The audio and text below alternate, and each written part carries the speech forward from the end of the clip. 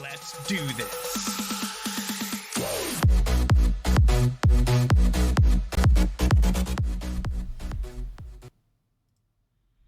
All right. Welcome back to XCOM Long War. Sorry about the delay in starting here. But everything didn't seem to be running properly, so I had to do a little bit of finagling here. Ugh. Jeez. The throat clears continue. Apologies. Okay, so let's get back into this. So, at the very end of yesterday's stream, when we stopped, I was going to set up the next mission, but I felt it was going to take a little too long, and I was getting tired, wasn't feeling great, so needed to eat off. And left it right where it was. Now, we have a UFO crash site to go to, but I did notice that I forgot to save.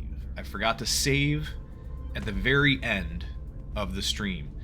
One thing I did was I fast-forwarded time a little bit to get the side training done, and I think I was looking for something else. I can't remember.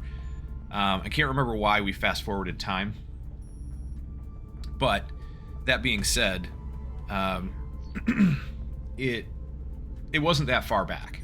I think it was the same day. It was definitely within the 35 hours for the crash site. We didn't set that up yet. So I guess we just have to do the side training again and see Ankobaya, because I think that's who it was, Ankobaya fail side training. She only has like a 44% chance or something like that anyway.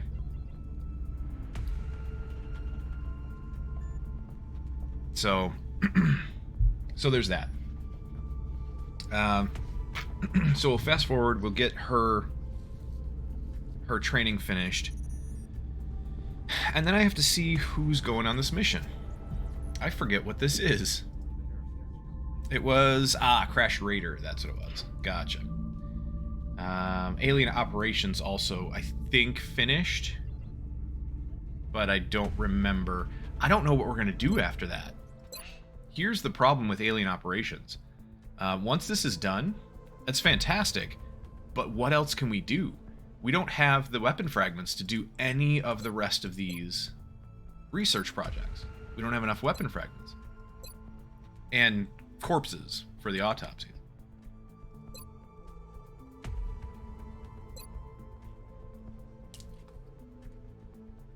So, so with that in mind, I am not sure what to do here.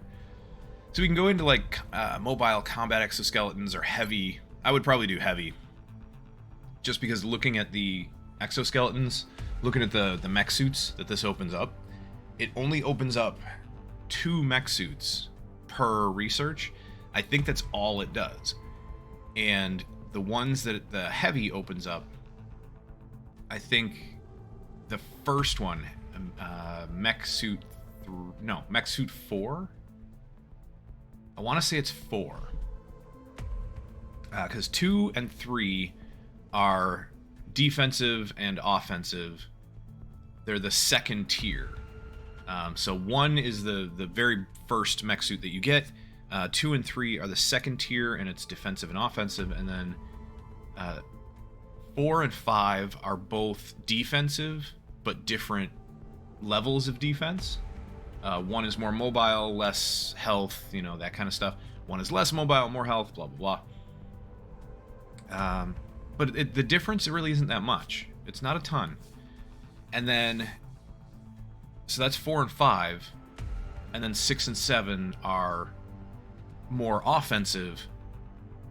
They have jump boots, as opposed to 4 and 5 have the shield. So I think I would go with 4. If I remember correctly, I think I would go with 4. To start with, anyway. Number 4, mech suit 4. Because it doesn't have the most health. I think it's got like the second most health, something like that. But it has good mobility, decent mobility. It's got 3 secondary weapon slots, which I thought was really interesting. But I'm not even going to make those for quite a while. So doing this research, like 8 days for this research, I'm not going to make them. So I don't know what to do from here. We can't do alien propulsion because weapon fragments. We can't do vehicular plasma weapons would be nice, but we can't do that. Weapon fragments. Precision plasma. Nothing. So, yeah, I honestly don't know what to do from here, and I really don't want to leave research open. I don't want to leave it so that there's no research currently being worked on. Weird. Just in a really weird position. As far as weapon fragments, we have 89. So, we need quite a few more. The only thing I could do would be to stop the foundry project, the ammo conservation foundry project, because that required, I think, 100. I think that was 100 weapon fragments. So we could get 1 or 2 of these research open up. I'm pretty sure something would open up. Yeah, we could research alien propulsion. We could research pulse lasers. Compact plasma. We could do those. So that is an option.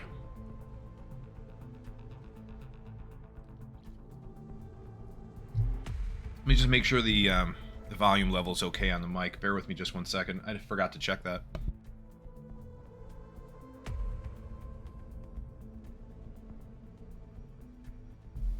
Okay. Not too bad. All right, so so let's see. Well, I think we're just going to set up the mission. Really. Because I honestly don't know what else to do. And if we go on this mission, maybe, just maybe, we can get some more weapon fragments. I know we'll get some. I don't know how many. I kind of wanted Ankobaya. That's one of the reasons why I scanned, if I remember correctly. I wanted Ankobaya to be available. Maybe to go on this mission because she had... I think I was training her for the... oh,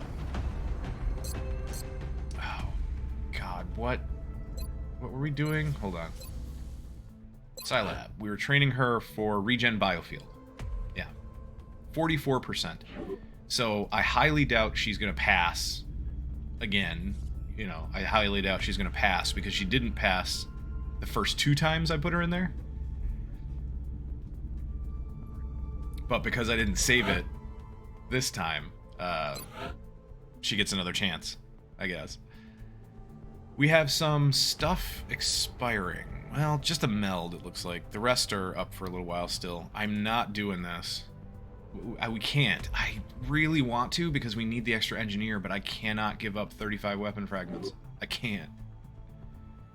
Muton corpses, we could do this. 2 scientists. We don't really need it right now, but we could. We could do it. Laser rifles, we could do this. I don't really want to. So there's that. But that's it for requests. The Berserker, I wish we had one. I would do this. If we had a Berserker captive and we didn't need the research. I don't remember. But if we had one, that would be cool. Archives. Let's see. Let me take a look here real quick. Berserker. Alright, so we already have the Berserker. Yeah. Alright, well, let me take a look at the barracks real quick. Yeah, we don't have enough fatigued people to really worry about it. I'm not going to wait for Onkobai's training, I don't think.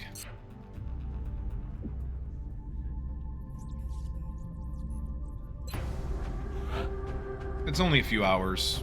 What did it say, like 6 hours, something like that? But, yeah, I'm not going to worry about it. Let's take... Well, who has what as far as officers? So Shall You Fight is for everybody of any rank. Pedersen does not have that. She's not ranked up high enough. And all the other officers... Yeah. Nobody's ranked up high enough to get the extra experience except our fatigued people. I'm pretty sure it was Nikolova who has the one to shepherd lower ranked people. So officer wise, it's a crashed raider. We don't need anything too extravagant for this. I might take Jalal. We're gonna take Zenarath, try to get a capture.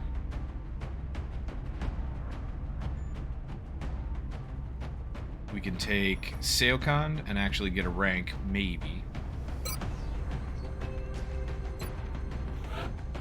Gunner-wise, I don't want to take Master Sergeants.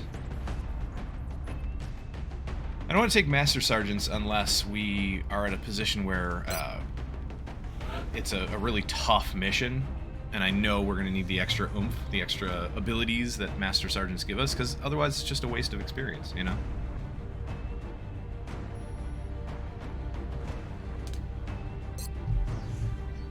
Let's see, we'll put Zenarath here. Probably Jalal there.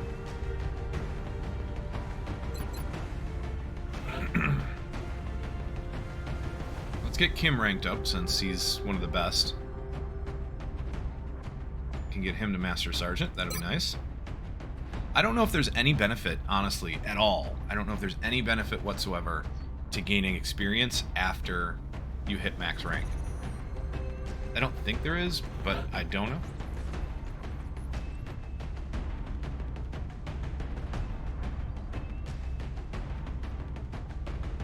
Let's take Lawson.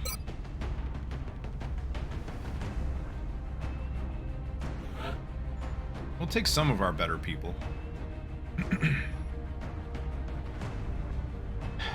How about...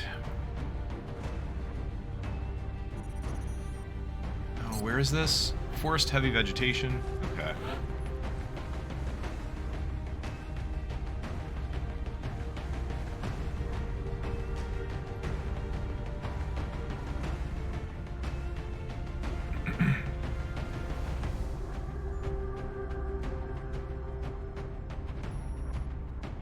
maybe we'll take Thunder. Mr. Thunderstump here. Apollo L, how you doing? Hope you're having a great day. It's good to see you.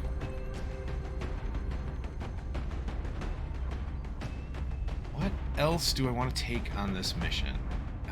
I might take the Jaeger that we just crafted. Not sure about this one yet, though.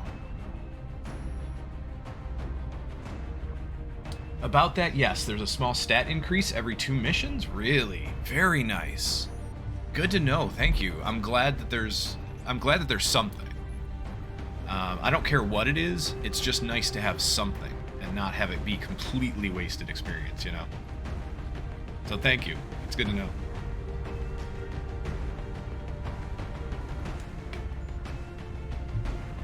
I might take...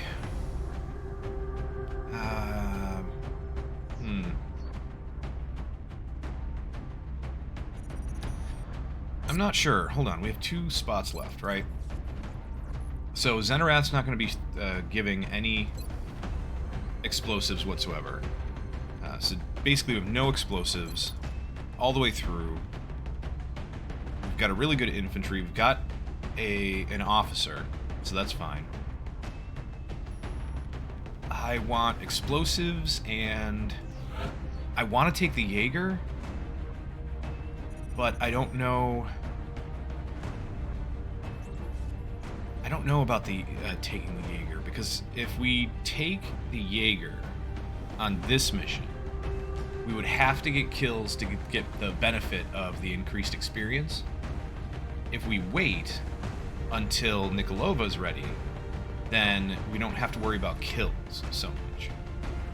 But the Jaeger's going to get a fair amount of kills, just not with that aim. We need to rank him up. So, in the zone, he goes from 67 aim, 8 health, 13 move, 39 will, 67 aim. He goes to 69 aim. And then I think I'm going to do the exact same thing that I did before. So we're going to go with Sharpshooter. Probably Executioner? I can't remember. I'll have to look at our other mech real quick. Excuse me, sheesh. Let's look at the other Jaeger real quick. See how Van Damme is set up. Yeah, Sharpshooter, Executioner, Ranger, Aggression, Bring 'em On, and Vital Point Targeting. I think that's working out super well. So I'm probably going to do this Jaeger the exact same way. When you come... Apollo, when you come around to play Long War Rebalanced, that Master Sergeant XP is handled in even more elaborate ways. There are some surprises down that road. Nice. Good to know. Very good to know. I like that idea. Yeah, let's go with Sharpshooter. I love that they have the symbol on the shoulder. I think that's really cool. Like, emblazoned, or it's stamped in. It's a badge that's stamped in or something, I guess. Cool. So, 72 aim, which is not great, but it's not horrible.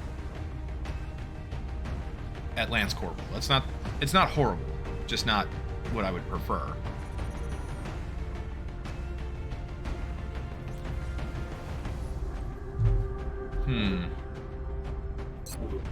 So, I don't know if I want to take him or not.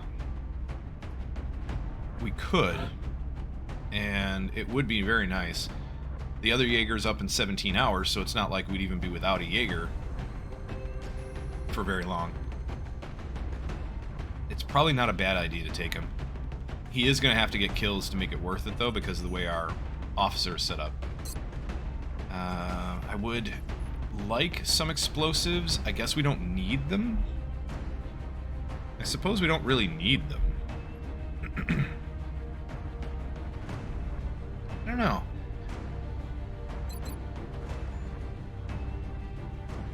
I definitely want the captures. Yeah, I guess we could go without. So if we go without, then take Thunder. Mr. Thunderstump.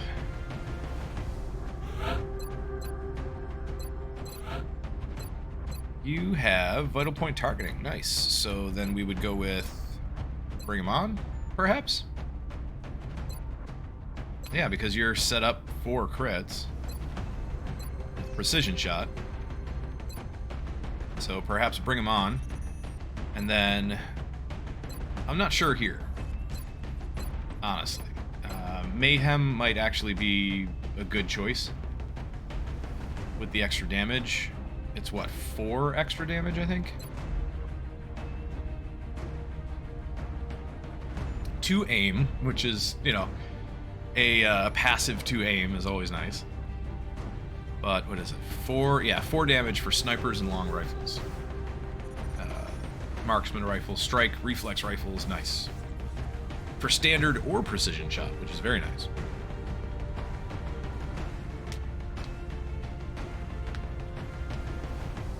Yeah, so I don't know. I'm not sure. I think that might be the route. Oh, let's get set up. Gunner. You get Aegis. You get the Gauss auto rifle. Wait. Make items available. Where is it? There it is. And then we'll give you the respirator and a scope. I need to get the scope project. I feel like we've already done it. I don't know. Bear with me just a second.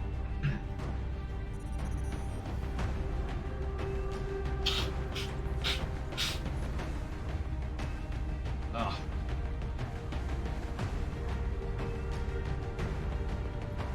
I hate sinus trouble. I wish I had a reliable thing to do that would help, but with the sinus trouble. But yeah, it's not.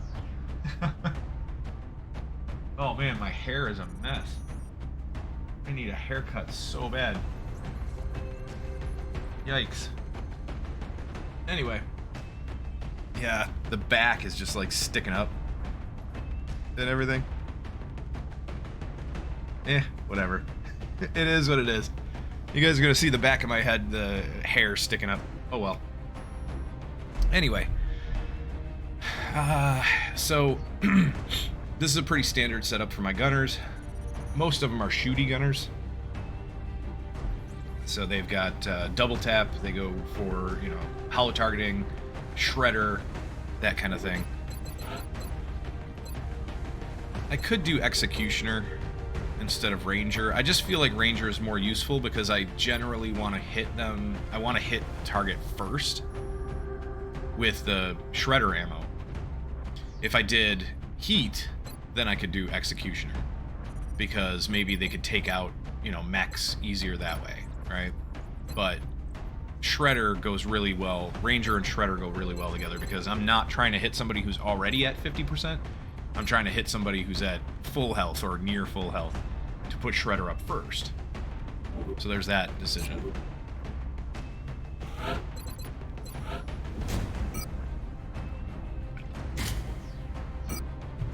Zenarath is pretty easy to set up. He's a capture engineer. He gets chem grenades. He gets the arc thrower. And he already comes with smoke grenades. So we're good to go there. Let's see, what else?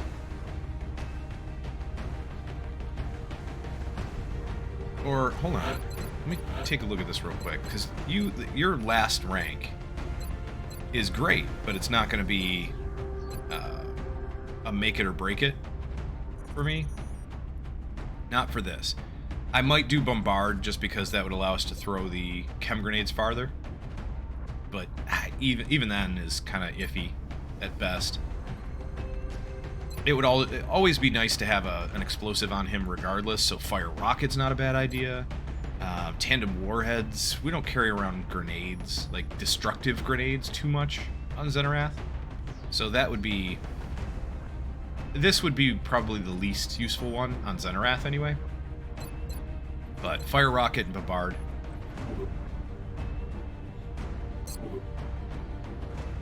Apollo L, XCOM EW, the cradle of bullet wizardry. Okay. Interesting. I like that sentence. I'm not sure exactly what you mean by it, but I like that sentence.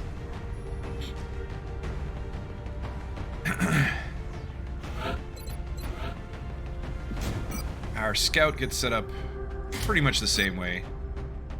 Usually. You have the battle scanner perk, so we don't need a battle scanner.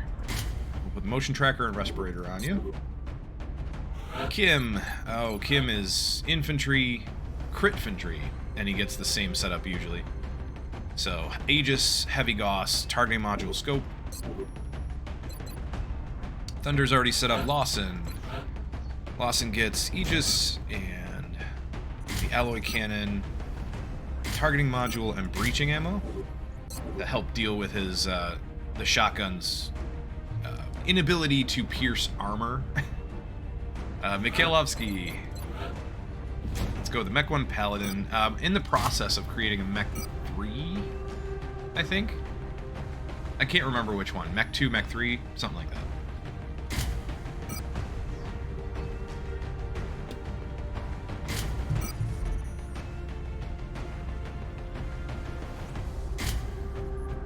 There we go. So, Flamethrower, High-Cap Mag, Scope, Railgun, and Mech 1 Paladin.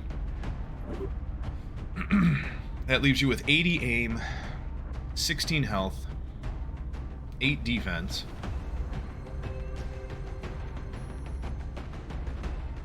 We'll see what we can do with Mikhailovsky. I really want to get him ranked up as fast as we can. Everyone else seems to be equipped, except Jalal. So, Jalal...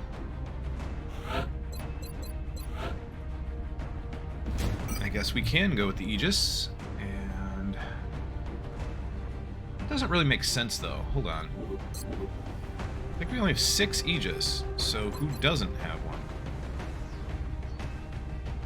one? Oh, that's right. Yeah, Thunder's got the Banshee. That's fine. We should be able to keep Thunder out of danger.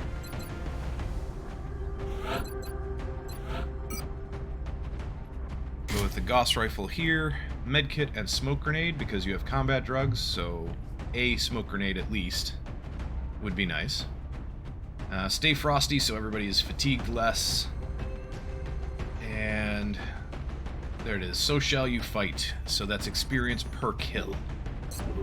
So in order to get more experience, we need to get more kills. So that would be, what, 3 smoke grenades on Xenarath, I think? 2 or 3. I think it's 3. Because of Packmaster. Packmaster, Smoke Grenade, and Smoke and Mirrors all together, I think, make for 3 smoke grenades. Jalal has 1, so that's 4. Other than that, we have no real explosives. Yeah, no explosives at all. 3 chem grenades, though, so that'll be nice. I think this is the squad we're going to take, so I'm going to back out and save it. We'll save it right there. And let's go to the mission.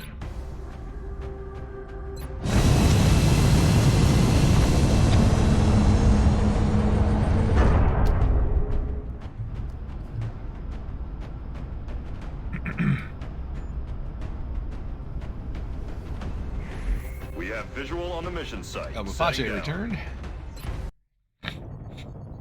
Australia has sent a number of requests for assistance, so that's our next drop site.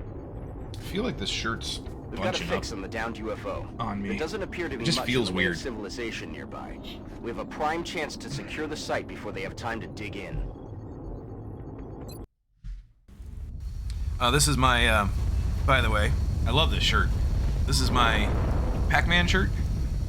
It's got, I don't know if you can see, yeah, it's got all the different ghosts and Pac-Man and I think there's a Affirmative, Big strawberry Sky. here, there's a Strike One is cherry, free to engage hostile targets at the crash site. and then on the back, I'm gonna show this off real quick because this is cool. I like this one. On the back, it's got. See if I can get this in the right place here. Yeah, it's got a whole Pac-Man board.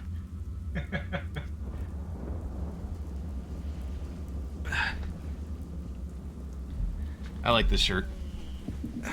And I was a little chilly today, so it's a long sleeve shirt. I was looking for something long sleeve. Mr. Thunderstump, how you doing? Good morning. Good morning, Pac-Man. Nice. Hope you're having a good morning so far. Let's save it at the beginning of the mission.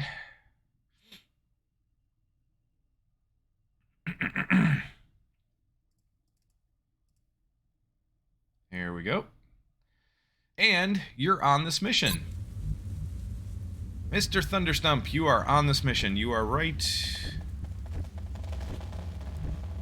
there. There you go.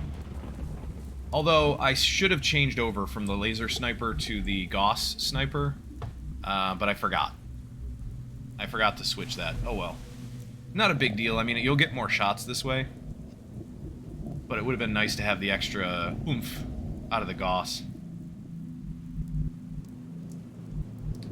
Yep. Old school sniper. Actually set up pretty well, I think. You've got scope and an alloy bipod. And then no gene mods or anything like that yet. But if you want, we can gene mod you. Or make you a Psy Soldier. I forget what your stats are, though. 70 will, but that's... I think that's influenced by our medic here. Yeah. Jalal has 70 will, so I don't think you have 70 will. I think you're a little lower than that. Well, which way do we go here? The UFO is straight ahead. So, probably just right around this to the left here. I don't think I want to go right because making it through this this cavern, essentially this like valley here, it means you won't be seen by anybody. You can kind of sneak through this valley, but if a patrol comes up and over, this just I don't know. It feels uncomfortable, you know. And there's not a lot of place to sit behind cover if we do get surprised. And coming out of here, if we see anything, it would be hard to find a lot of places to stand and shoot. So I think what we're going to do first is motion tracker, and then move up to the left. I'm on it, Commander. We see nobody yet. Okay. Well, then I think I'm going to move straight up. And we're going to risk it. I don't see anything. 5 tiles beyond visual range, so it would be somewhere around here is safe. So we should be okay moving up. Oh yeah, concealment anyway. I forgot about that. Seokon has concealment. So it looks like there is a pack up and to the left. They're probably right near the UFO, if not just inside.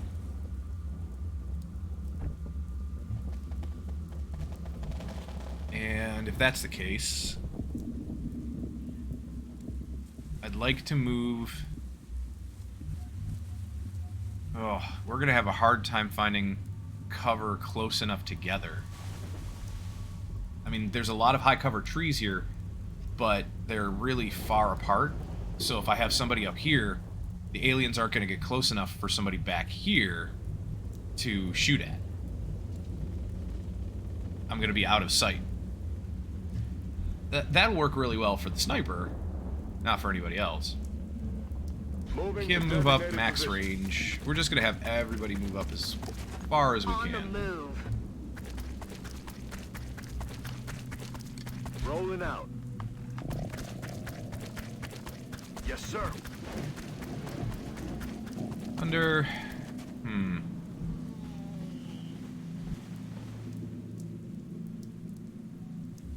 Actually, for Thunder... That's all we need. I'll take care of him. Fair enough. How about you come back here, and you can step out left or right. You'll be protected a little bit. The corner's right here, so you're fine. Yeah, let's try here. Heading to that location. And then steady weapon. Mikhailovsky. Oh, Jaeger, I love you so Heading much. out. Just move you up there. And Jalal. Got it. Moving.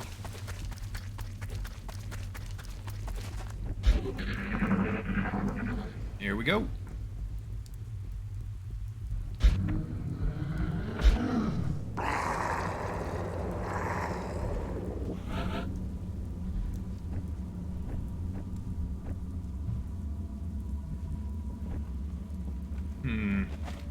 Now, I can either move up in concealment with a blue move and see whether or not we actually reveal them. Or, can anyone else take that spot? That would be a no.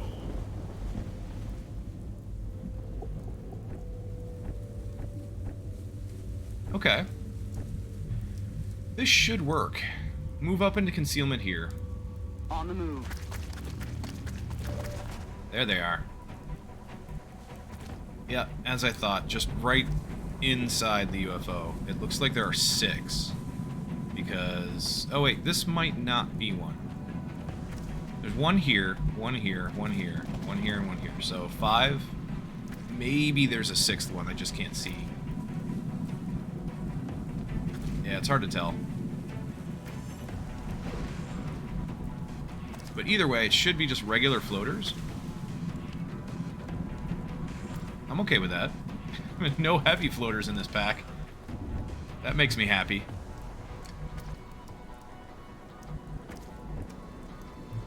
Let's get everybody else into position. And then we'll move up and take them next turn. If not, they, you know, if they don't run into us.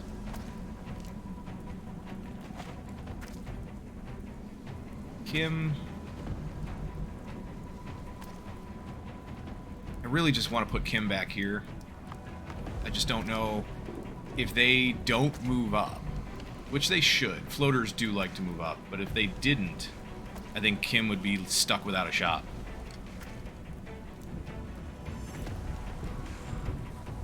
So that's a concern.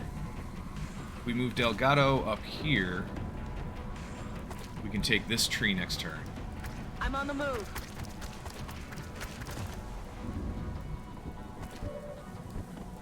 Then Zenarath, you've got 4 capture attempts, so we might as well try a bunch of captures.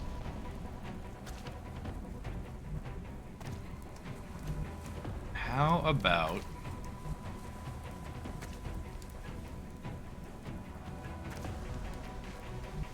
this way, and then we can take this side of the tree next turn, and then maybe over here the turn following that, and maybe we get up to capture range. Either that or we just go here. Heading there now. Kailovsky, you could go right here, on my and way. that should be fine. Nice. Just outside their visual range. Yeah, Kim, I think you're just gonna go right up Heading here. to that location. Jalal. Lawson. So, the 2 of you...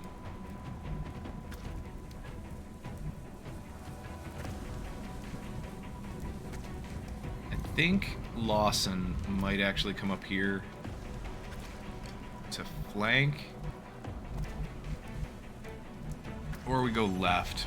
Left is probably a better bet.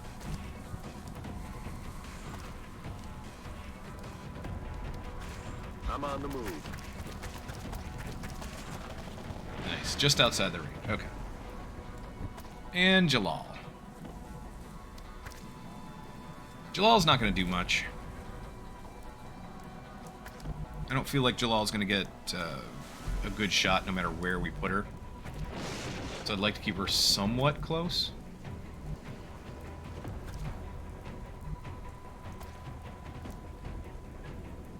It's either here and hunker, or here and then not spread your will, because I think as it stands right now, yeah, Delgado doesn't have the will bonus. Zenarath doesn't. They're too far away. And I think being over here, obviously they're going to be too far away. I don't even know if Kim will get the will bonus. You get it here. I don't know how many tiles that is. Is it like 8 tiles, maybe?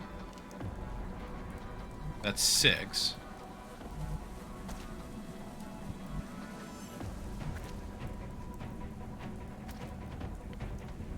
Either way, you're going to be out of the combat, so let's go here and hunker. Affirmative. Covering now. Oh, I probably shouldn't have hunkered yet. I probably should have overwatched, because Roger. I've we got don't my need to eyes on. hunker this turn. Roger that. Scanning. Overwatch confirmed. Overwatch. Aye, aye. Alright, do I overwatch with Seokon? Yeah, probably. Aye, aye. Then I don't want to start it with Thunder, because that would just be a really bad decision. We need to have them move in on us. So I'm just going to steady again.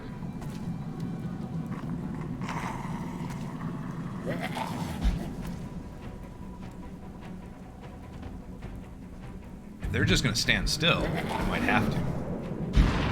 Nope, okay. 40% shot. That's a miss. X-ray spotted. That is an expected miss. Oh well. Whoa, what in the hell just how did he move all the way back into the UFO? Alright. That works for me. We got 1 kill on Overwatch. Shot wide. I think, who got that kill? I think it was Zenarath, actually. Funny enough.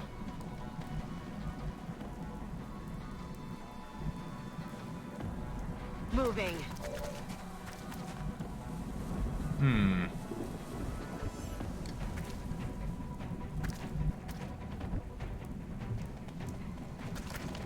I don't want to move up too much. I mean, as it is, Kim already isn't going to get a shot. But there's really nothing else to do. There's nowhere else to go. I'm rolling. Probably just hunker with Lawson. And, I mean, we can probably kill this guy. But then what? Heading to that location.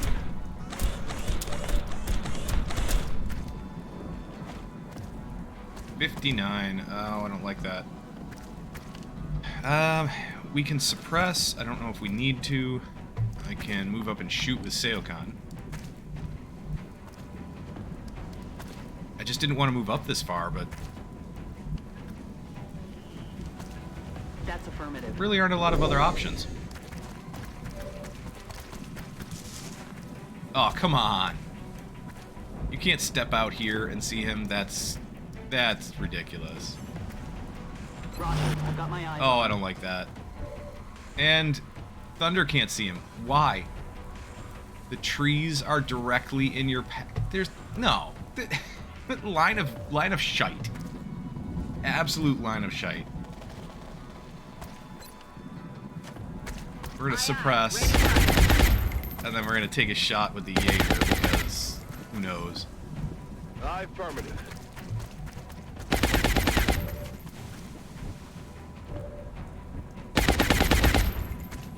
So we got a 69 here. Take the shot. There you go. All right, so got a kill.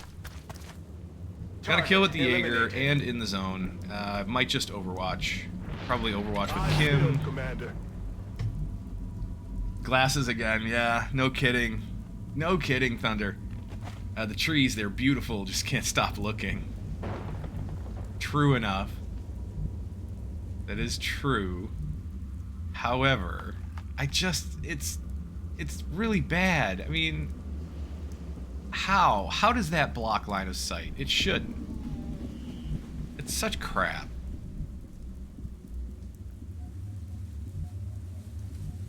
And I don't know what else to do. I mean, I put you behind cover so that you had the ability to step out either direction. And it should give you a better angle.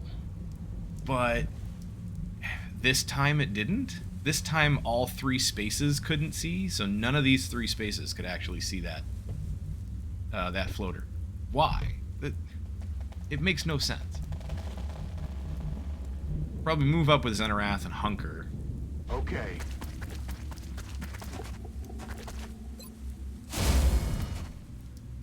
Overwatch with Mikhalovsky, Overwatch with Field, Lawson. Commander. Steady weapon again. Hopefully you can get a shot next turn. And Jalal. What do I do with Jalal? There's really nowhere else to go. I mean, back here in Overwatch, but there's no way you're going to see anything. There's just no other cover at the moment. The only other thing I could say is maybe dash up to this tree here.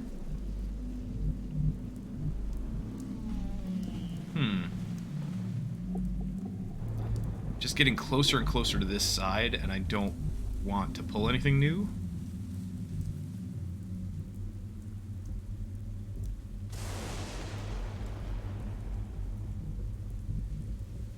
Alright, we'll stay back here for a minute, and then maybe go over next Headed there turn. now. Overwatch, I got my eyes and On Overwatch. Overwatch. Okay, who's next? 70%. Nice. 70% Overwatch from Kim, and we kill one.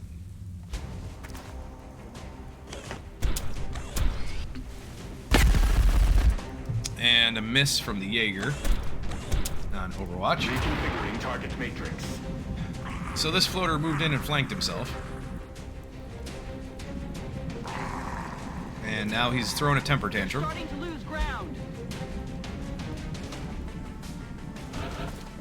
And that's it. Okay then. Unchained, how's it going? How you doing? Hope you're having a good day. Don't want to pull any more? Where's your sense of adventure? Yeah. My sense of adventure is not there right now. I don't need to pull anything more. Especially because one of the floaters, at least one of them, decided it was going to fly during its move, during its the pod move.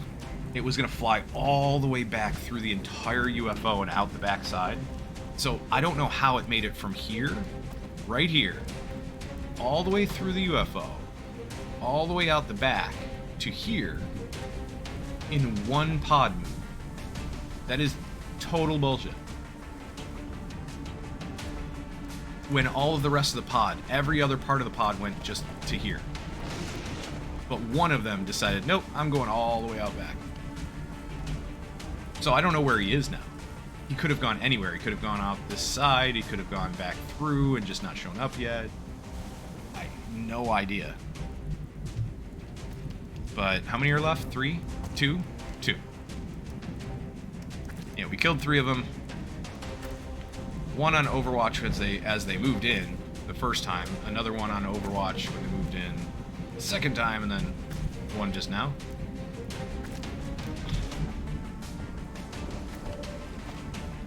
Xenarath has a decent shot. And you don't get a lot of kills. But Mikhailovsky needs the kills.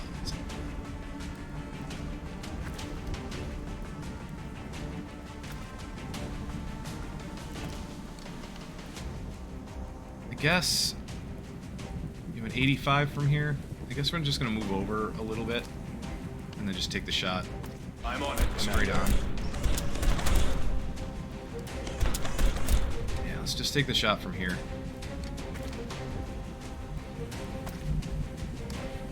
And it's unfortunate, but this wall is not cover at all for no reason. It's because it's on a hill, so I mean, I guess that is the reason, but it should still be high cover. it's not, and that's frustrating. Let's just take the 85. Nope. Of course he misses. Seriously? I need ammo here. Reconfiguring target matrix. Fine. You know what? Thunder, take him out. The first time you get a chance to shoot. Eat him. Nice. 14 crit. On my way. Alright, Xenomath, just move over and hunker. Let's move over with Jalal. Okay. Overwatch. Scanning. I don't really want to move with Lawson. So just Overwatch here. Reload with Delgado. Back in. And then Overwatch with Kim. Overwatch with Sig. Covering now. There. Yeah, Thunder, we got you some experience. It's a good start. Where did they go? There's what, one left? Yeah, one floater left. The one that went all the way out the back. Where in the heck is he? I'm just gonna start moving into the UFO, I think. Let's do motion tracker first. Looks like there's a pod diagonally this way. Right about here, actually. I wonder if we could pull them and then just come back.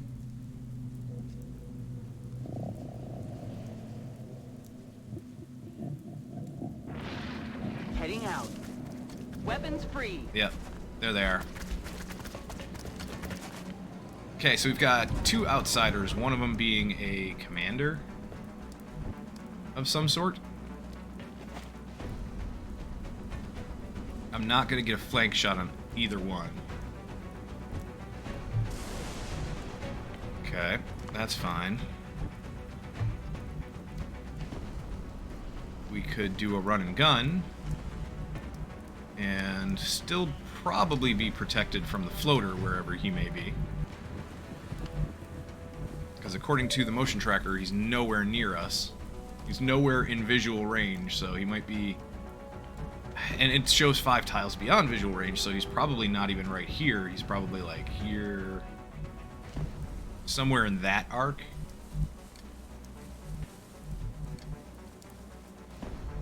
Heading into a meeting a bit? Alright.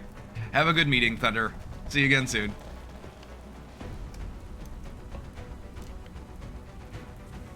Yeah, I mean, I can get a decent shot, but...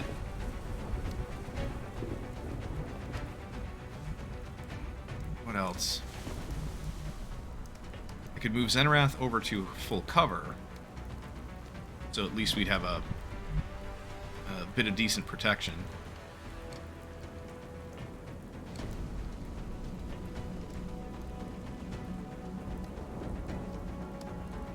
Roger that. Let's move there.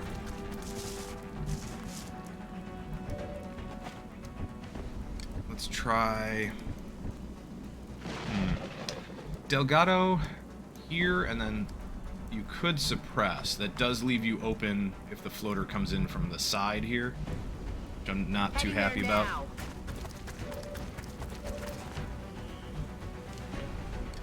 Yeah, we could suppress here, which I think is our best bet. X-ray locked down.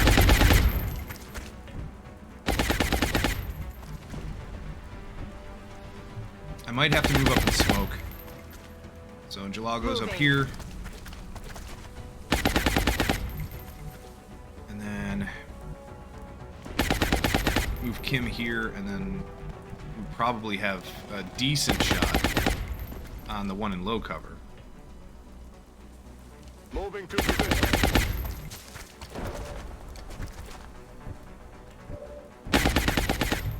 And a run and gun. Run and gun, where would I put you? Lawson, what can you do?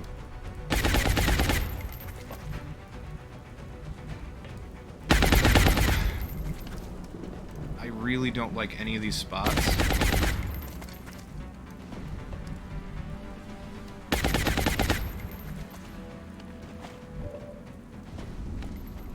Let's see what kind of damage we can do first.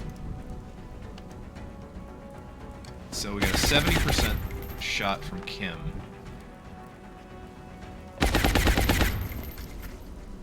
It's only a 55 here from Mikhailovsky.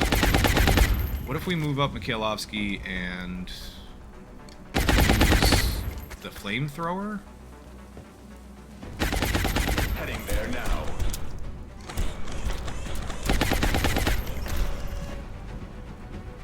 Shots of 74 now. But if we put up the flamethrower, I don't think we can panic him. It would just be guaranteed damage.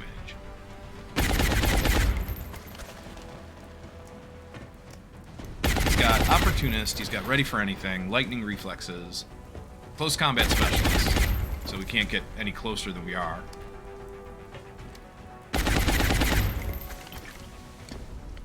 I figured he probably did.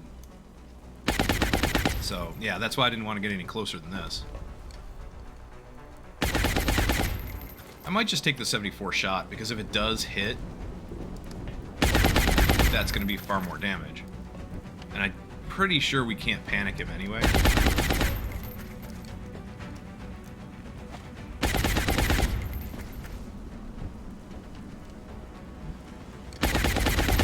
Xenarath's only got a 51 from here.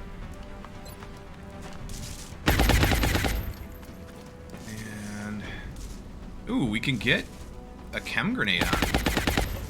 We can get a chem grenade on him. It just means that we won't be able to run and gun. At least not to where I'd like to. But that's fine. I'm okay with that.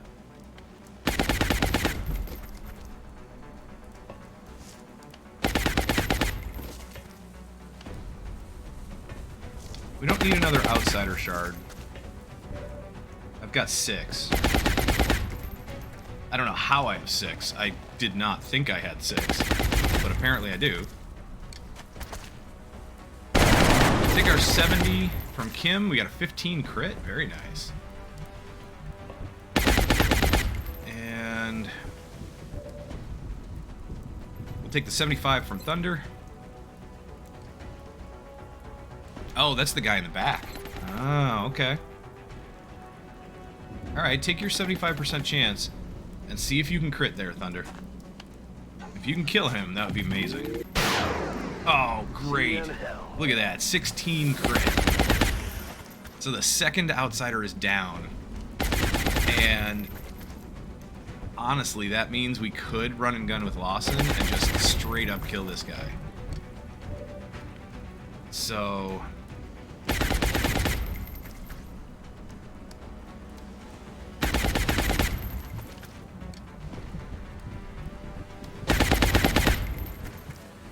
I might want to do that for Lawson. Moving to firing position. And we'll just go here. Flat out kill him.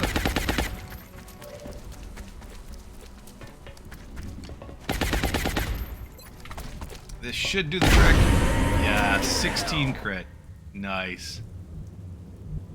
Okay then.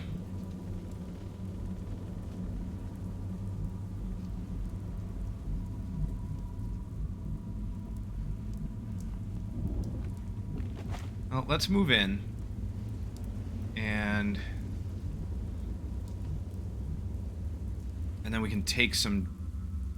Seokan can get some decent cover out of this because it's we've got low profile, so let's move in to about here. Moving out.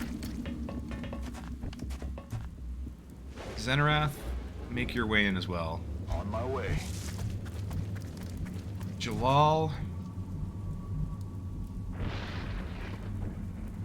I think we're going to Overwatch with Mikhailovsky. And then... no, you know what? That floater, we're going to move up and reload. If that floater comes in this turn, I'm going to be annoyed, but... you know, there's really nothing else I can do. I need the ammo on Mikhailovsky, and we need to start getting everybody in. You hear that? I hear mutons. I'm pretty sure they're all heading my way anyway at this point. Because that probably was the command squad.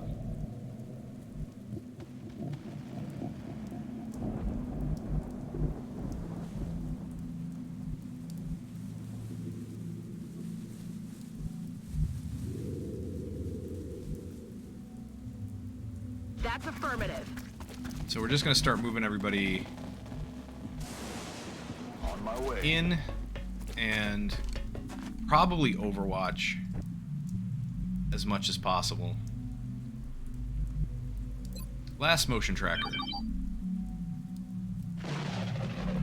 No, that might be the... It's possible that could be the floater that is showing up right now on our motion tracker. That could be. Let's move to high cover with Psychokinetic.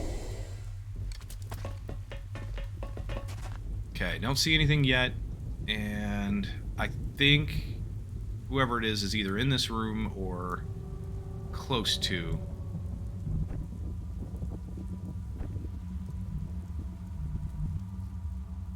I'm on the move. On my way. Moving. I'm just gonna get everyone back, Heading there now. and let's see. We'll Overwatch with a few people, but I want to reload with Kim. Oh, yeah. Overwatch with Jalal. Commander. Overwatch with Lost. Delgado. Reload. Locked and loaded. Overwatch with Zenarath and Kilovsky and Seokon, and then reload with Thunder. Locked and loaded. Let's see where those mutons are. Are they coming in? They should be. There's something out there.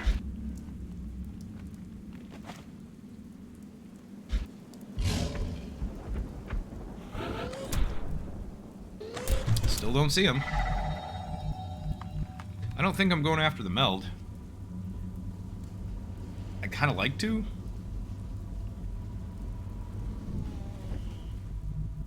But I'm not sure it's a good idea.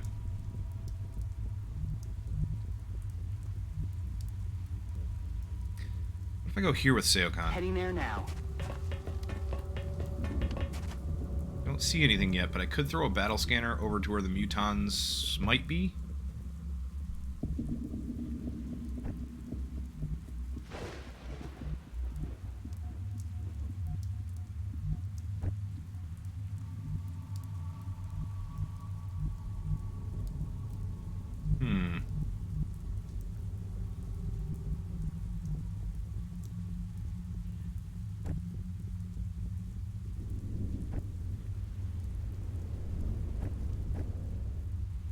You know, part of me wants to take Lawson into this back room because I only saw one alien. And if I take Lawson into the back room, I could run and gun and pretty much anywhere. And probably kill it.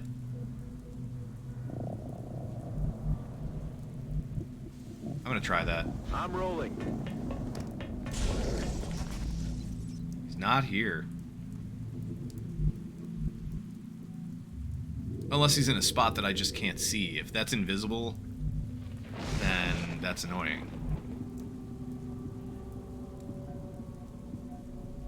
I think I'll Overwatch here. Aye, aye. We'll see what he does. It's an incredibly risky move, I'm on it, Commander. but we'll see what happens.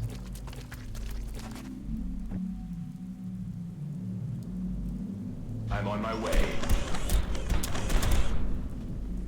Yeah, I'm gonna start moving up towards the meld, as you can tell.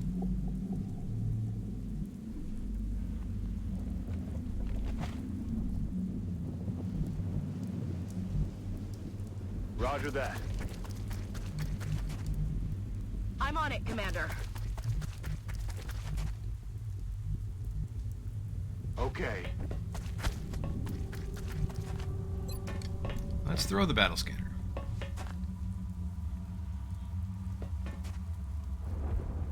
How about right here? Scanning target area now. Nothing. We see nothing? That's not right. Steady weapon with Mr. Thunderstump. I think I'll Overwatch with everybody else. Roger, I've got my eyes on. Where's that floater? Oh no. You hear that? Hold on, was that a mechtoid that I just heard? There's the floater. 86% Overwatch, and he missed. Target. Well, that's crappy.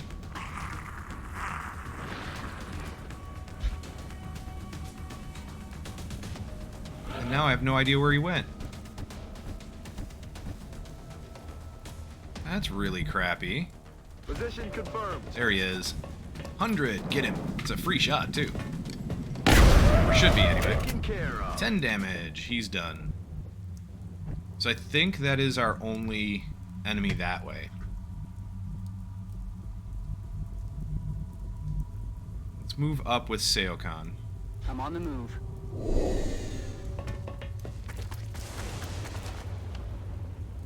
Still see nothing. Where the heck is that meld?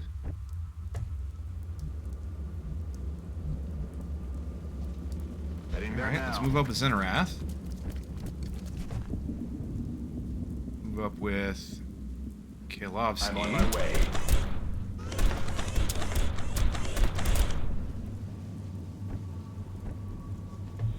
Jalal. Moving. Delgado. Moving. And him. Aye, aye, Commander. Overwatch. Aye, aye. Yeah, again, we're just gonna Overwatch with everybody. Overwatch. Steady weapon. Moving to Overwatch. Moving to Overwatch. Scanning. Might just reload with Lawson here.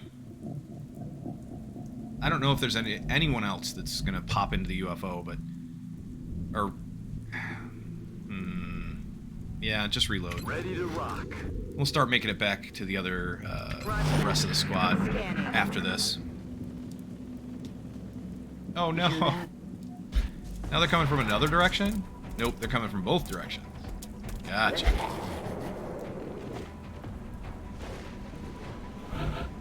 Okay, so we're just outside of the Berserker's range. And the battle scanner just poofed.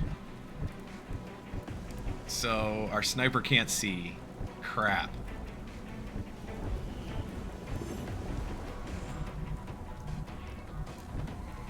I don't know what else is part of that group, and that bothers me. Let's move up here with Seokon. Heading there now. And then maybe I can throw another battle scanner, because Seokon's not going to get a good shot no matter what we do. If I throw the battle scanner, I can start the fight.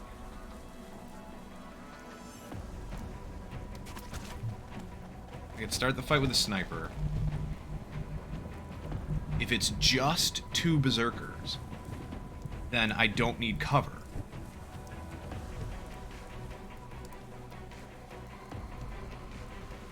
So I could just straight up move here.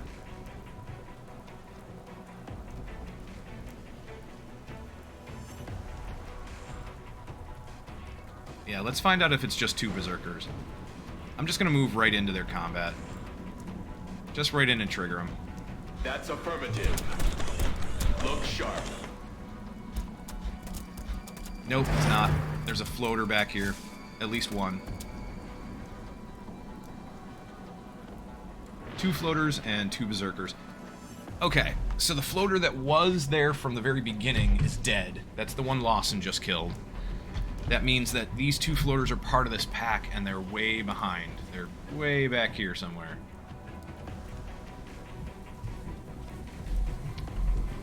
Valen XCOM, how you doing? How's it going? I hope you're having a good day. I don't have a chat command for difficulty to like show the difficulty that it's on. I don't have that kind of chat command set up, but if you have a question about that, I am on normal difficulty right now. I'm just playing it through, I'm playing Long War through as far as I can. Hopefully we can finish this campaign on an easier difficulty so that I can get used to some of the mechanics towards the mid and end game, and so I can learn a lot of stuff. So we're playing on low difficulty so that we don't have to worry about making mistakes. I'm going to play on a higher difficulty eventually, but not yet. Not for a little bit. Delgado. Delgado has... They're not great shots, but if I stay where I am with Delgado, I can get 2 shots. I can double tap. So I'm thinking that's not a bad idea. Kim has an 85 on this guy. We could bring him in. The worst part about this whole thing is that Lawson is way too far out of range to be of any use here whatsoever. So we have to kill them without using close combat specialist. Running. Or I could... Ooh, this is an option. I could use Jalal here to command another move from Lawson and just have him move up farther.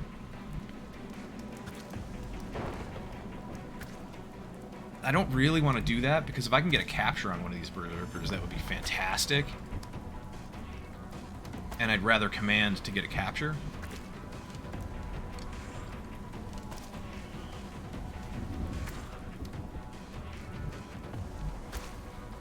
Okay. Let's try for a capture. Let's bring one of them in.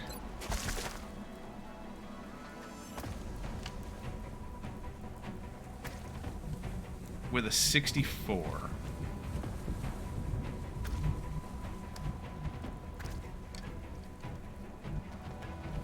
No, I can't kill both of these guys. I don't think so. Well, that's not true. The Jaeger, if I hit, might actually kill.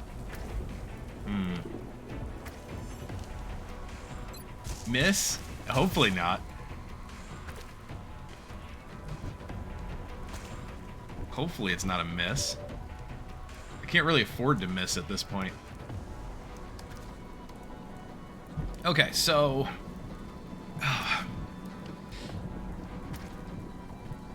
Ow. Alright. Let's do a 63 here, 64 here. First. Good hit. 10 damage and hollow targeting. So the Berserker moves in a little. And then... Oh, come on. The tree's in the way now for Delgado. Really? Oh, that is horseshit. Oh, that is horseshit. And then Thunder can't see. Really? Come on. Thunder can't see at all. Why? Too many trees in the way? This is so wrong.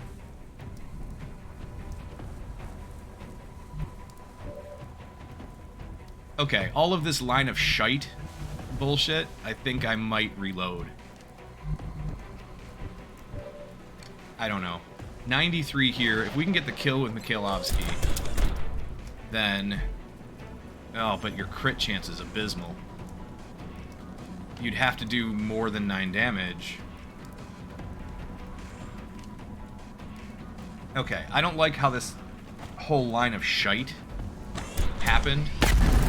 Yeah, I figured he wasn't going to do it. I don't think I can do it. I think we're done. I think I have to reload. Because this was bullshit. Just moving in and not... getting out of line of sight for all of the rest of the soldiers because of the one friggin' tree here. No. Just straight up no.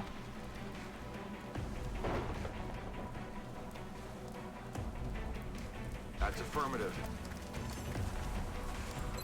I can't see how this is worth it. This works. Target incapacitated. Because without the Jaeger, I don't know that we can get this kill.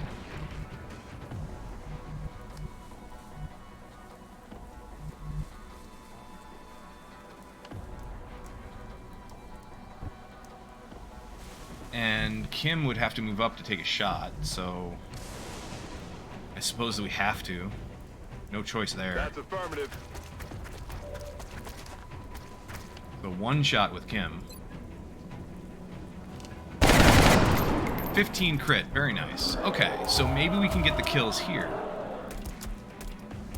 But the floaters are going to be a problem, that's for sure. Still, the sniper still can't see anything. Thunder still can't see over the hill. Absolutely ridiculous.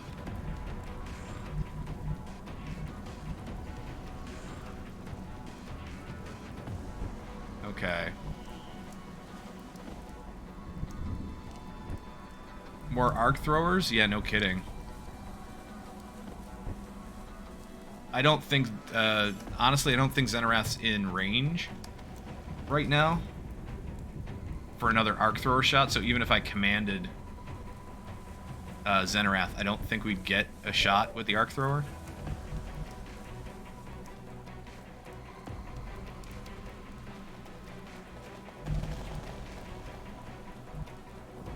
Moving. Let's just move up and take a shot here. 90%. And this should kill him. I'd like to get a capture,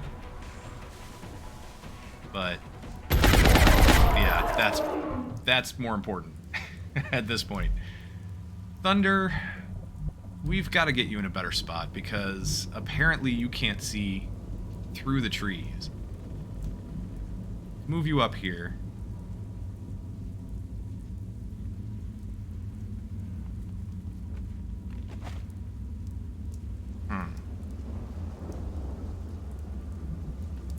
I need to have you on high ground, kind of, sort of, at least.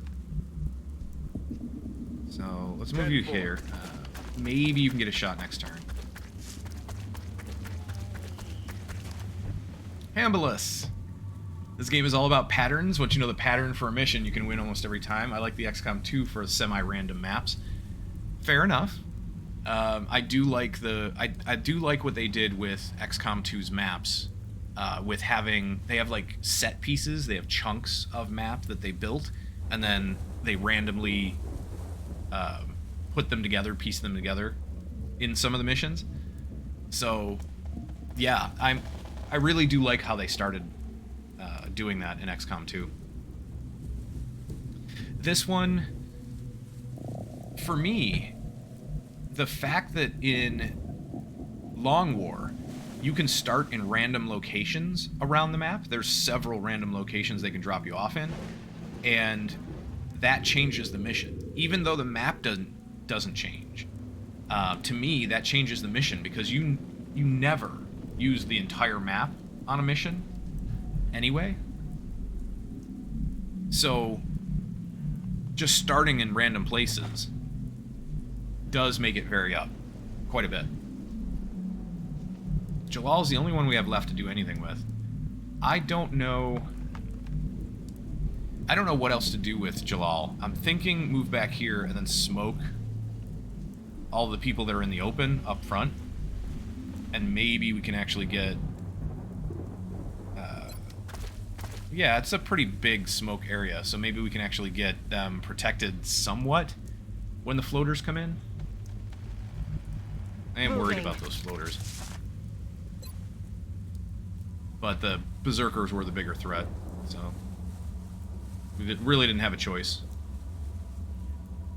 Let's smoke right here so we can get the log, the tree, and everybody that's not in cover. Smoke's up. And I believe there's one more pack on the board after this. I think. Yeah, there's a pack off to that side. So we got 2 floaters and then whatever that pack is. Not happy. I think they're on Overwatch too. Yeah, Hambalus Long War does improve on the base game. Yes, absolutely. I agree there too. And then that said, I can do the same mission the same way 50 times and still enjoy it. I am with you there 100%. Absolutely. I do like variation. I do like some randomness in, you know, levels and stuff like that. I do. I enjoy that quite a bit. But I can do the same mission 50 times and enjoy it the same way as well. Same exact thing. I'm with you 100%. In fact, I'll even mention Bloodborne.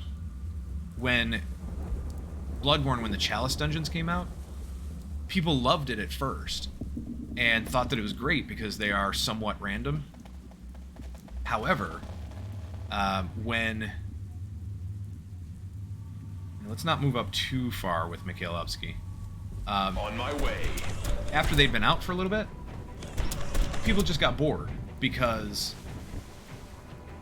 it all looked the same and it all felt the same, and it was a similar thing. They have, basically they have set pieces that they've designed, and then they put them together in semi-random ways for the Chalice dungeons. Well, people started getting upset and bored and started complaining that there wasn't enough variation, they all felt samey, and I get that. I do understand that point, I understand where they're coming from, but for me, it never got boring. I always enjoyed it, no matter what. I'm going to move up on the side here with Delgado, I think, because I don't know where the second floater is here, but I don't think he's this way. I think he's back with his buddy. And if he comes in, Moving. we'll either suppress this one now. I think that's what we're going to end up doing, is suppressing that one now. But we have smoke. We could probably overwatch with somebody here or there.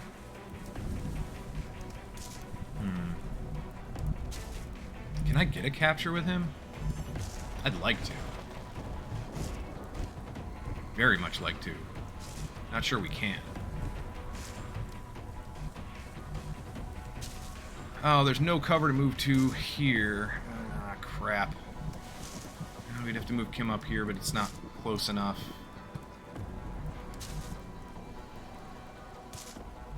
Maybe along the wall. We should be fine. Affirmative.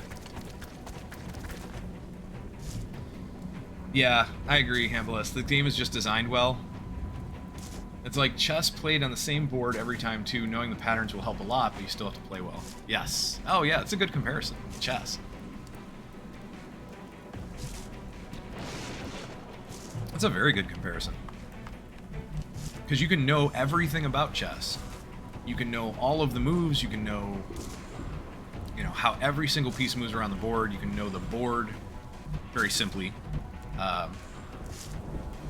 You can know everything there is to know and still be challenged every single time you play. Now, part of that is the other player, sure. But even if you're playing against an AI, you can still be quite challenged. Xenarath. I think we'll just take the full cover up there for Xenarath, and then probably move Jalal up here. I'm on it, Commander. I'll suppress and then take a shot, because you never know. Thunder still can't see. Son of a pup. Come on.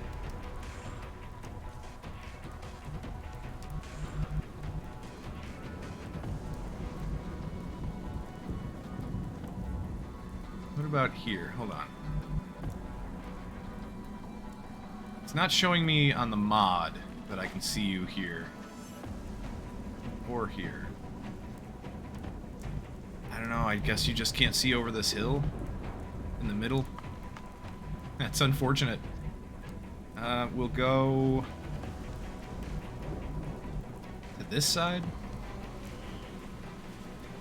Roger that. Ooh, you can see him now. Yes. 90%. Nice. Well, let's not waste a suppression then. Let's take the 90%. Oh, you can't. Steady weapon. That's true. That is true. Xenarath, move up to the high cover. Suppress with Delgado. What's up, holo targeting? We'll overwatch with Kim. We'll move up with Seokan.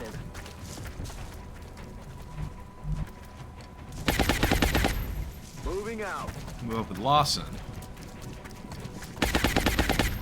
On Overwatch. Moving to Overwatch.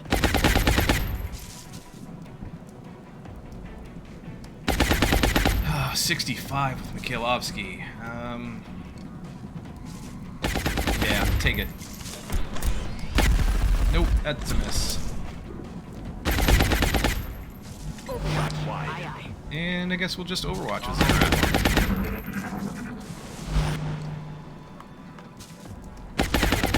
So he went on Overwatch, but his buddy's not showing. Fine. I'll move up again. We'll see if we can find where that meld Heading to is. that location.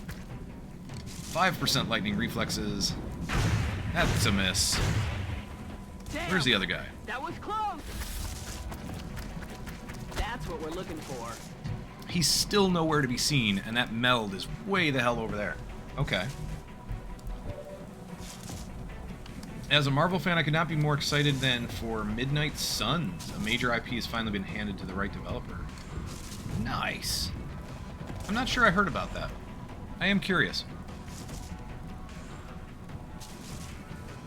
Wow, we can't see this guy from anywhere with Mikhailovsky. Maybe move up here? Can we see him over the hill? No. We can't see him. Come on. I guess. Alright. This is not fair. This is not fair at all.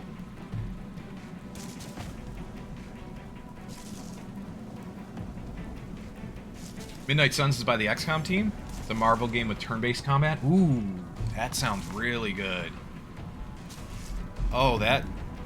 Yeah, I gotta keep an eye on that. That sounds awesome. I'm also keeping an eye on... there's a Stargate. A Stargate SG-1 or Stargate Universe Stargate Universe game being made that's somewhat like that. I don't think it's fully turn-based. I think it's either real-time altogether, or it's like real-time until combat starts, and then it's turn-based. Something like that. I don't remember.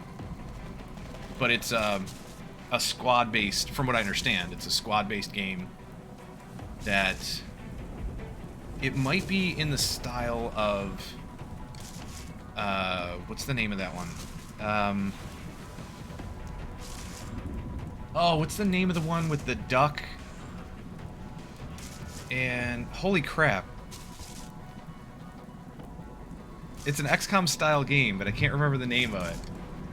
It's got like an anthropomorphic duck and anthropomorphic boar as like two of the main characters. The two characters you start out with. And it's real time until you get into combat, and then it turns to strategy. God, the name of that game, I own it too, and the name of that game is just, it's gone. It's not in my head at the moment. Wow. Mutant Year Zero, thank you. Thank you, Unchained. Thank you, that's the one. Mutant Year Zero. So it's either a game in the Stargate universe that's set kind of like that, or it's fully real time. I don't know. I honestly don't know.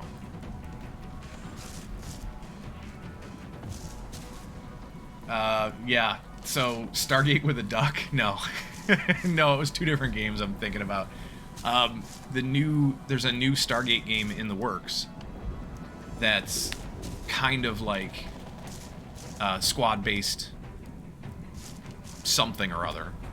I just don't know if it's fully action, or if it's a real-time, or if it's part turn-based. But it looks interesting, anyway. I saw the demo that I saw of it. I saw an SG personnel, some, SG member going around a mission, stealthed, kind of, and sneaking around behind a bunch of Jaffa, and trying to make it through their certain path or whatever without alerting the Jaffa. So they were showing off the stealth kind of mechanics. You could hide in, bushes, and it showed their patrol routes and like their cone of vision and stuff like that. So I know it's got that kind of element to it as well. I didn't see any combat on it yet, but I'm interested. I'm keeping an eye on it. It looks good. I don't know where to go with him. So Mikhailovsky could come back here onto this little ramp and get a decent shot, or get a line of sight anyway. Probably not a decent percentage, but at least have line of sight. For whatever reason, we have line of sight here, but if you get closer, you lose it. It's just too high up.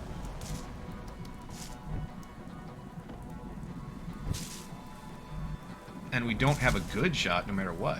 No matter where I put it.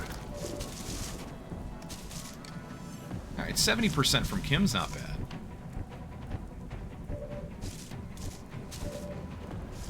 And Thunder... Ooh, Thunder's got 100. There you go. Let's take it with Thunder. Nice kill. 10 crit. Perfect. Thunder used to play the original Mutant pen and paper game from the 90s. Nice. I didn't know it was a pen and paper game, actually.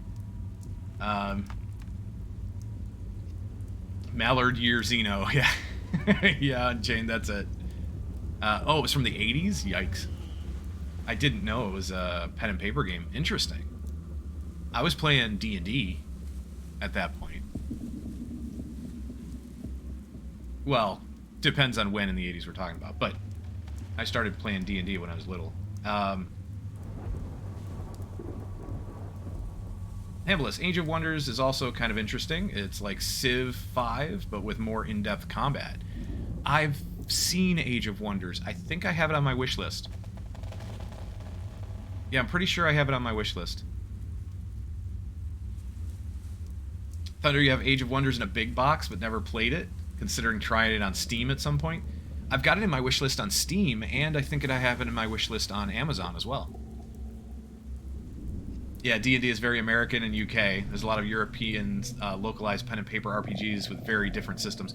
I've seen a lot of them. I haven't played a lot of them. Like, there are quite a few that were released here as well that I just never got into.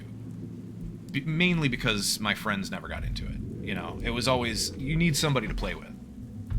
So my friends were always into D&D because that was the most well-known. We just never got into any of the others. But there were quite a few I wanted to play. Just never had the chance. Let's move up with Mikhailovsky. Moving. I really need to find that other floater. So we'll just move up and we'll overwatch. Hopefully he comes in. I don't know where this other group is going to come from exactly, but I'd like to get back to the UFO before they do.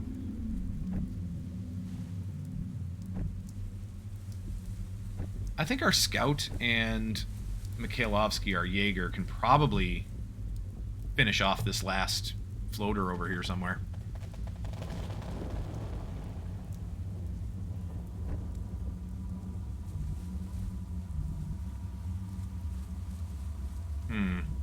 I think I want to move all the way up.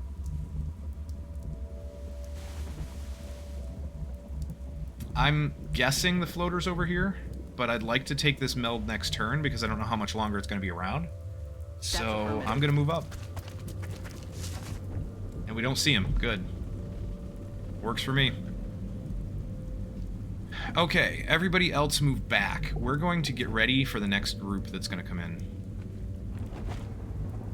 I just need to take them in a spot that's going to be beneficial for us. I'm rolling.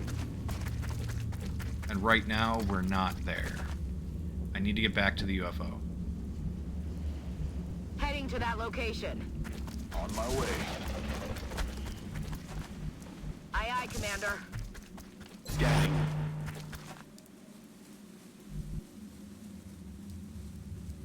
Let's overwatch with everybody, and then we'll see what happens. Moving to Overwatch. Roger that. Scanning. I think I'm going to reload with Delgado. Reloaded. On Overwatch. Kim. Kim, come back. Moving to position.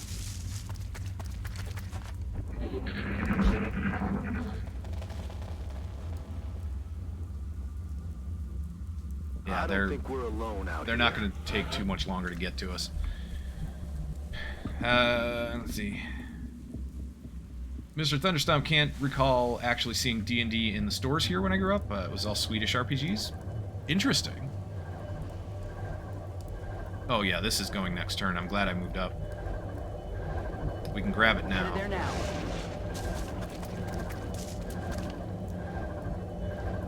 Got it. 6 meld. That's it. Well, that's interesting.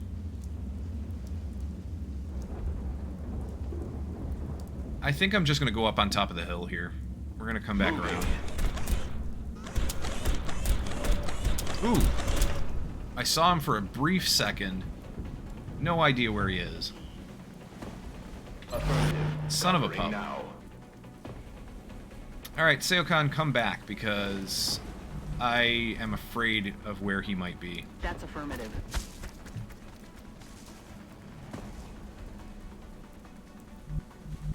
Oh, we have plenty of big RPG. We had a pretty big RPG scene in the 80s and 90s, Thunder. Very cool. Played a lot of AD&D, Hambliss, Traveler, Sci-Fi, and Champions. Superheroes. Champions, I don't think I've heard of. Traveler sounds familiar, but I know I've never played. AD&D, I never played AD&D, the pen and paper, but I've played a lot of video games in the AD&D setting. A lot of them. Just never played the paper AD&D. I looked at it, and I thought it was cool, and would have gotten into it, but none of my friends had it. I had the original Dungeons & Dragons. I didn't have, you know, first edition copy or anything like that. I didn't have anything from back in the 70s. I think it was created in the 70s, if I remember correctly. I just don't remember what year. I didn't have anything from, you know, that far back. I didn't have anything that old, but the set that I did have, I don't know which printing it was, but it was from the 80s. I think it was from the early to mid 80s. And it was, I remember it very vividly because it came in a box. Each one came in a box that was about maybe the size of a large school book. And you pulled off the cover of the box, and it had 2 paperback books in each section, in each expansion, essentially. There was like the basic set, which was red. Then there was I forget what they were called too, but it was the first tier, which was red. The second tier was blue, I think. And I can't remember how many tiers there were, but I remember the last one was gold. It was like the yellow or gold color for the box and the books. And it went all the way through to, like, you could basically become a god at the end. If you went through all of those levels, all of those books, and had enough adventures and gained enough experience and everything, you could eventually become a god. Kind of, sort of. Or godlike, anyway. But I remember that was the yellow set. We never got there. I owned it, but we never actually used those rule books. But each one would come with like 2 books. One would be the DM's book, and the other one would be the player manual. God, I remember those sets so vividly. And when I was a kid, my friends and I spent a lot of time indoors playing video games or playing, you know, Dungeons and Dragons or something. And my mom was getting upset about it. So she didn't like the fact that we were always indoors. She wanted us to go outside and play. It was just a thing, I guess. Her common saying was, "Go blow the stink off you." Go outside and go blow the stink off of you. So she would get upset that we were always indoors doing nerdy stuff, because that's what we were growing up. That was my thing, and that, you know, I had friends that all did the same thing. We all spent time indoors playing video games, playing Dungeons and Dragons, whatever. We even made up some of our own RPGs. and had a ton of fun doing it. And then we got into things like, you know, Magic the Gathering and stuff like that. So some card games and stuff. She got so upset about it that she took all of my sets for Dungeons and Dragons and hid them. She didn't hide them very well because I found them, but she hid them in her room, and she said I couldn't have them back. I was forbidden to play them for a while because I wasn't spending enough time outside. So okay, fine. Flash forward just a little bit. It didn't take me long. I found where she hid them. I took all of the guides, the players' books and the DM books. I took all of them out, but left the boxes where she hid them so that she wouldn't know that I had messed with it. Because she's not going to look inside the boxes. I took all of the books out, took them to school, and I photocopied every single page of every single book. Photocopied every single one in the school library. It took forever. Put them all in a huge binder. Like, this binder seriously was about this thick. I still have it to this day. This binder's real thick. And then put all the books back, just in case, because my mom was pretty smart. Just in case she decided to check, because I had stopped bugging her about them or whatever. Maybe she decided to check. Ooh, are they still there? So I put all the books back. And then my friend and I would play Dungeons and Dragons. We actually sat in the school library and played Dungeons and Dragons. Because we couldn't do it, you know, I couldn't have him come over and do it at home. So yeah. A lot of really fun memories about that. And then I got really upset because after, you know, I grew older and I moved out of the house and everything, I asked for the books back, and I never got them. Apparently they got lost somehow. I have no idea how, but they got lost, they got thrown out, something. I have no idea. My mom was the one that... Wait. I missed a few things, sorry. I got lost in memories. Oh yeah, I did have the red D&D box. Yep, that was the first one. The blue one was the second. You got the blue one later. But this was my early teens, and the English and rules system was a bit too complicated for me. Fair enough. Fair enough. Hambliss have many fond memories. So do I.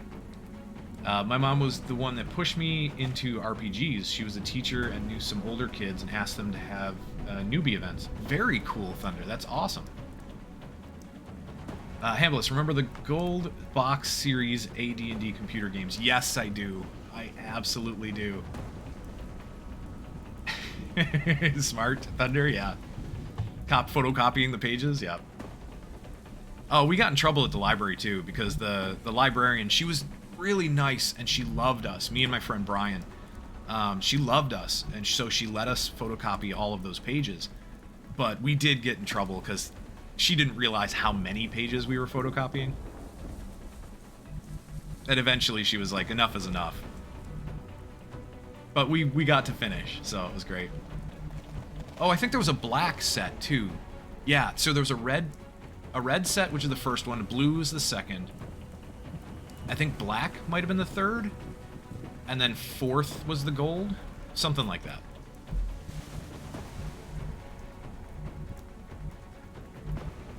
Kim, just go here.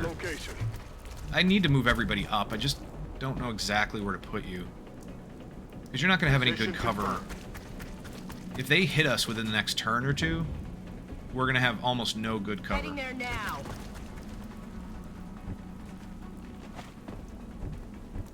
But at least we can get some overwatches. How about Jalal? Yeah, Jalal, just come up here. Moving.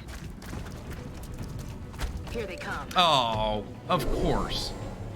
Of course we pulled him on that move. 5 Seekers, I believe. Well, crap.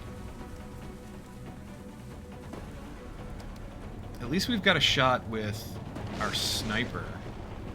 I think I'll take a shot at the flying one here. 100% chance to hit.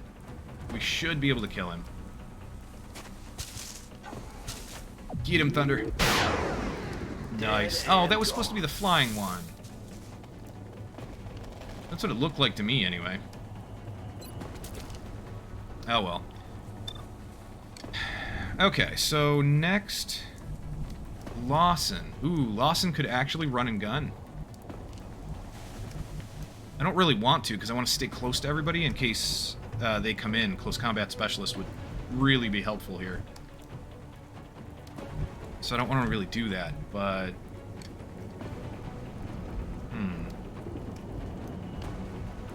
Kim's got a 60 on the flyer. Everybody else has good shots. Alright, so here's what I think I'm going to do. I'm going to take the 90 on the landed guy, and then we're going to suppress the flyer.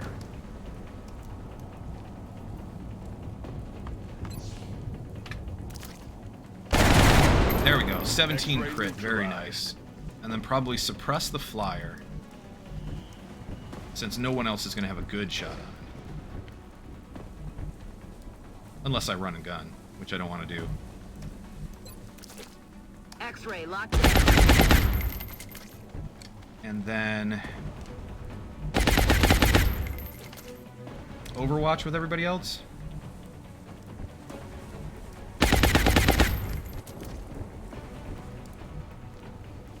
Yeah, let's Overwatch with everybody else. I don't like that we pulled that turn, but hey, whatever. 52% shot, and he hits. Of course he does. Watch us miss everything that's 50 or lower.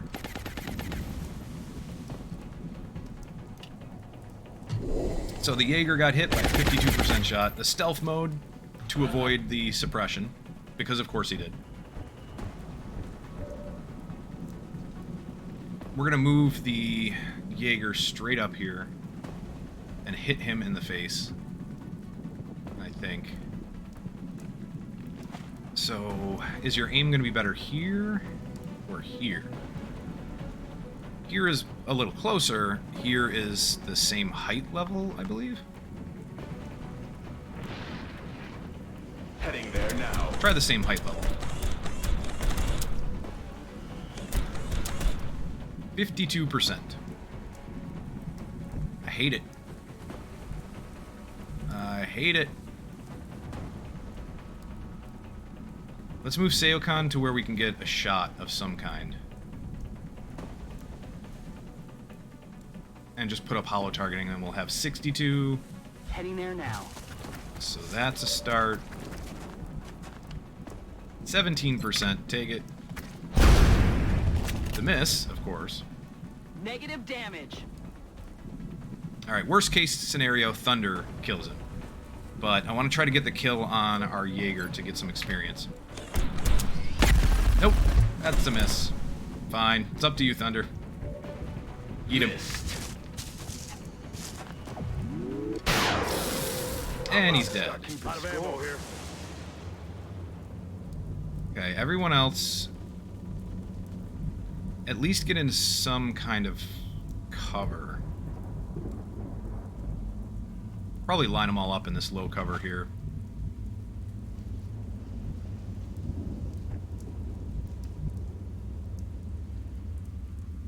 Move into position. Okay. Roger that. Yeah, we're just gonna move in and Overwatch. Good to go. Aye, aye, Commander. I feel, Commander. Come get some. Come get some. Roger. I've got my eyes Got on it it. covered.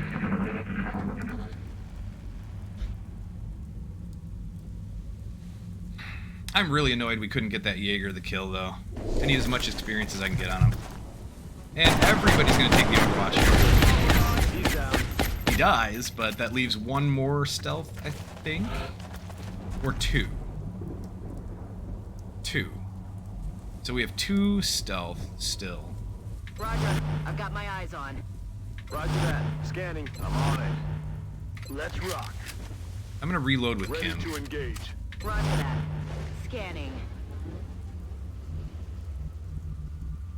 That's affirmative. Yeah, let's move up Headed there now. and just Overwatch. Overwatch with Mikhailovsky. Eyes peeled, Commander. Reload with Good to Seokan. go. I think this is the last pack, but I'm not sure. Oh, come on. How in the hell did you make it all the way back here to strangle the sniper? Are you joking? How? I know they're fast, but that's ridiculous. No, I'm not going to take that. No, I didn't expect that at all, Unchained, because the first one, like, they were all right here. These would be the most obvious targets, and you would have to pass right by all of our soldiers here to get all the way back there. It's not even like it was a clear path.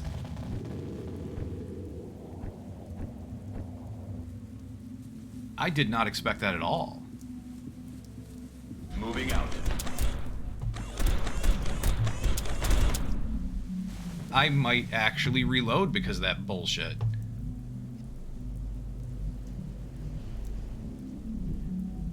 And especially because he's behind a tree, we're not going to see him until we get right up in his face. So Thunder is going to die. It's going to be too much damage.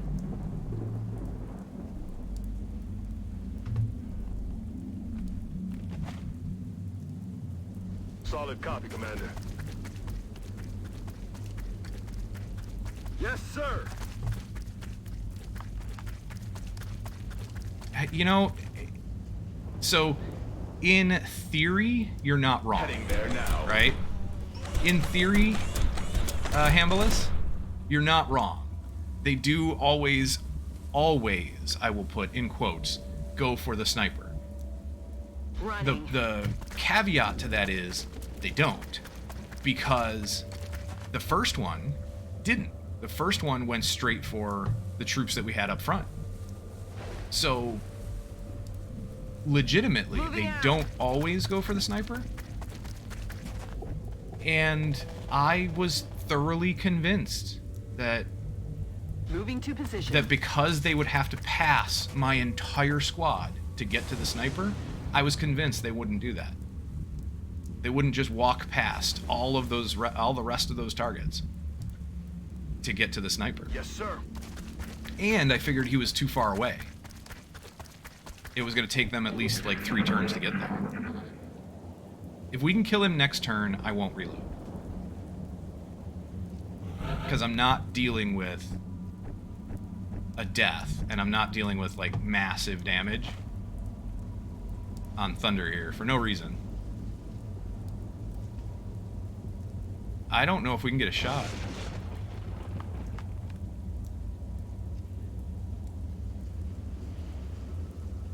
Heading to that location.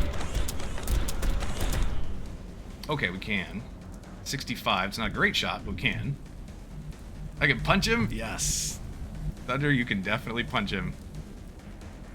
I think that's a good idea. On Let's my move way. up here on the hill. Nope.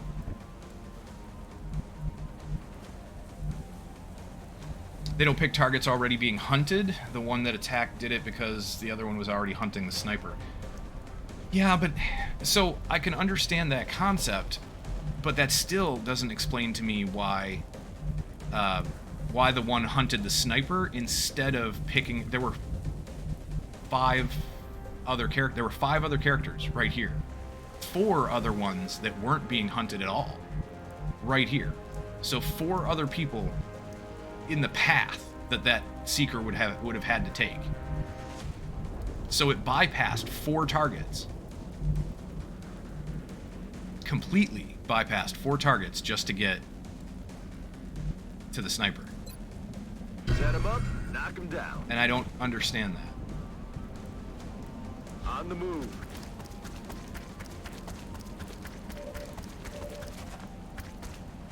Okay, 78 from Lawson. Can't hit at all with Seokan. I'm wondering if I move closer and then command, maybe I can get a shot.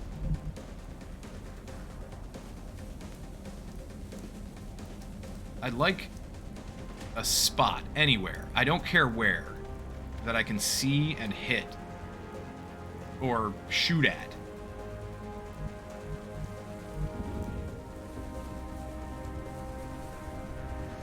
It's not the sniper, it's because he was isolated. They hunt not anyone not protected.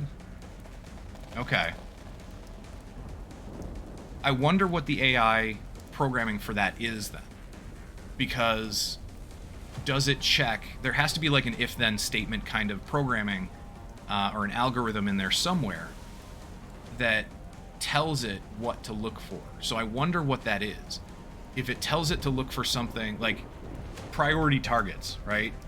If the first priority is any XCOM operative that is, you know, 5 tiles or 8 tiles or more away from their, you know, friendly target. I wonder if that's the thinking, if that's the AI behind it. Because that would make sense to me. If it was programmed to seek out, you know, certain things in order, like XCOM operatives more than 8 tiles away from another XCOM operative. Yeah, exactly, Unchained. That was the next thing, the next thought, was they could use the exact same check for the Lone Wolf. Yeah. Lone Wolf, or even the same check for will. So, like, officers sharing their will. I forget what the name of that is, but that ability, they could use that check. Anything like that. I wonder if that's the case. I don't know where to go to see him. But there was somewhere in here. I saw a green circle. Okay. Because the line of sight mod isn't working, I'm going to save it here. I'm going to find a spot to put Delgado, because the fact that Seokan can't get a shot is bullshit. Nope. There's a reason I have this mod, and it doesn't seem to be working properly. For some reason, the mod can't... Maybe it's because it's a strangle, but the mod can't decide where I can see from. Because when I put the cursor here, it was telling me that the mech could not see. But I took the chance and moved, and we could see, so... On my way. Nope. There's got to be a place where she can see from. There has to be.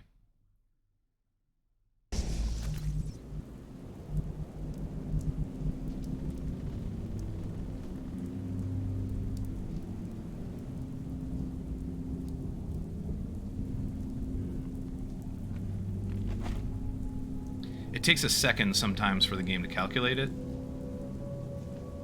So that's why I'm pausing every once in a while.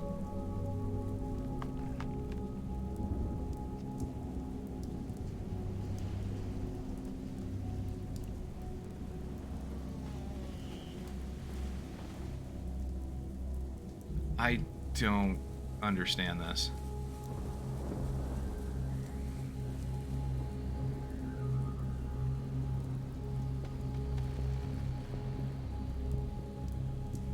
Okay, let's try here. Nope. Come on, this is freaking horseshit. It really is.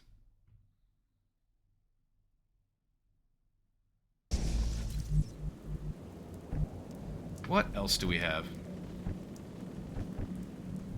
Alright, Jalal. If Jalal moves up as far as we can. Okay.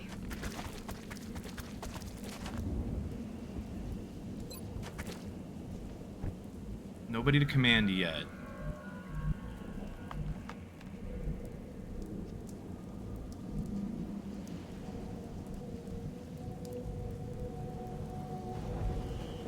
Why does it tell me I can see 1 second, and the next second it says no?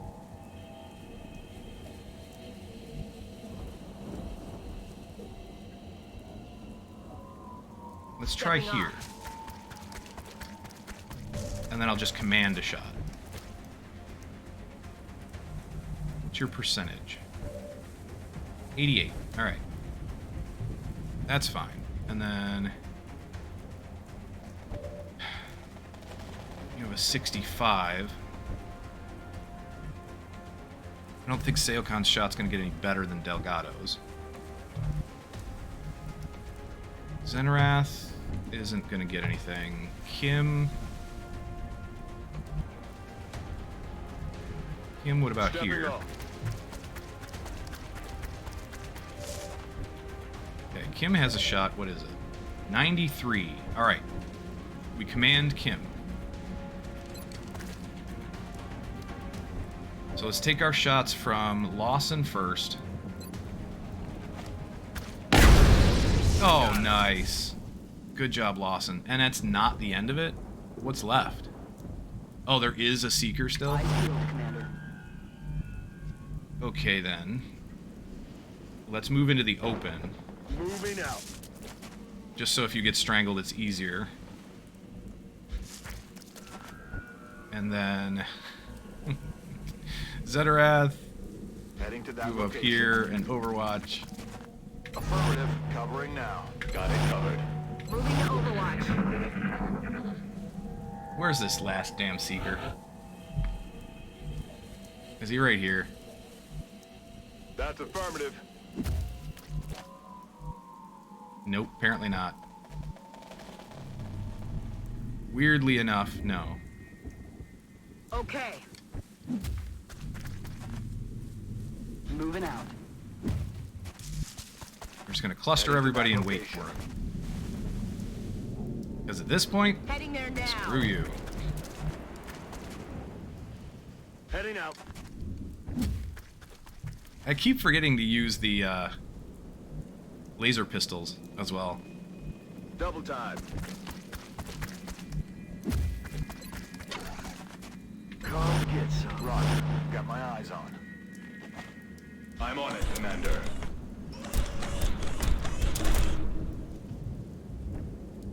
I don't think we have a battle scanner left, do we? Oh, we do. We do. Here. Nope. Scanning. He's just not here. Got Got it my eyes covered. on. Okay. What was that? He's just hanging out back there. Come on.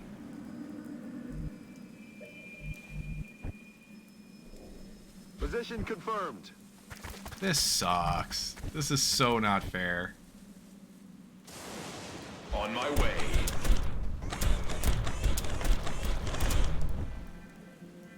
Heading there now. I'm rolling. Aye, aye, Commander. Aye, aye, Commander. Moving to position. Heading to that location. Okay, and I'm gonna use heal wound. We're gonna heal back the 3 This? hit points Oh, it's on gonna Thunder. hurt. Overwatch. Aye, aye. Moving to Overwatch. Overwatch. Aye, aye. Seokon. Alright. Yeah, Hambalus. Definitely want to lead with lightning reflexes. You are correct. I don't think I did that time. I think I led with the assault instead. Eyes on the prize. That was a mistake. Scanning. There's something out there. Where is our scout? There we go. Heading there now. Okay. Moving out. Position confirmed. Moving. I'm on it, Commander. Solid copy. On the move. That's affirmative. Hmm.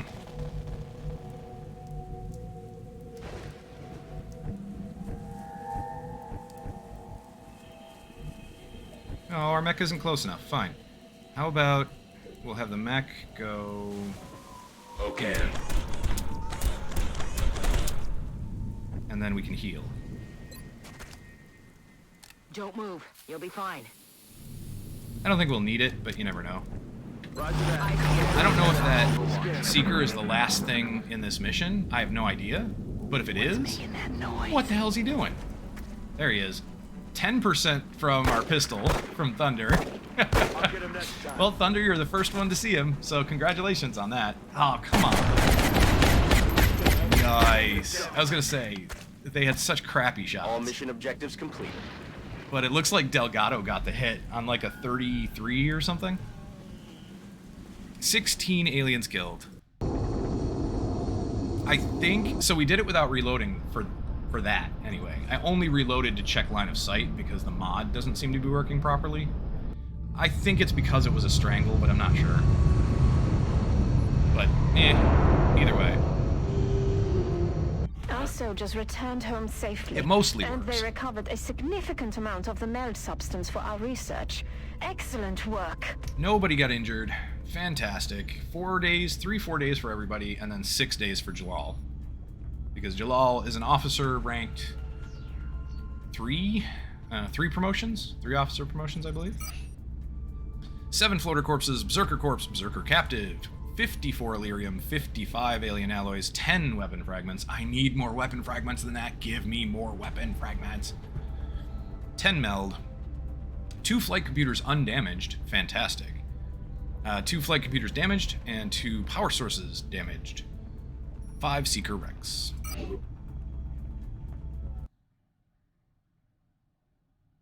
Let's save it. I'm going to overwrite this save because... delete it anyway, because we don't need it. And let's go back to... let's save over this one. Hambless, you've been using the sequential Overwatch mod. Gotta say, I don't think I'm going back. I've been toying around with the idea of using that. I should. Part of me, the reason why I haven't installed it yet is because part of me feels like it might be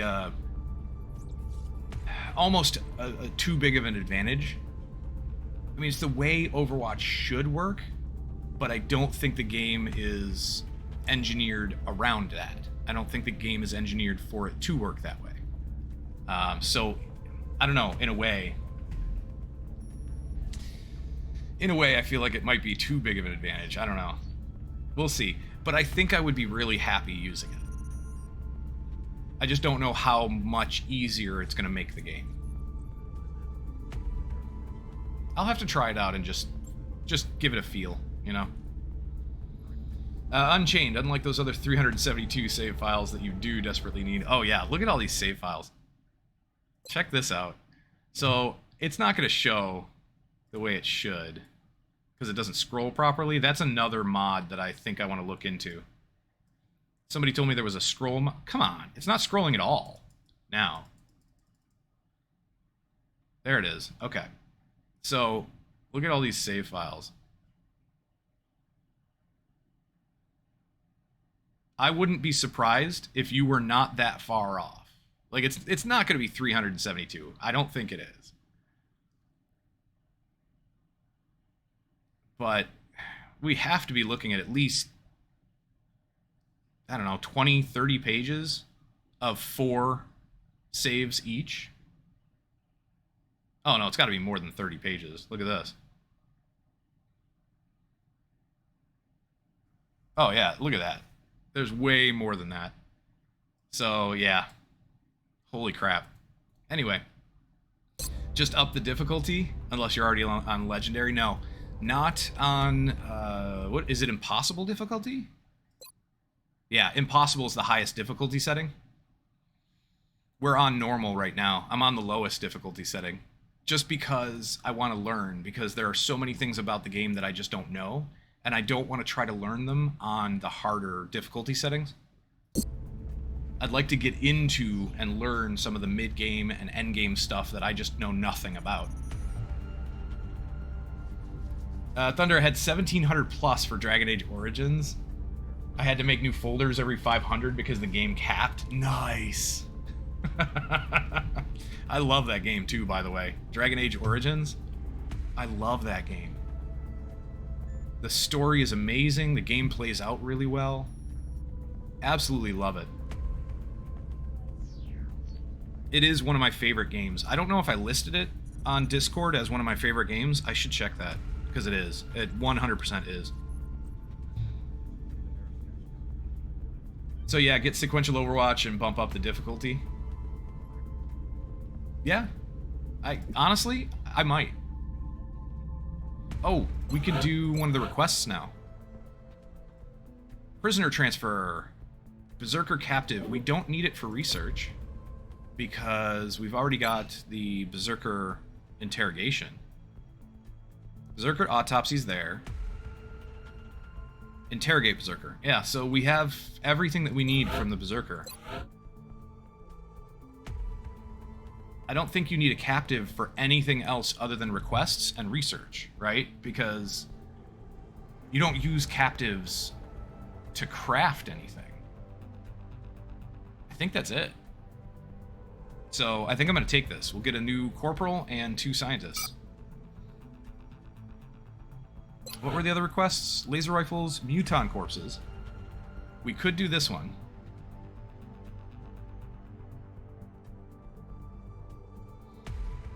Unchained. Okay, but is that something you really want to give to the French? A berserker? I don't know. I don't know. Maybe they'll mellow him out. I don't know. When French stuff comes up, so I like French. I like the language. I like some of the. I like French cuisine. I like some of the stuff from France. And so I actually took French in school, and I'm not very good at all. I don't remember a lot of it. It's been a little while now. But we were able to get into a bunch of French culture, and I thought it was kind of cool. But every time somebody brings up something French now, all I can picture in my head is, and I forget exactly where it was from, but somebody did a cartoon of different cultures and like how they, I can only imagine. I forget what it was about. It was something like how they react to war or something.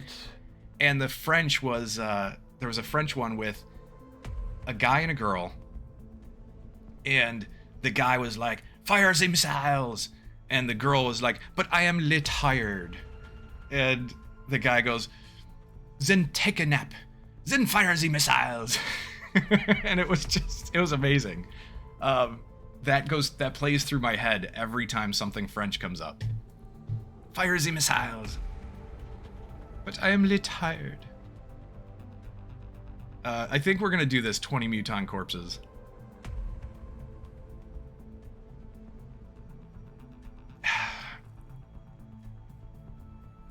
Thunder. That's from the End of the World. Thank you. I could not remember the name of it for the life of me. And I don't remember a whole lot else about that video.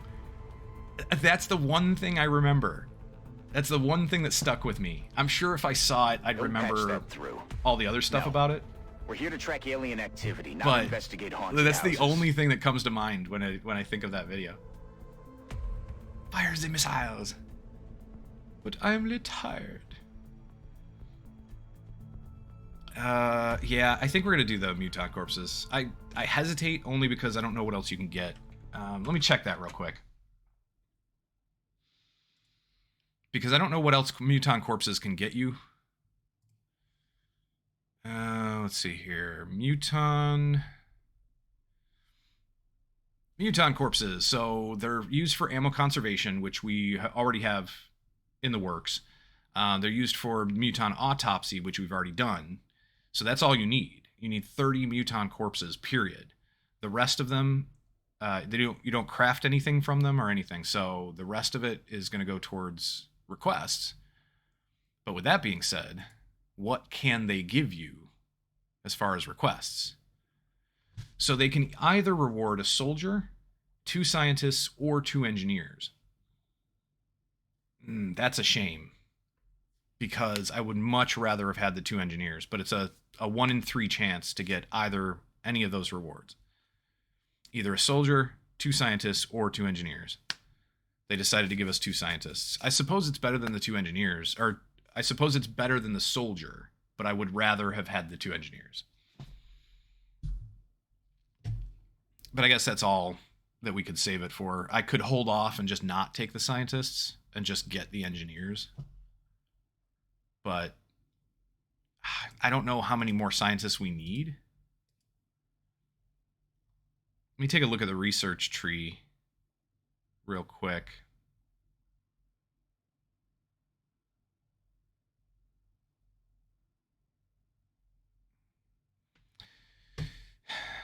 So it doesn't tell me how many days, or it doesn't tell me how many scientists it recommends for any of these projects, but it just says like all of the days that are listed for the projects that it shows, I think are with a base of 30.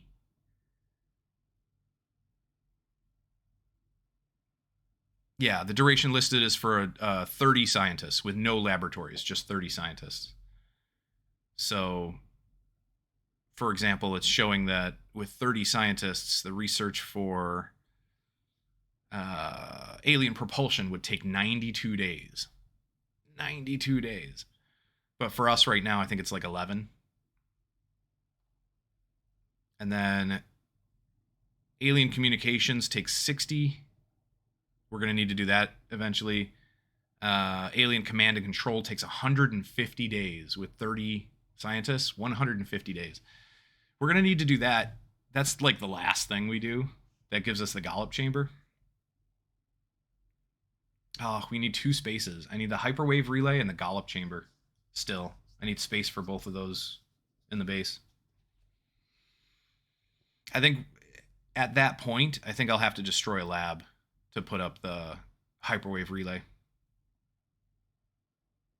Or to put up the Gollop chamber. Probably. Have that be the last thing that we do.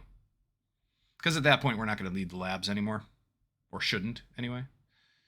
Mind to Machine takes 150 days. That's the Vortex armor for Psi soldiers.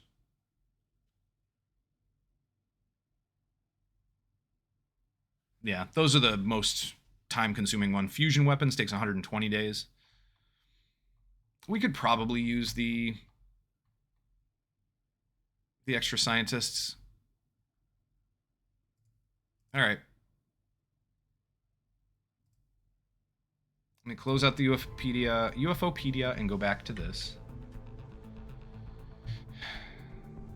That would leave us with 11 muton corpses, and then if they give us another request for 20, which I think is the max, we'd need 9 more. I think the engineering team is getting antsy. I'll hold They off might on be more doing this. We excited don't about need the them new right now weapons than anyway. our We have troops 6 are. days to finish it, so I'm going to hold off on that. We're not doing the weapon fragments, and we're not doing the meld. And I'm not doing the laser rifles, not for a corporal. So let's see who it gave us. Sylvie Mouse Jolly. Okay. So Sylvie here has 4 health, 12 move, 36 will, and 64 aim. You're kind of mediocre, if not crappy. Well, well, well. Okay. Hambless, I have a friend streamer from France who I played a lot of XCOM Long War with back in the day. Joked about making a mod that just fixed it, so France was always the first country to surrender. Nice. Very nice. Unchained, French medics must be pretty good, though. I mean, you always hear about French dressing. I love the puns. Love the puns. Hambless, did you hear about the French cheese factory that exploded? Debris was everywhere. Oh. Oh. More puns. Nice. Unchained took a whole crew to baguette all up. Nice. I love it. I love it. And I should screenshot it and put this up in the memes channel in Discord. You guys should have this discussion in Discord. That's great. Hambless, rude. Yeah, I'm being a bit rude to Jolly here, but still, Mouse. She's just not great. She's not really great at anything. I don't know what I would do with Molly here. Or Jolly. With Mouse. I don't know what I would do with her. 36 will is not bad. It's certainly not bad for a rookie. 12 move, you know, I would rather have at least 13. 12 kind of sucks. 4 health is okay. I'd rather not have 3, so she's fine. 64 aim is 1 less than average. So that kind of sucks. I mean, I wouldn't make them anything... I wouldn't make Mouse here anything other than maybe a scout, but that move sucks. Maybe an assault, but that move sucks. Maybe a gunner for suppression.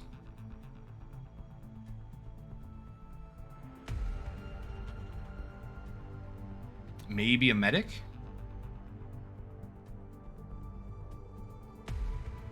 It just, the move sucks for most things that I would want to make you. Give her a shotgun and a dream.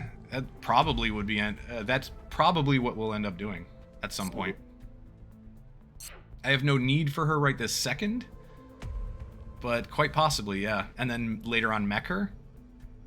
Certainly could. I mean, we could mech her right away, which wouldn't be a bad move, actually. Turning her into pretty much anything, really, and then meching her right away? That's not a bad idea.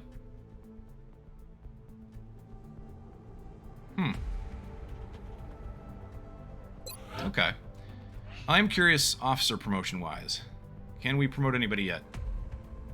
Ooh, Martinez! Martinez can be promoted to the next rank, to whatever this is. So, squad receives +2 aim per continent bonus, XCOM has earned. Or squad receives +5 will and 5 defense in battle. Robotic units only the defense bonus. Okay. Thunder, are you going to chop off a rookie's legs? Not a rookie. She's at rookie level right now, but technically she's a corporal. So no, technically I'd be chopping off a corporal's legs. We would have to promote her to something, and then give her a couple of, you know, promotions beyond that, which, whatever, probably pick whatever gave the best will. Maybe. I don't know if they keep any of the aim that they have. I don't know if their aim gets totally reset or randomized or something. I don't know how that works. Or if they keep some of the aim. So if you promote them with passive aim bonuses, if there are any, and you give them some passive aim bonuses, do they keep that when they get mech'd? I don't know. Good question. If I do say so myself. Squad receives +5 will and 5 defense in battle. I don't know. +2 aim per continent bonus would only be right now +4 or 6. Do we have... How many continent bonuses do we have? Well, that's not going to tell me. 1, 2, 3. So we have 3 continent bonuses total. So we've got both on this side. And we've got the North American one. So Europe, Asia, North America. So that'd be 6 extra aim. That's not horrible. Nobody else can be promoted yet. We've taken Martinez on more missions than we've taken Nikolova or Kunkir, apparently. Either that or they still need a... they've got the missions, they just need a promotion. That might be the case. Hambless, you shoot more than you are shot at. That is very, very true. And I think that's... This is the way I'm leaning anyway. Because even though it's only 6 aim, it doesn't sound like a lot. 6 aim over all of the entire squad sounds pretty nice.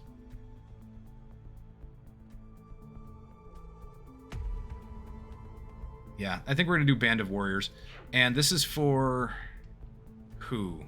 Martinez? So Martinez has a 74 will. Martinez is one of our better will officers anyway. It's just the extra fatigue That's the only thing that kills me about this, but I really do want to promote, so yeah, we're going to do that one. Good job, Martinez. Captain. Who can be captain? Pedersen. We only have one captain slot. So Pedersen, or do I wait for Sareva?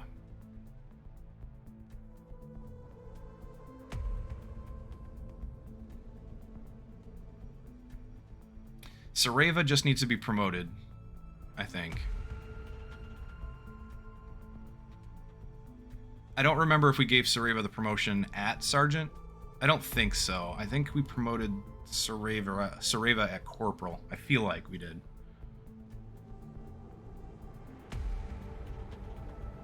What classes are they? They are medics. Most of my people are medics. Pedersen is infantry. I have 3 infantry officers. And... do I have 3 and 3? Hold on. No, 3 infantry officers and 4 medic officers right now.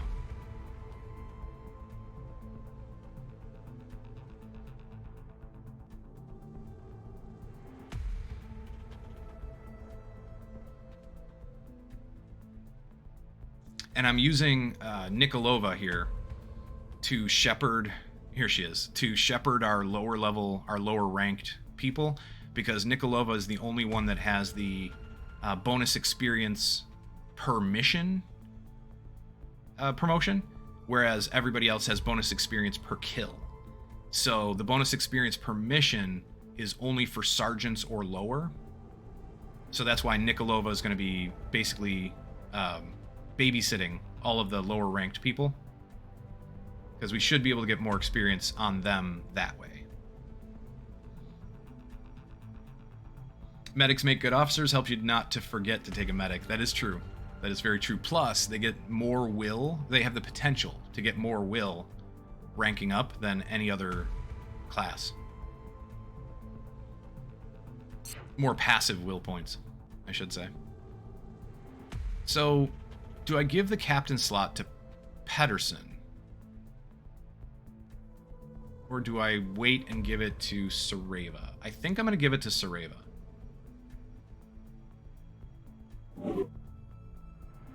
I just need to take Sareva on more missions, I believe.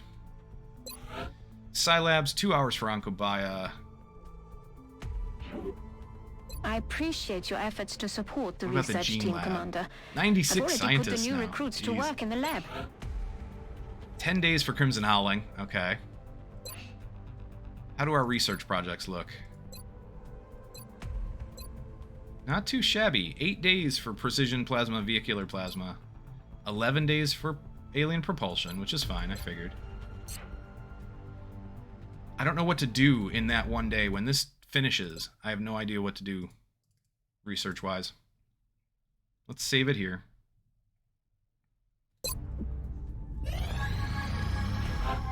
And Ankobaya failed. Alright, well... who do I put in, then? I think I'm going to put Clark in. I think I'm going to put Clark in for side training and give her the regen biofield, because the gunners tend to stay closer to most of the troops.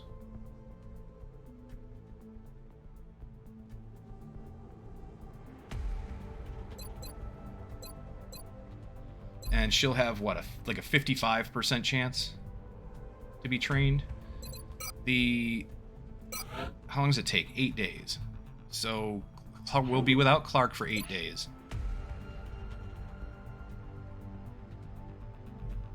I could side train Zhang as well. There is one...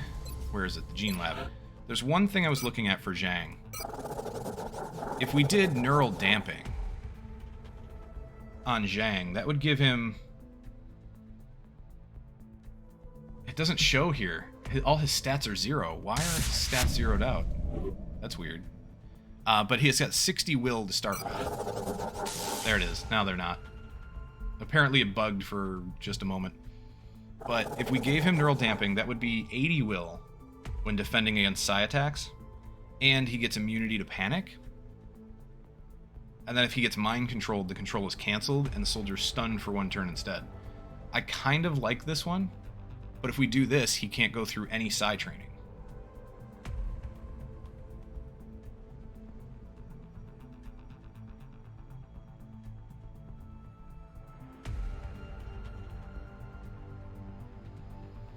It would be really nice not to have our assault mind controlled, especially a Master Sergeant assault.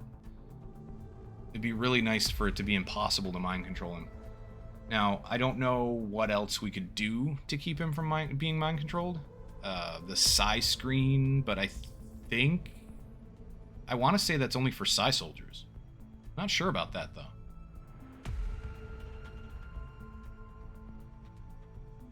Flying Overwatch Squad Sight Gunner is my favorite combo, actually. Really? Flying Overwatch Squad Sight Gunner. That's an interesting combo. I'll have to try that at some point. That sounds cool. Okay. Well, with Zhang,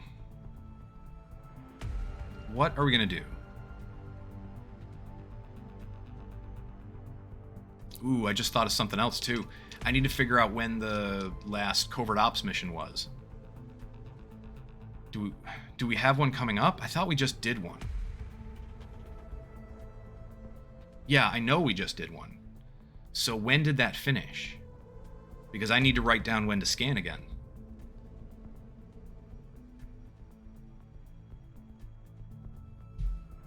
But if we do neural damping, we can't do any psi abilities on Zhang. Do I want to make Zhang a psi soldier in any way? If I do, what will we give him? Neural feedback.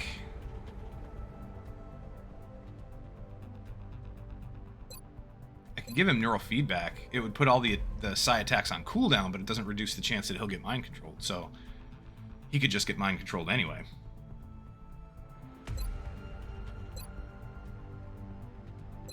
And the rest of them, I honestly don't know that I would really want to make him a psi soldier. I don't remember what a lot of these abilities are. I know this is the Void. Does he have rapid fire or hit and run? Let me check. What did we give Zhang? So we gave him rapid fire. Zhang went straight down the middle. Zhang is a beast.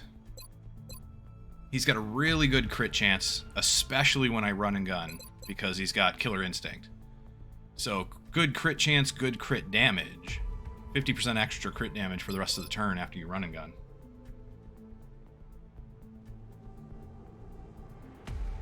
Zhang has boosted will growth. I'd be reluctant to take away psi. It's true, but he's only got 60 psi at Master Sergeant. He's already max rank. Now, granted, like you said, you mentioned that they still get a slight bonus to their stats as they gain experience beyond this. But I don't know how often that happens, and I don't know any details about it. I don't know if it's random, the bonus that they get. Do they get a bonus across the board? Do they get, can they get, like, a little bonus to aim after getting another 1,000 experience, and that's all they get? And then another bonus to will, maybe, after another 1,000 experience. So I don't know how much they get as they keep gaining experience or how frequently. So I'm only going based on the fact that he's got 60 will right now, and, he may or may not get any more. I have no idea. But if you base it off the fact that he has 60 will, I'm not sure how good of a psi soldier he's going to make. And I don't even know what I would give him, psi soldier-wise, psi ability-wise. Because I can't remember what the adept or scion levels are. I don't remember what these end up being. Is this mind merge? And then this is mind control, I think. I'm not sure. Did I get a later Psy start? Yes. Yeah, I didn't start Psy until much later. We only have two people trained in Psy right now, I think. We've got Annette, by default, trained in Psy, and then Filipovic. I think that's it. And I was trying to train up a gunner. Yeah, that's it, just those two. I was trying to train up a gunner just to get the heal, the regen biofield, because I figured the gunner's going to stay close to everyone else most of the time. So that would be active most of the time. I was trying to get it on Ankobaya, but Ankobaya only has 39 will anyway.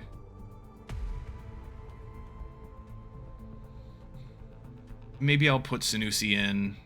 We'll have a little better chance. She had a 44% chance. So it's got to be your will plus 5. That's my guess in training chance. So if that's the case, then this would be a 54. And then we could train the other gunner here. Well, Pedersen would actually have a pretty decent chance. But I was thinking about making Pedersen a mech.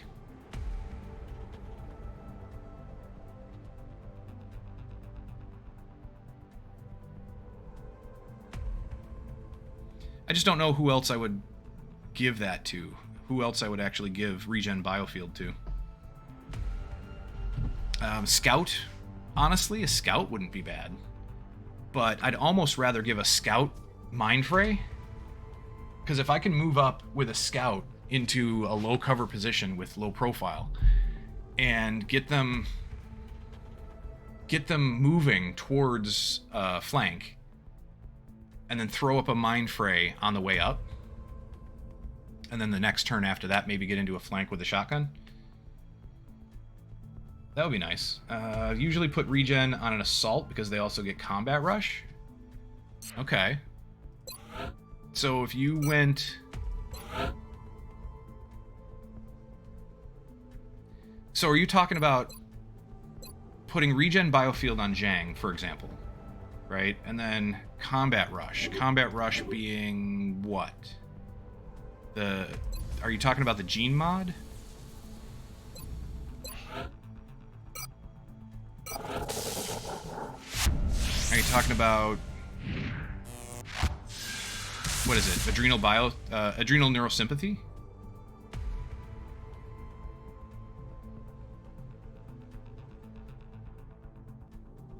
So, I do have a question about that then. Adrenal neurosympathy only affects soldiers nearby. For my assaults anyway, when I have my assaults, they run up farther than the rest of the squad, and when I use them, or when I get them into position, they almost always end up getting a kill farther away from the rest of the squad. So this would only really affect them. The offensive benefits, I think they'd be out of range of the rest of the squad, so they wouldn't actually give the benefits to anybody else. Unless I have two assaults run up and do it, then they can give the benefits to each other. Or one could give the benefit to both. And I may be wrong about this, but I think the soldier who has it benefits from the combat benefits as well. Don't quote me on that, but I think that's true.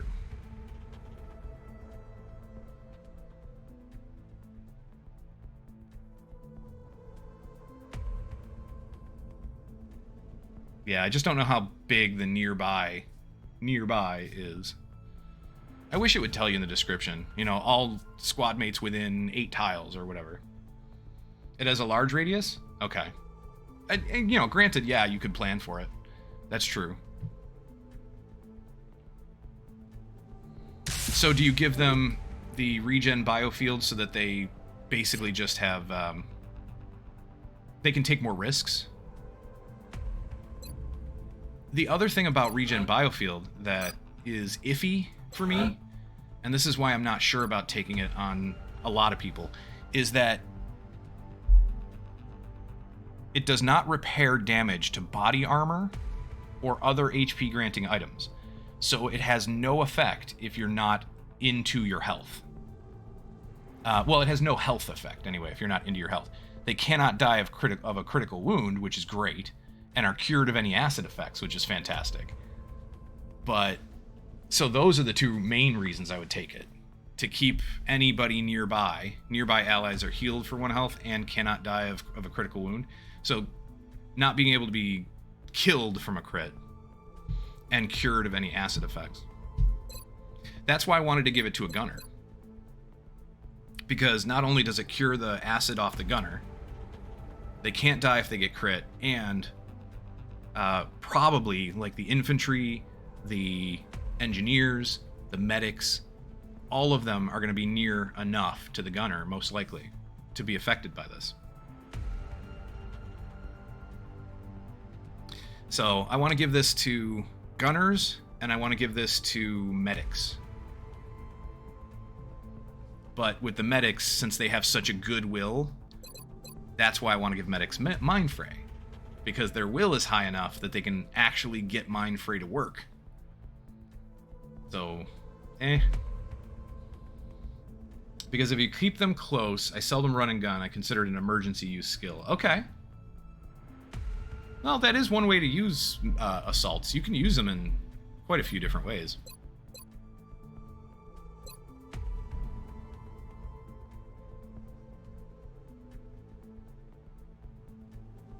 It's not a bad idea to give him regen biofield. I just don't want him being mind controlled. Just your playstyle? Fair enough. Fair enough. Very valid playstyle.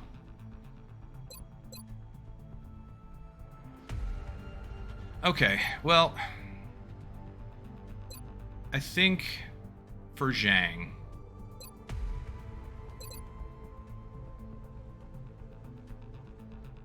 I think I'm going to give him some gene mods, but I think we're going to give him,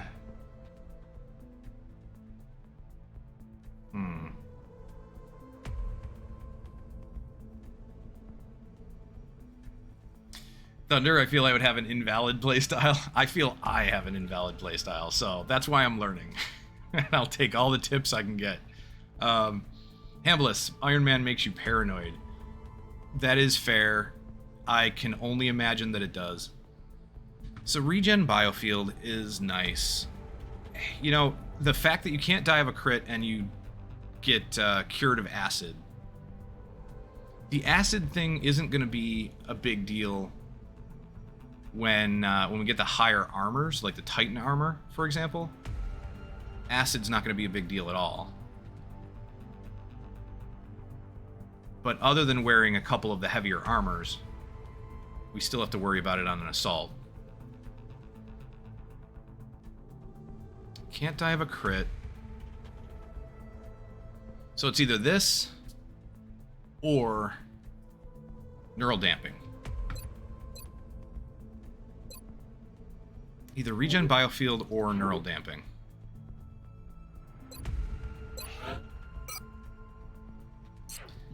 You can look at all of it through the barracks, correct? Yes. Neural damping just means we couldn't give him anything psi related. I'm gonna sneeze. Oh, apologies. I didn't get to the mute button fast enough. Ugh. Sorry about that. This is a rough decision, and I really want to do it, like, now. I want to put Zhang in now so we can start getting prepared for some base assaults.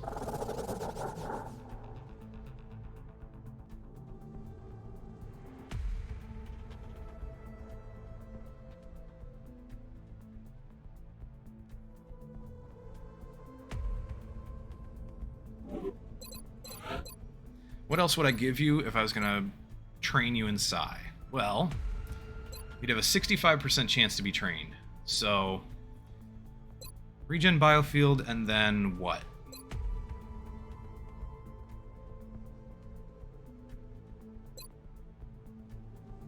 Psy Inspiration?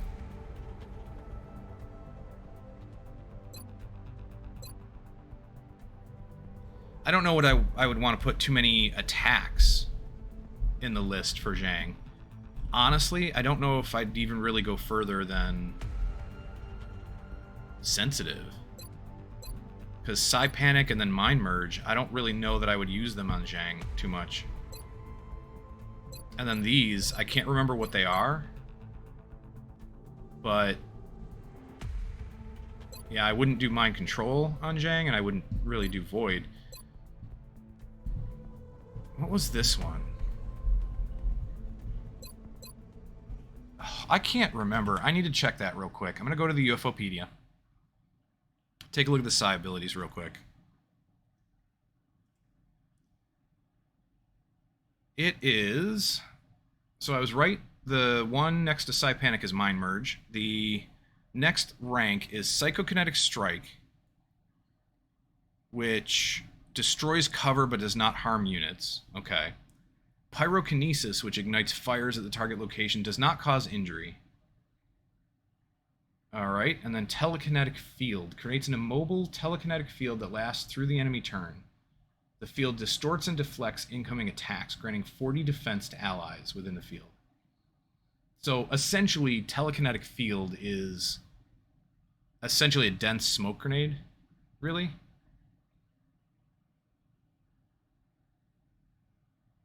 Alright. And then, yeah, it's Mind Control for Scion, and then Rift for Master. Both good choices, really. Fair enough. And if you want to Mind Control an Ethereal, and who doesn't, you'll need to Mind Merge. Yes, absolutely. But I will have to set that up where... Because I'm pretty sure either Annette or Filipovic are going to end up being the volunteer.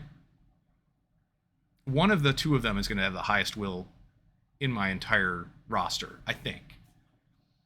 Possibly. But either way, I think I'm going to have to set it up so that I'll bring on a mission where we know we're going to get ethereals. I think I'll have to bring one of the two of them, plus I have to figure out another Psy soldier to take, and somebody who has to be at least rank 3 in Psy to get Mind Merge.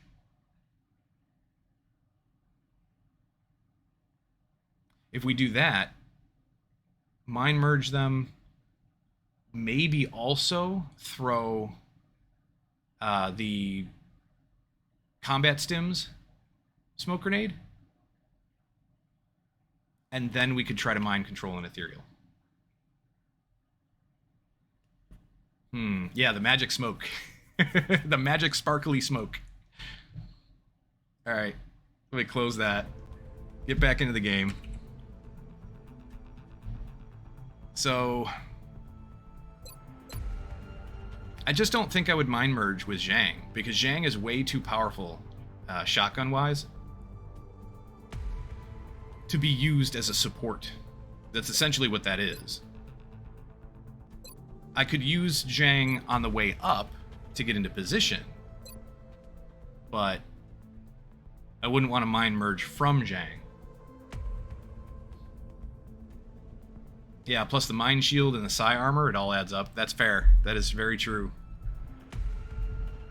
I'd like to get that set up, but I started training Psy late, so I'm not ready for it yet. And we're going to be doing base assaults fairly soon. So we're not ready. We are not ready at all.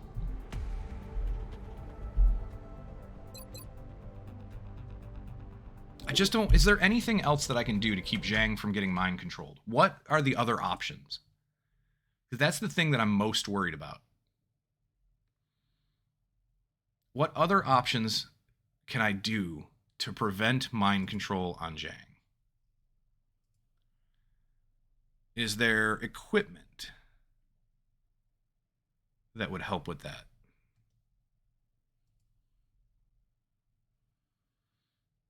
So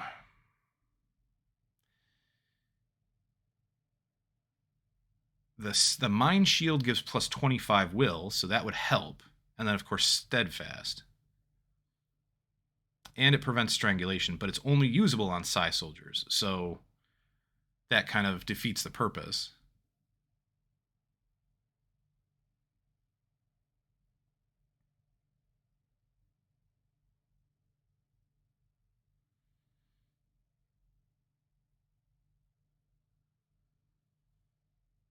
Yeah, there really is nothing else, is there?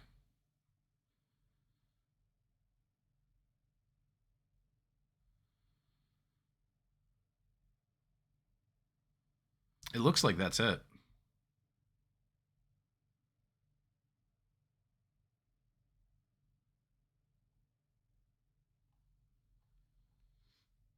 So you have to be a Psi soldier to prevent mind control, or to defend against it at the very least.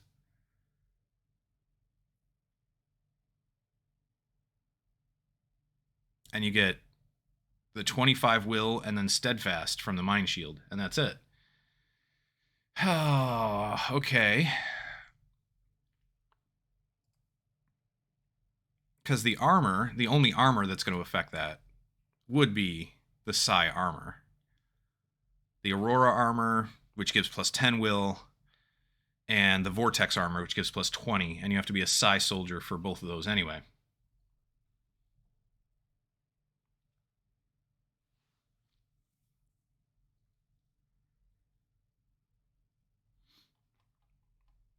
Ambulance, there's a red shirt strategy, taking a rookie or a low level to eat the mind control because the AI is dumb. Really? Ooh. So if it sees that there's a low will soldier, which the rookie would be probably the lowest will soldier you have in your party, one would think, lowest will one in your squad, it'll go after them instead of anybody else. As long as they're in range. Okay. That's an option. Yeah, it looks like there's no other way to deal with mind control. But I always feel guilty.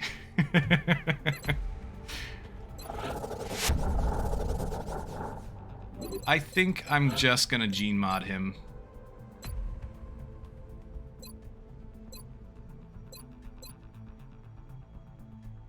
Yeah, I think I'm just gonna gene mod Zhang. So we'll give him the neural damping. We'll give him probably hyperreactive pupils. Yeah, probably. Bioelectric skin would be nice.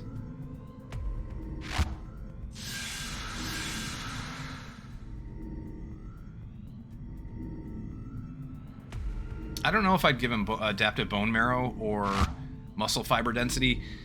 We could probably give him muscle fiber density because I wanted to wear the heaviest armor anyway. And if we gave him muscle fiber density, he could still get into high positions easily and run and gun and everything. And he's only got 13 move, but we're gonna be using run and gun quite a bit with him anyway. So how much money do I need? I need 20 credits for this. Another 10. I might do this one. It's only 3 hours of fatigue, so I might do this one. I don't remember what the chest one is. I don't think I'm going to do adrenal neurosympathy, at least not yet. We can always add more later. Bioelectric skin would be really nice. Although I'm not sure exactly how it works. I've heard, it's been explained to me, kind of, sort of, but I'm not entirely sure of all the details. Like, if you have a Seeker somewhere near you, does this reveal the Seeker so that you can shoot at it? Or does it just let you know that there is one there? And you still can't shoot at it because it's still stealth?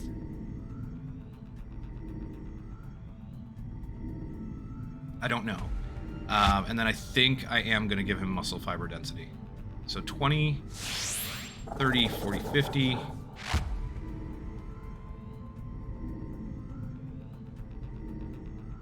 Jumpy legs are the single most powerful thing in the game. They turn 2D chests into 3D chests. That's very true. They show up as a distortion. Okay, but does that mean you can shoot them? Does it reveal them? Because what I'm worried about, or what would be awesome, would be if they showed up as a viable target for close combat specialist. You know what I mean? They're not targetable? Oh, okay. Except with explosives. Gotcha. Okay.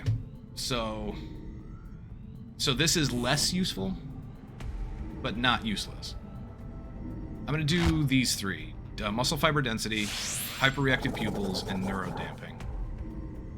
20, 30, 40, 50. Let's get that started. I need 50 credits. 30... Let's just do 60 credits. I'm going to use the other credits anyway, at some point. And we'll put Zhang in for this, this, and this.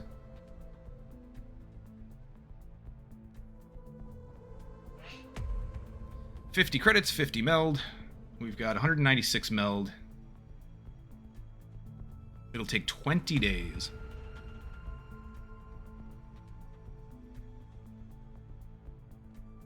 I don't think I'm going to do a base assault for 20 days anyway, so let's do it. We'll begin prepping the candidate for surgery immediately. I will notify you when the genetic modification process is completed. I want him on our first base assault, though.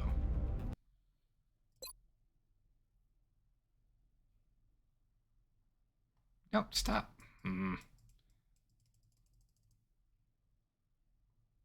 Oh my god. What is going on? Hold on, what did it save? Oh, did you save over something in the beginning? I'm gonna be... I think it did. I think it saved over my very first save. I'm a little pissed off because that's not what I clicked. Ooh, son of a... Oh well. What are you gonna do? I've been keeping these first saves since 2014, just because. Just because I thought it was interesting, but my very first save in the game is now gone. And I'm a little annoyed about that. I've kept that game save for like 7 years. More than 7 years now.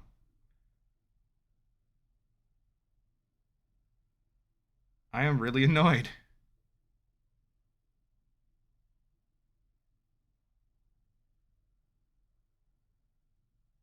That should not have happened. I didn't click save. I didn't do anything. It might have considered me double clicking when I was clicking here to try to get the scroll to work.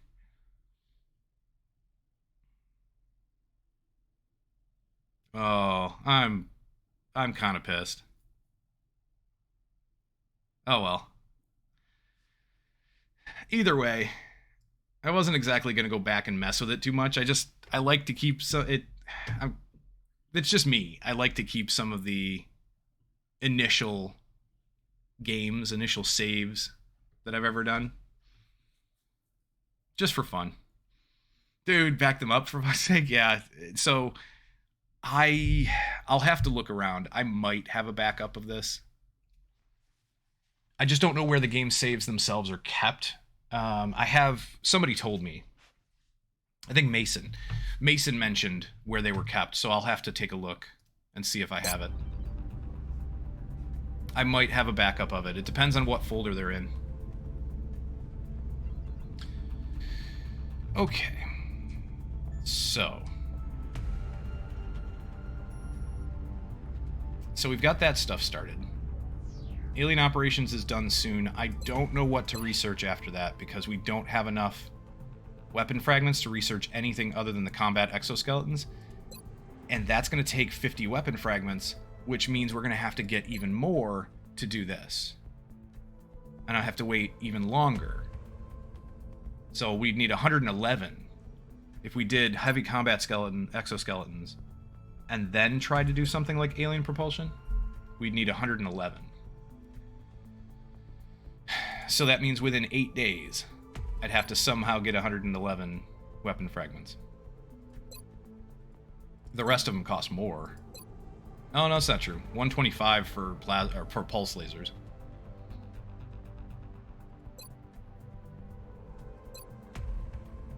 Which I think I want to do pulse lasers, if only to finish off the research so that we can do we can get the upgrade to our lasers, our laser cannons on all the aircraft.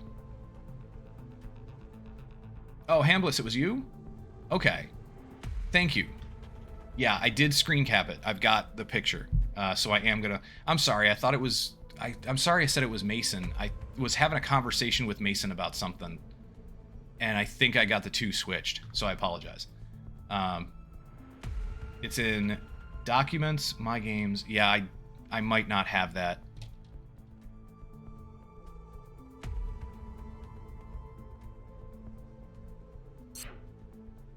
When does Steam sync?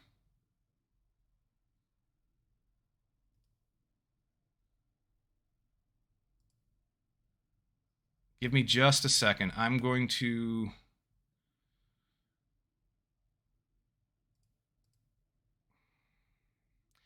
see if I can get Steam to not sync up the game saves.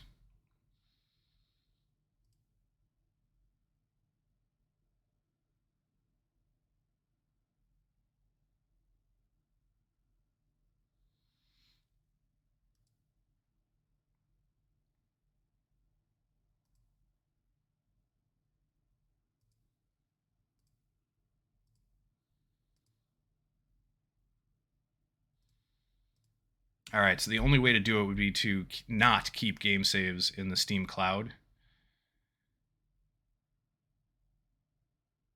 But if I take that option off, I don't think I can download them.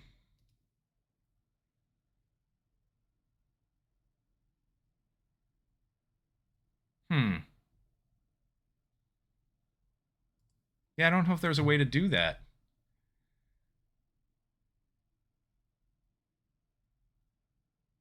Because I was going to see if maybe if I could keep it from syncing when we stop the game, then I could go back in.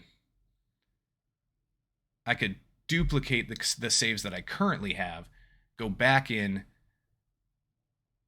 grab the saves from the cloud, which should have that save in it, and then just copy that one into the new saves folder. Documents, My Games, XCOM. My Games, XCOM Enemy Within, XEW. Wait. Enemy Within, XEW, XCOM game, save data. There we go.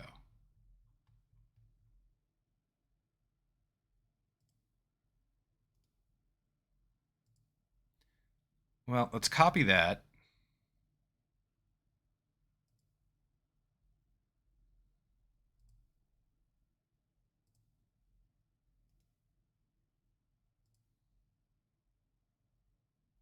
There.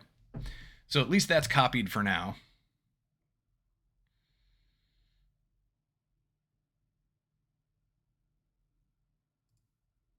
And then I'll stop the sync.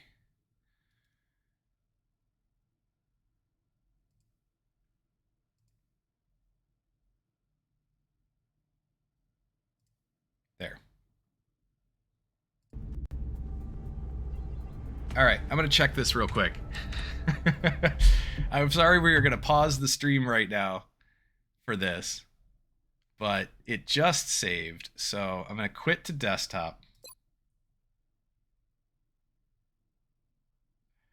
Stop the sync, you'll flood the whole bathroom. Yeah, fair enough.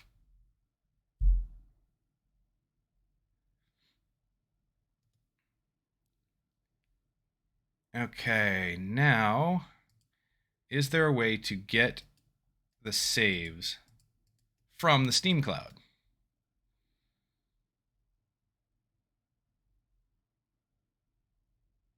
All right, there is not a way that I am aware of at the moment.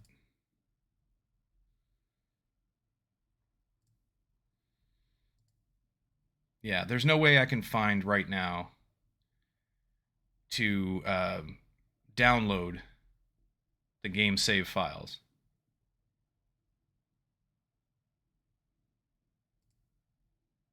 From Steam. All right. That's fine. We'll just get back into the game. At least I have a copy of what it is currently, and I'll leave the Steam Cloud Sync off for now. And then I'll mess with it after stream.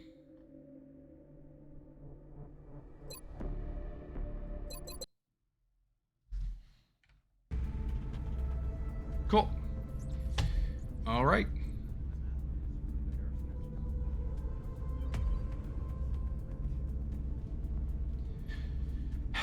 So, Situation Room, 4 requests. Mutant Corpses is still a maybe. We've got 6 days for it. Everything else I don't think we're going to do. Let's scan. Oh, wait. There was one other thing I wanted to check. Who needed to be trained? There was someone I wanted to send for psi training. Roast beef, but you can't. You have to be a corporal first. All right. So 21 hours, we can start. We can take roast beef on the next mission. Ooh. That was the other thing I need to check. When was our covert ops? Covert ops mission was this one. So was it the 23rd? I think it was the 23rd. So if the covert ops mission happened on the 23rd, then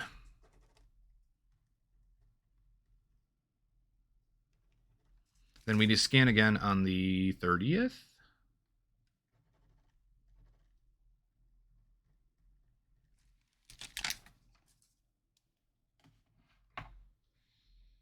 All right, we'll try scanning around the 30th.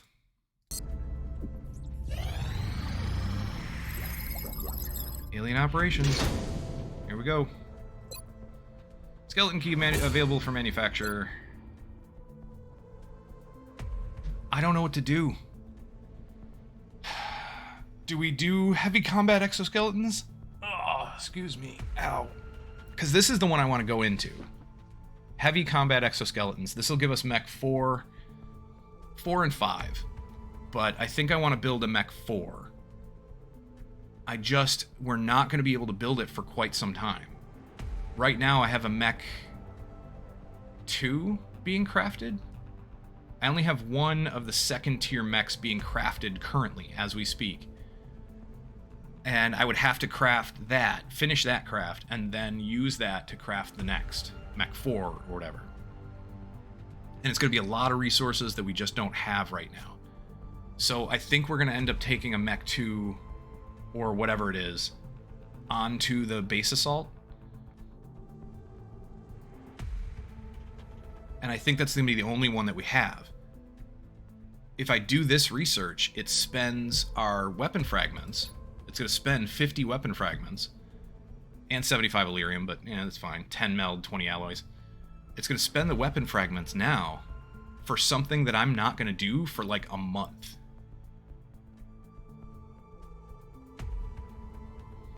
But if we don't do it, there's no research at all. There's no other research I can do.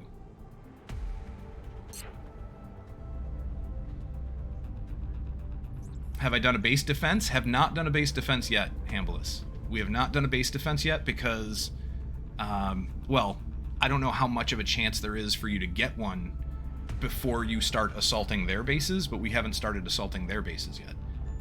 Just finished the research to be able to do that, so. I've got a hunch as to how we might get into that facility. Just we give can the craft word, a skeleton and I'll key. begin manufacturing the key immediately. But I need 140 credits.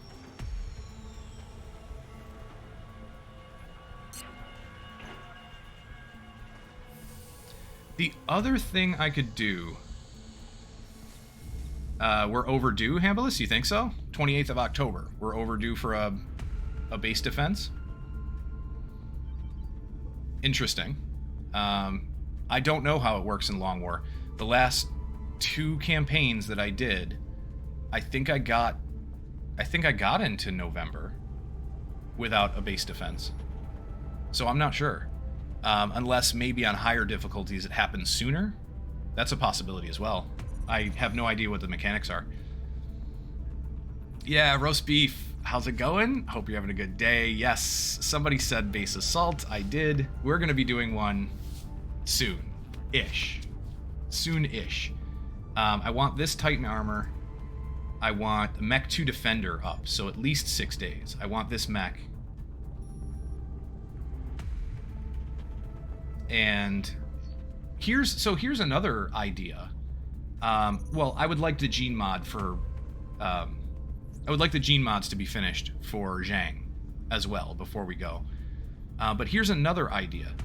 I could stop ammo conservation. I could stop this. And we would have enough weapon fragments to do one of the other researches. That would give us back, I think, 100 weapon fragments. And so I could do the research for alien propulsion, or we don't have enough to do plasma weapons. I wouldn't have 200. But we could do pulse lasers, or we could do alien propulsion. If I stopped ammo conservation. So, what do you think? You think that's worth it? Seems way overdue to you, Unchained? Okay. Yeah, you got me. I don't know. Hambilus. Oh, no, wait, you're not. This is normal? Okay. Good to know. Right now, I don't know what's more valuable. The Ammo Conservation Foundry Project, alien propulsion, which we're not going to be able to build firestorms anytime soon anyway, or pulse lasers, which is only going to be 5 days, and then we're going to need war weapon fragments anyway for the next project. This is the first time I've ever been to a situation where I cannot research something. You skip Pulse, Hambulus? So the reason why I'm thinking about not skipping Pulse is because I believe it opens up a Foundry project which makes all your laser cannons really good. So since we have so many laser cannons, I was thinking that Foundry project would be extremely useful. But supposedly, from what I understand, from what I've read on the UFOpedia, it actually makes the laser cannons, it upgrades them to pulse laser cannons. And with the upgrade from them, they are better. From what I read, it said that they were better than Phoenix coil guns in all situations against all types of UFO.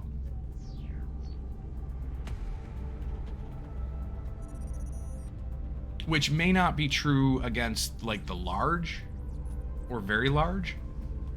I don't know. But it said that the pulse laser version of the laser cannon is better than the Phoenix coil gun, the upgraded Phoenix cannon, in just about every situation. That's why I was thinking about doing that one. So we could skip ammo conservation for now. But those are the only 2 projects we could get away with. Pulse lasers or alien propulsion.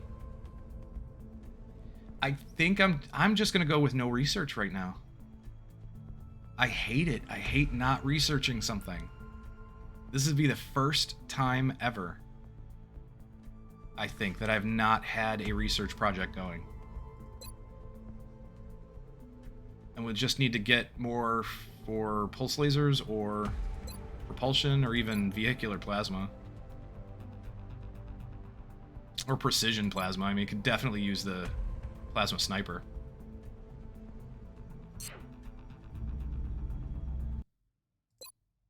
Yeah. I think we're just going to go without a research project for now. It bothers me so much. I don't know how to describe We're receiving it. several urgent requests for assistance. There are So we have a abductions in moderate progress at each marked site abduction on the in Hollow Road. Argentina, 90 credits. Let's get this thing on the road. Moderate abduction. We're gonna take a capture engineer. Duarte's ready. What about the other engineer that we were working on? DeWitt. DeWitt is not ready yet. Yeah, DeWitt needs to be a sergeant first, so we just need 107. That'll be fine.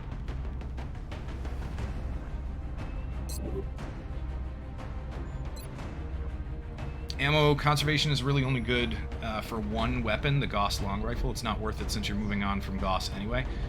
So, I kind of disagree, because I think ammo conservation, from what I understand, some of the plasma weapons have less ammo than Gauss. And so they have one less ammo than Gauss. And so once I move on to plasma for certain other weapons, that is going to be super helpful.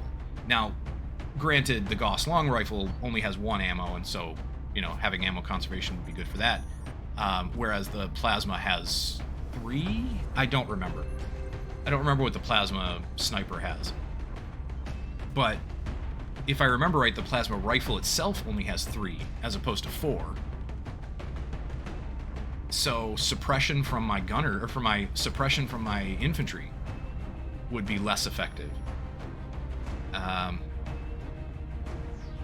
Yeah, certain other things like that are coming into play. And then double tap from my gunners, along with their suppression. I kind of like ammo conservation.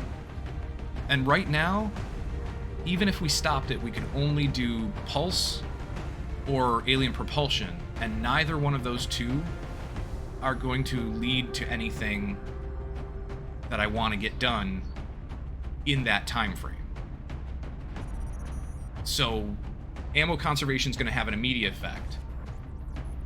But if I researched either of those other two things, or even saved up for the plasma research, that effect isn't going to happen until way down the line.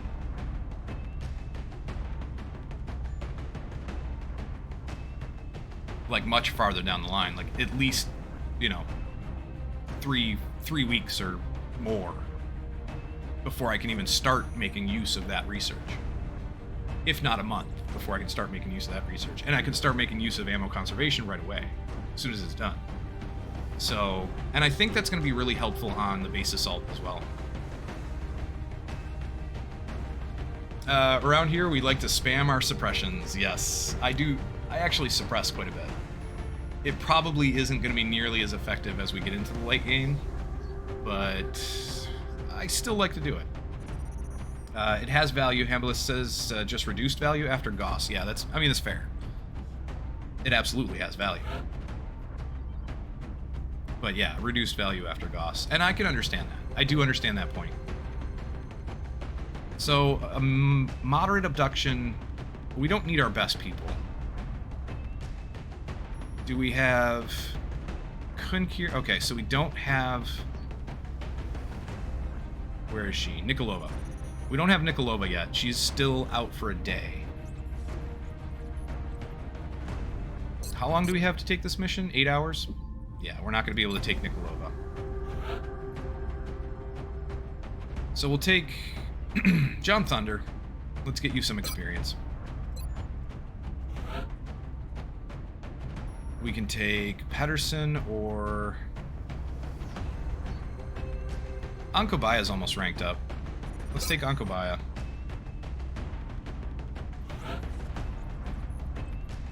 And Duarte. Who else? So this is a roadway. Roadway is definitely going to mean we are going to have a lot of low cover.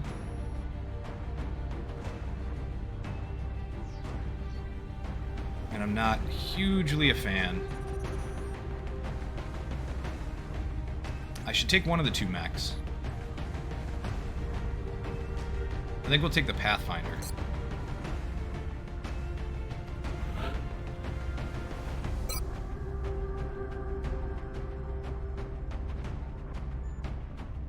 Although, is the Archer ready?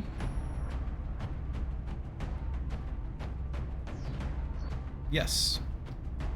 Zulu here. Let's take Zulu. Zulu's almost at a next rank. And who do we want for the officer? Infantry or medic? We've got Moore and we've got Sareva. How about...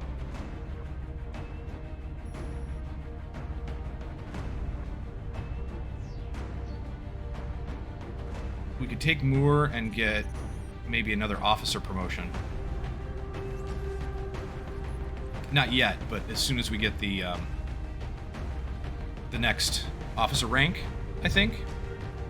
Yeah, I think we would have to do that.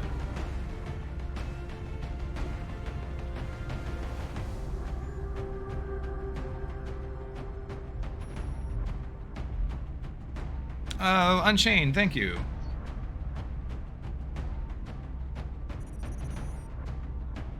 Thank you. I got the link. I'll check that out after stream.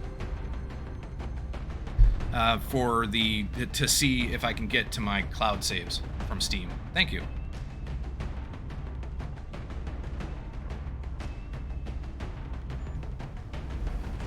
All right, let's try.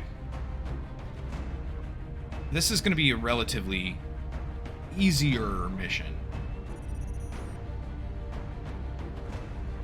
I think we'll bring more. Sareva may still end up being promoted further as an officer, but 49 will when Moore has 65. Yeah, I think Moore is in better shape. So, if that's the case, then let's take Gamid. Maybe we can make you a Master Sergeant. We'll take Moore as our officer.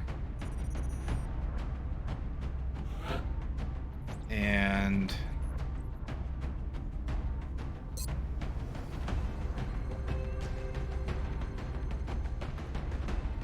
Hambless, I favor a 2-mech approach to the heavy missions.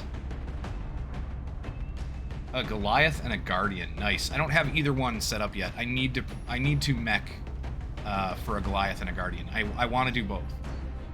This isn't that heavy. It's not. It's a moderate. It shouldn't be that bad. We've got a good infantry. Let's take a decent assault. And then last but not least,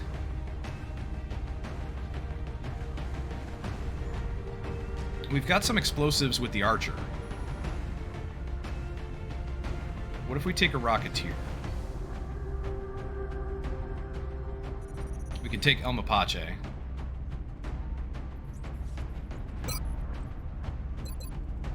So that's a possibility. Let's start getting people loaded out, and then I'll see what spots, what gaps I might need to fill in our capabilities.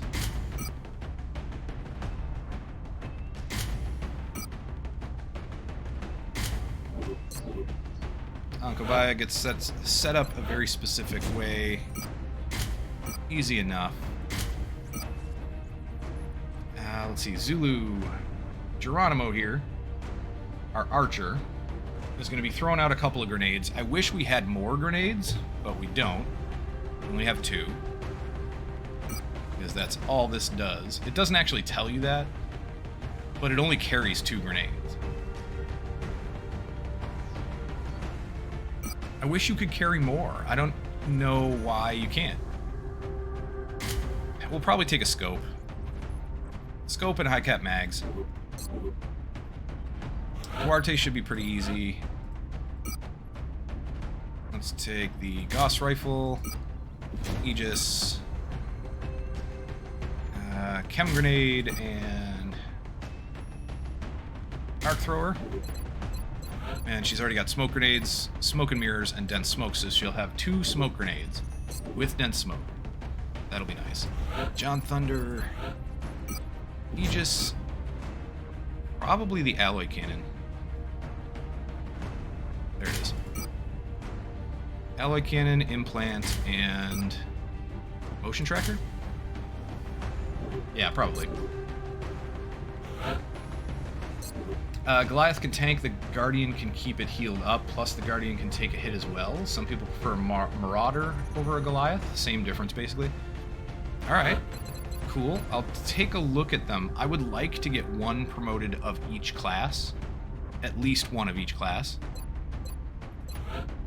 And I know that's a lot to ask for Long War, because that's kind of just putting a lot of resources into some stuff that you'll never use. Really, the problem is I want to figure them out. I want to use them and see how they work actually in-game, and not just look at the stats and the abilities and stuff on paper.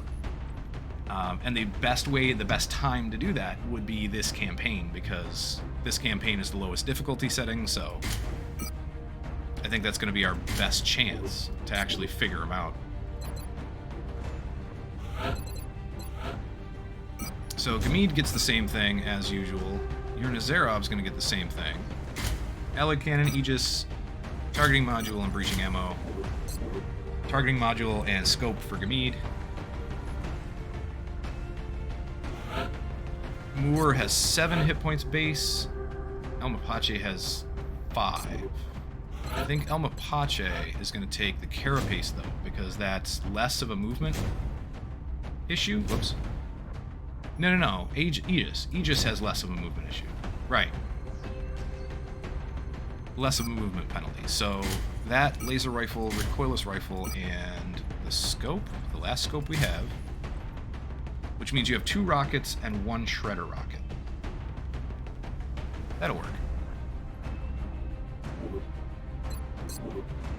And Martin Moore. You get the Carapace. You can have a Gauss rifle and a smoke grenade, probably. Just so we have an extra one. Because right now we only have 2 from Duarte. With this being a roadway, I'd like to have more smoke. But I think this is it. Everybody's got armor. Everyone has Gauss or better, except our Rocketeer. So I'm going to save it. Right there.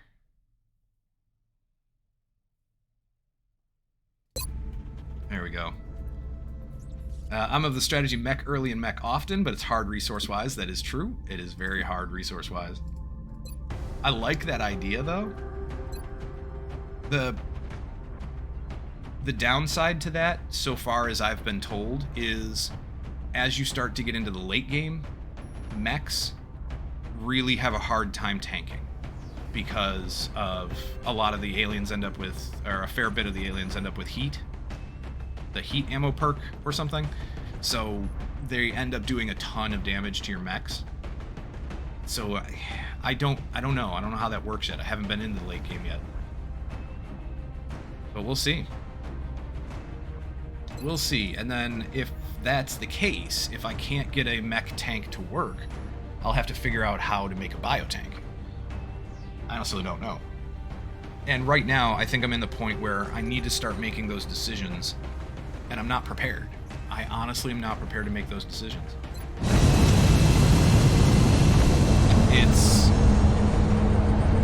It's such a difficult choice for me, because I don't know...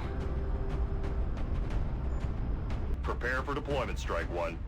I don't know enough about them either way to really make that decision. Argentina next. The threat there seems to be the most pressing. We're still picking up transmissions. I don't know if enough about how they work, in one of their major city centers. Or how effective they are. And the only way to find out is to play with it.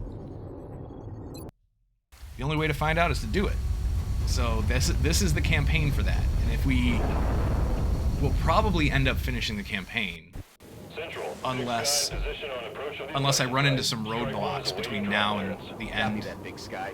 Strike One is cleared to engage hostile targets. I think we've overcome most of the roadblocks, most of the hurdles. So I don't know. I don't know if there are going to be any other things that we butt up against that just kind of kill the campaign.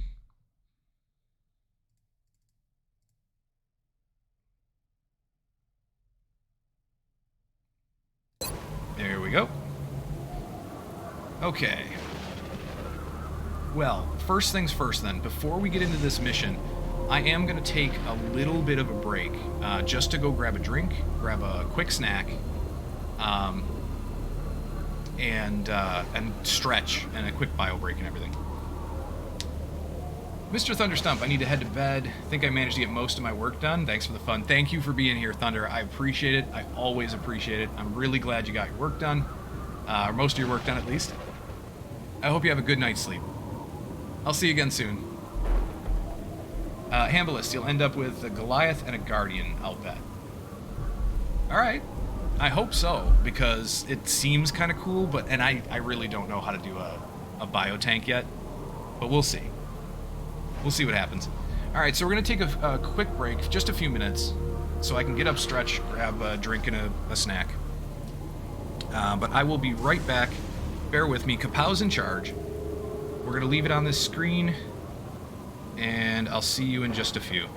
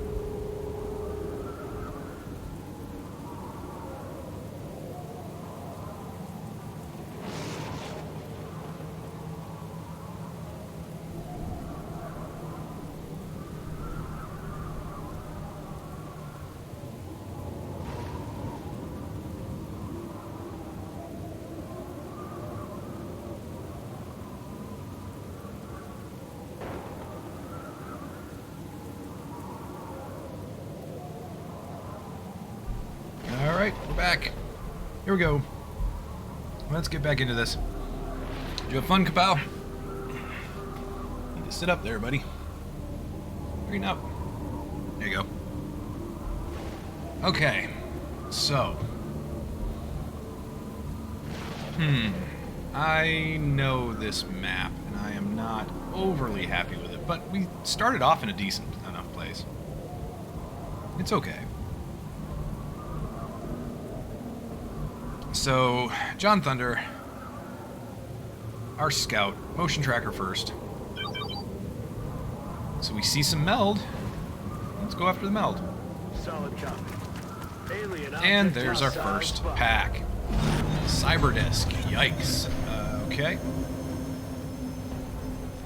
I'd rather have gotten set up for this, but that's alright.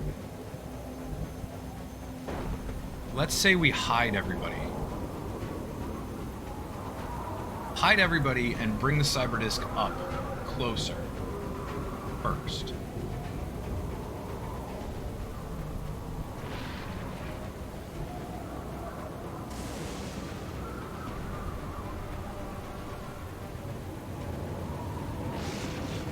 So we can fit... Come on, give me a good camera here. So we can fit 1, 2, 3 hiding. 4 if we take this side. Kind of hiding.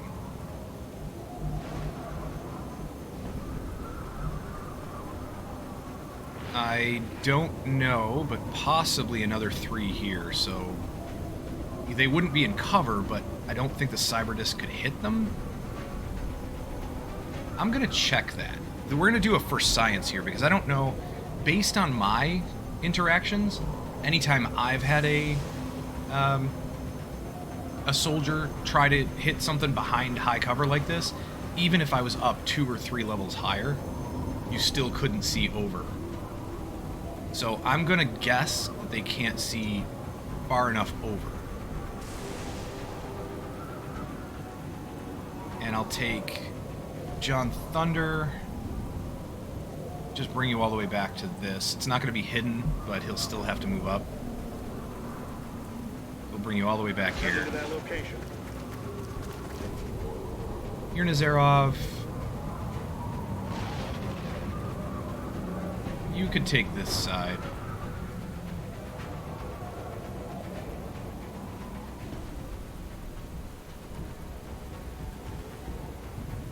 The mech is not going to be able to hide, so not really.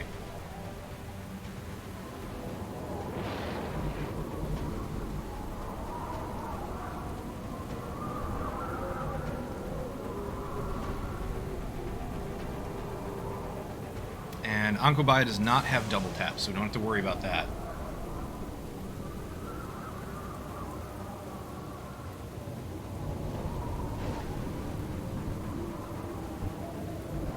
I'm on the move. Aye, aye.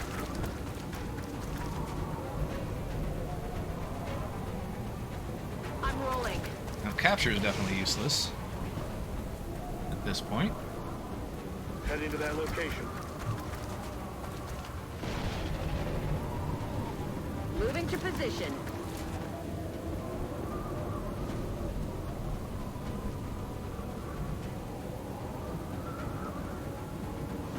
So if they can see your Nazarov I'm on it, Commander. at any point when they move up, then this experiment failed. Well, the experiment was a success, but the result was not what I wanted. Which is perfectly fine in science.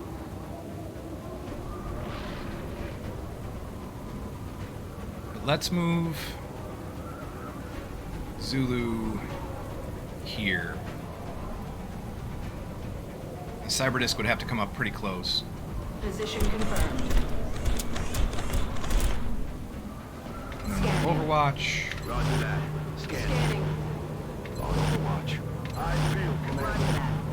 Scanning. And steady weapon here. I don't think we're going to get a rocket shot, but we can try.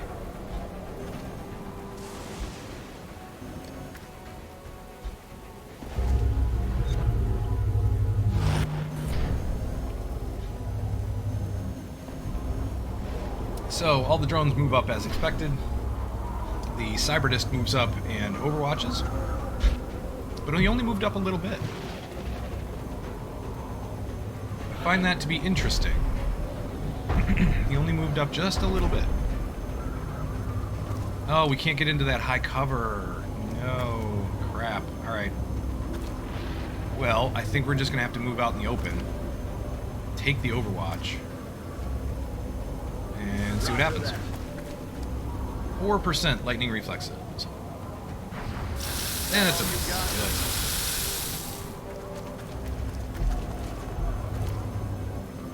How many drones are there total? 4 drones, so they're all right here. 1, 2, 3, 4. That's good.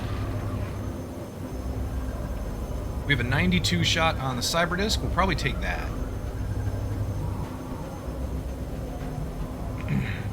Just move over with Ankobaya. And we've got everybody. El Mapache has a shot on the flying drone, but that's it. What about a rocket? We're all gonna die. You never know. I could put a rocket on, everybody, including my scout. Probably should have moved the scout last, but that's okay. We could put a rocket on these guys and get 2 drones and the cyber disc. I just don't know if I want to waste the rocket that early.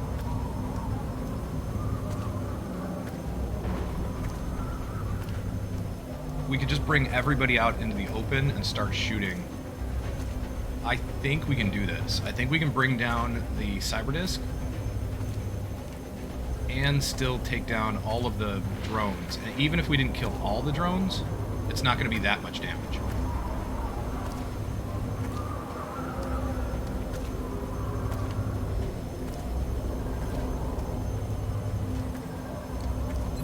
A grenade would maybe kill 3 drones. Possibly. Yeah, it's an 8 damage grenade from the archer. So I could probably kill 3 drones with it.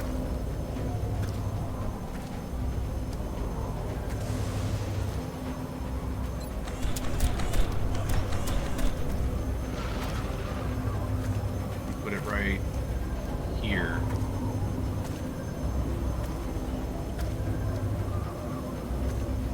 Otherwise, yeah, 1 drone and maybe the cyber disc.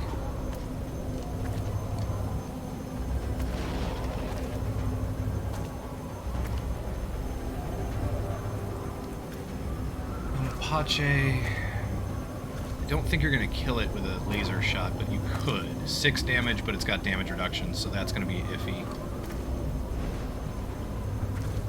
Urnazarov cannot get a free shot. Oh, this one's hard to figure out.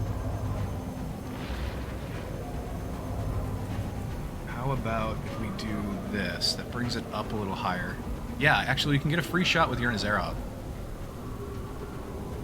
on the one next to the truck. Aye, aye, Commander. So, a free shot on the closest one. That should be a free shot anyway. If it screws that up and it's not... Here, I'm going to save it. Because this should be... It's within that range. It should be a free shot, but if he's up 1 level, which he is, it might not recognize it.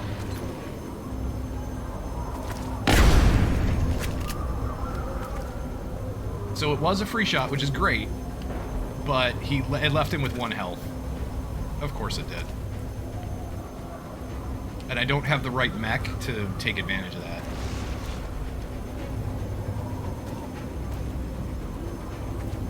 Son of a pup. Aye, aye, Commander. Yeah, we're gonna put everybody out in the open. Just to take some shots. Give it a try. On my way. I guess we can move up El Mapache and probably kill this guy.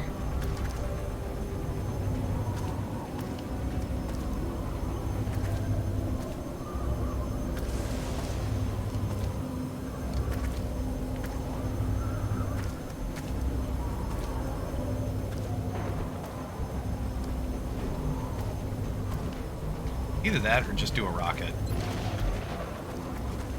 I'd kind of prefer not to, but it might be our best move here.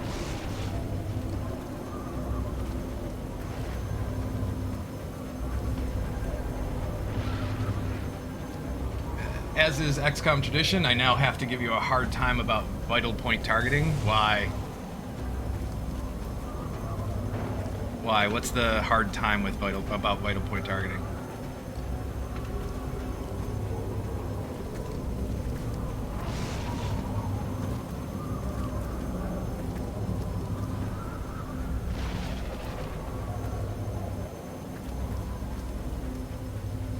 Missed a kill by 1 HP. So, while that is true, I don't know what abilities we have there. All right, I don't know where to put this rocket. I mean, I could do the shredder rocket, but it's not really what I want to do.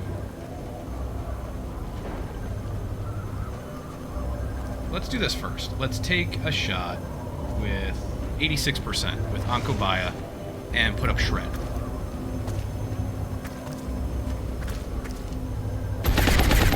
"12 crit with shredding." Nice. Very nice. So yeah, Yurnazarov has run and gun, executioner, aggression, close encounters. Bring him on.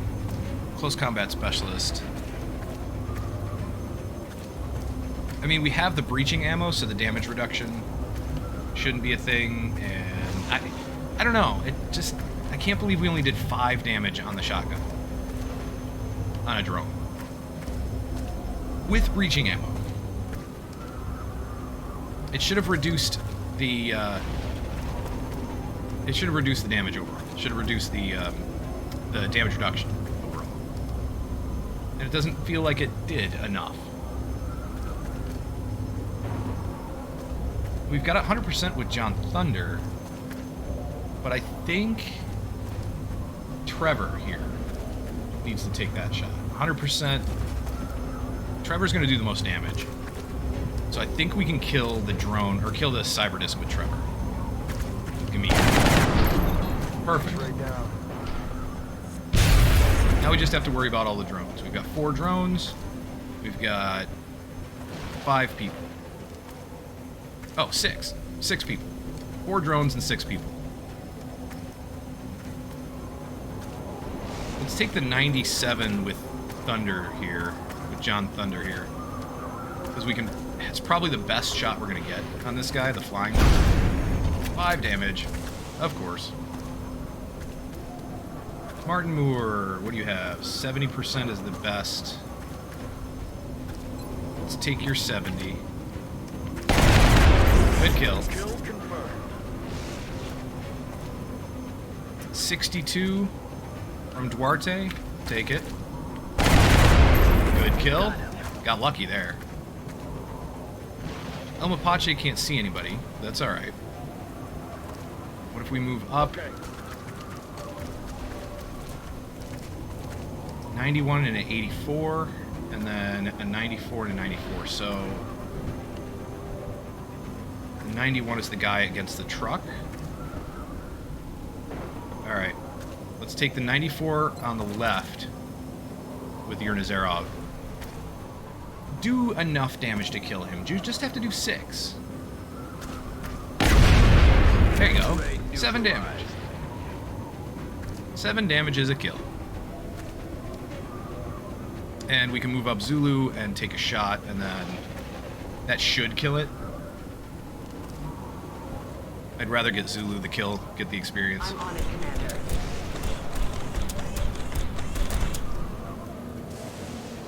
Come on, 87. There we go. Nice. 10 damage, that's a kill. Unit eliminated. Alright, Overwatch with El Mapache, and that was the entire group killed in 1 turn. Very nice.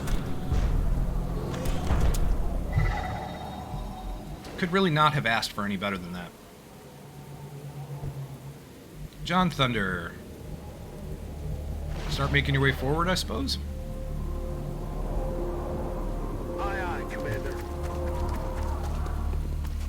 So we did not pull the next group yet. I'm going to use the motion tracker just in case. Still don't see anything. How about... You do not have concealment, do you? Yes, you do. But there's no high cover. Crap. Yeah, there's no high cover except the meld. Darn it.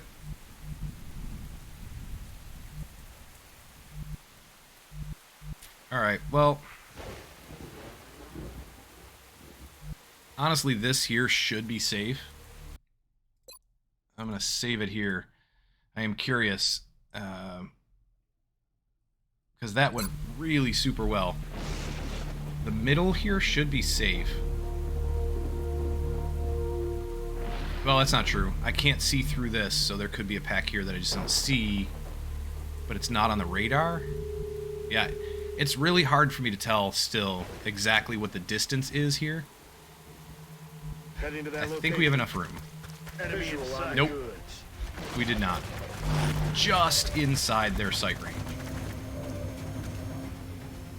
I wanted to move up so I could get some more meld. It's kind of the whole purpose of that. On the move. Well, I guess we just have to get everybody as close as possible.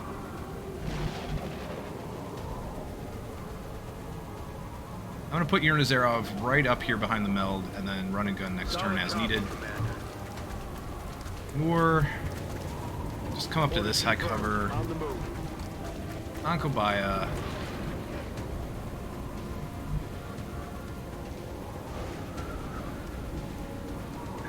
Yes, Up here. Duarte.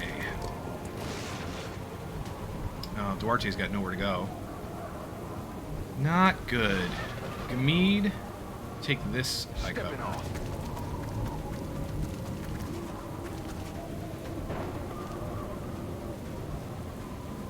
I really don't have any place for Duarte. I'm gonna go back here, I think. And then maybe I can move some people up next turn, or... Even that's not gonna work. Well, I don't think we're gonna capture anything, unfortunately. I'd love to capture a sectoid, sure, just because. But we can't capture drones, and we can't capture the mechtoid, so... Can't capture a cyber disc or the other drones in the first group. So bringing a capture engineer on this mission... Not really worth it.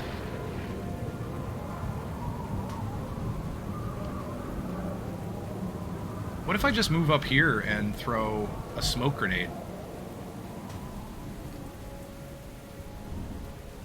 Moving.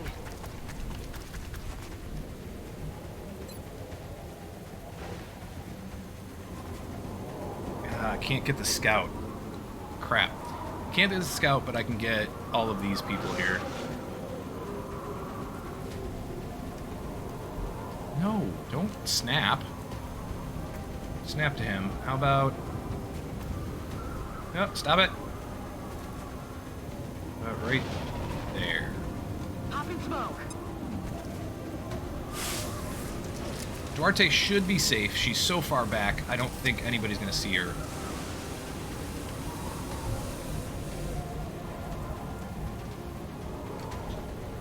I wish the back of this hadn't blown out.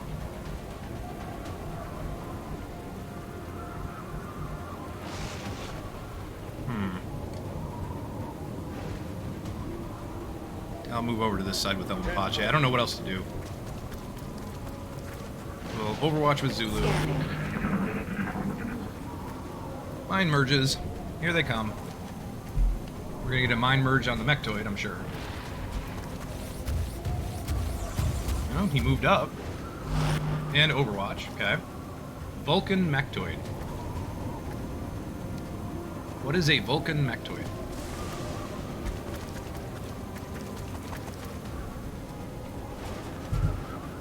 Panic on John Thunder, 49%. Really? Good, it failed. Panic failed. Here come the drones. Overwatch misses. Shot failed to connect. Incoming fire. And the shot missed. Okay. Yeah, F1 at Hamblist, that's what I'm gonna do. But first, I need to get rid of this Ghost 7. Get out of here with that crap. You are banned.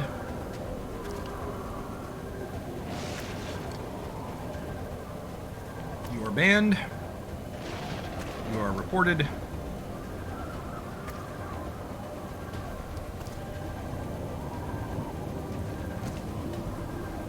Doing it on the tablet, so bear with me. It's taken just a moment.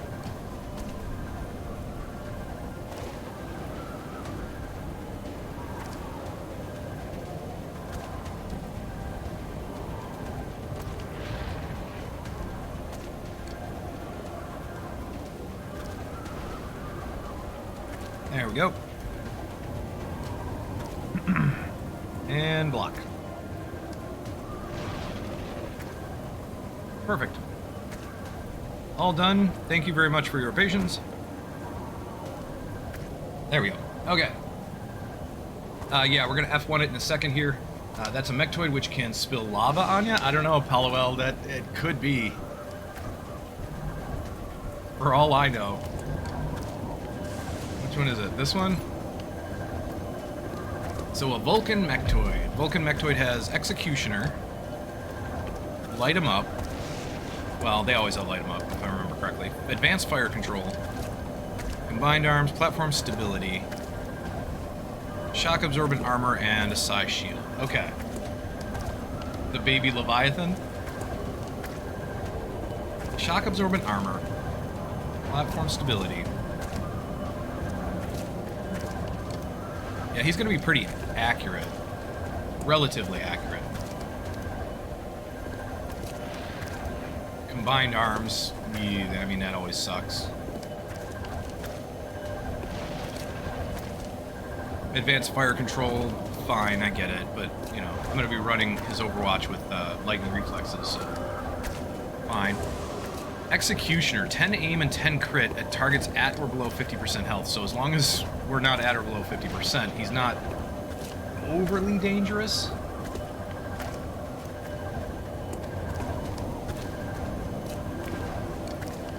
It's the platform stability with the 10 aim and 10 crit. As long as he doesn't move. Okay then. Let's grab the meld first and foremost before I forget. Got the goods. 6 meld. Where is the sectoid that's buffing the mech? Back here somewhere. He's that direction. I don't know if he's right here. I don't know if he's further back. But he is that direction. Okay. You know what would have been really good on this map? A sniper.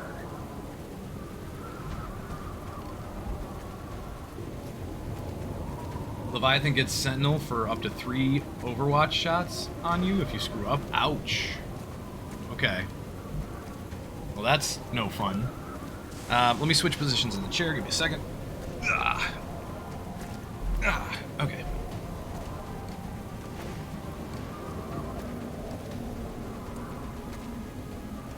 And what do we do?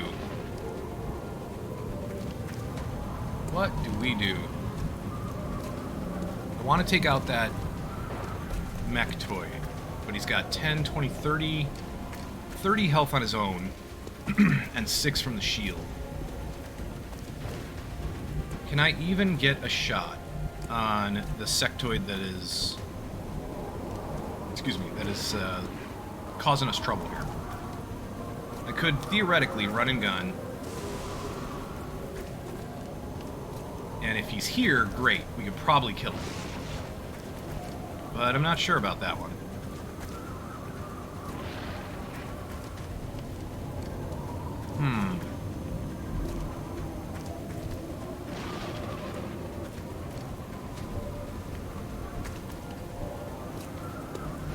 Let's run his Overwatch first.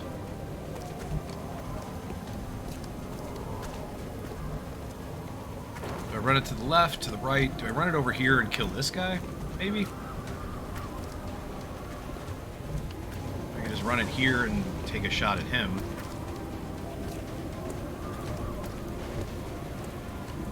Hambless, heading to bed. See you again soon, I hope. I hope so too. Thank you for being here, Hambless. Greatly appreciated.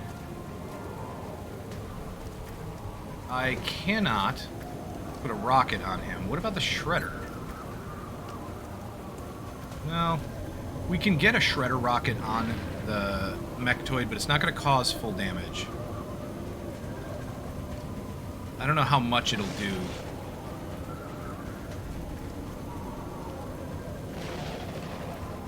And why is the... Oh, it's the height thing. Gotcha. I was gonna say, why is the drone only getting hit in certain spots? So if we put up a Shredder rocket right here, we'd get the Shredder effect on him. It would do some damage, but probably not a ton. The other option would be... try and put a Shredder rocket? No, not gonna work. Can't get one on that guy. So, I think, Rocketeer-wise, this is our best bet. Let's put a Shredder rocket right here. It can scatter 1.7 tiles. Ooh, that is way too close to our scout, though. Let's move the scout first.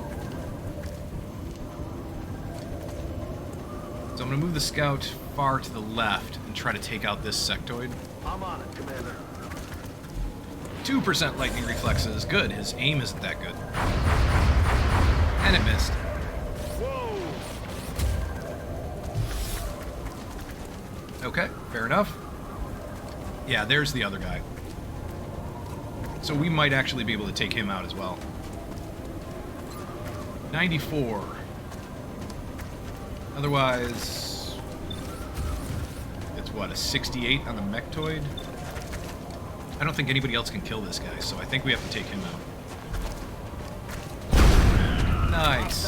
11 damage. And... Yurnazarov, run and gun.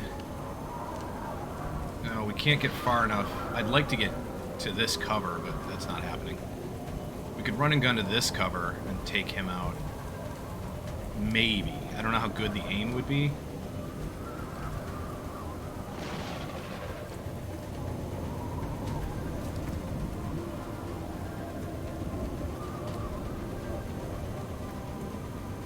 But if we did that, it would take off his shield, and then we could do some significant damage after that with everybody else. Martin Moore, Ankabaya would probably have to move up. Well, you got 86 from here, that's not bad. But you could move up and take the meld spot. And... yeah, Gamid doesn't have a shot from here, so we'd have to move Gamid up to where Ankabaya is. And then we would move Geronimo here. And either take a shot or a grenade.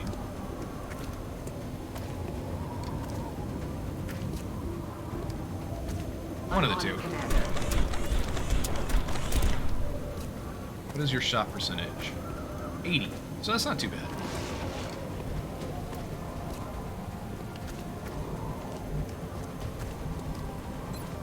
Run him down. Okay. I'm not a huge fan of doing this because of where it is, but...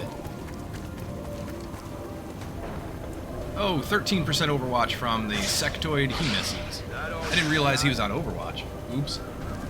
That was a huge mistake on my part. Fine. How about a 91? Kill him, please. He's down. Beautiful. So it also did 3 damage to the Mechtoid. Which means... Ankabaya, move up. Rolling. We could take an 86 or suppress. I think...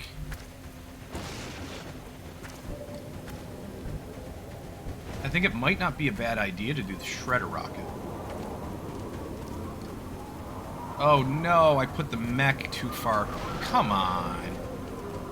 I put the mech forward and shouldn't have. I think I have to reload this because I did it in just the wrong order. Let's fire it first and see what happens.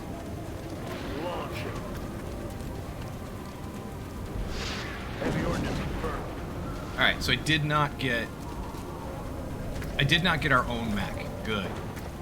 But we did get shredding up on both the drone and the mechtoid.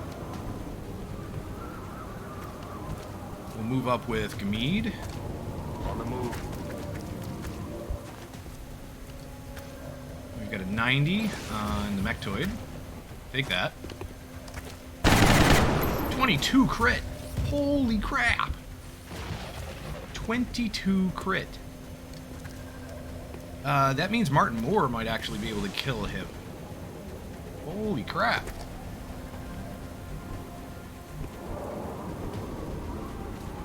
And that still leaves Duarte. Duarte can't do anything. Best I can do with Duarte is just dash to high cover. Alright. 71% from Martin Moore. Because otherwise it's a 46 on the drone. Yeah, take the 71. Nice, good kill. Is that going to blow up the car? I hope not. I feel, Commander. And he goes on to Overwatch automatically. Yeah, it didn't set the fire on the car, so... so our assault is in danger because he's only in low cover, and these guys could potentially try to flank him. I think it would be rough. I think it would be difficult to flank him. I don't think they're going to. But they can still take a decent shot. Zulu. Oh, Zulu. You could throw a grenade. No. No, we don't want to blow up the meld. But you could blow up their cover here. That's an interesting idea. Blow up their cover so that they don't move over. They stay where they are and have less accurate shots against our assault. That just means that we can't take advantage of that cover when we move.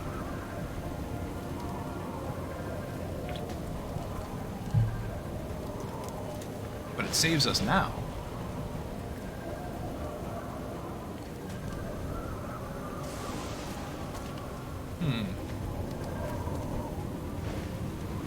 I honestly don't know. Ankobaya, I don't think I'm going to overwatch, or I don't think I'm going to suppress a drone. Let's try to shoot it. 61. Nice kill. Dead and gone. Good job, Ankobaya. I think we'll probably move up as far as I can with Duarte. In fact, I'm going to move you up so far that we're going to put you into no cover. Double time.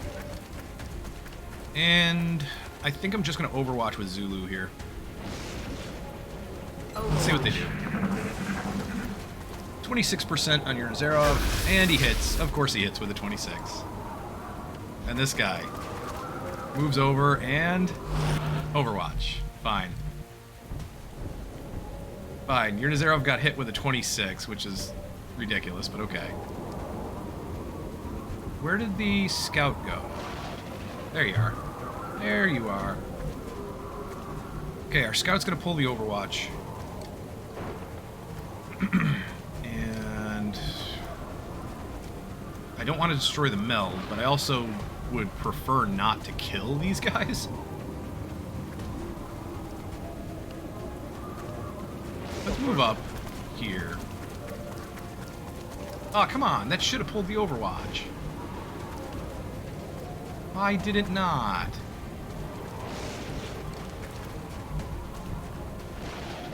Fine, you know what? I'm gonna move up to here. There we go. 4% lightning reflexes. Incoming fire.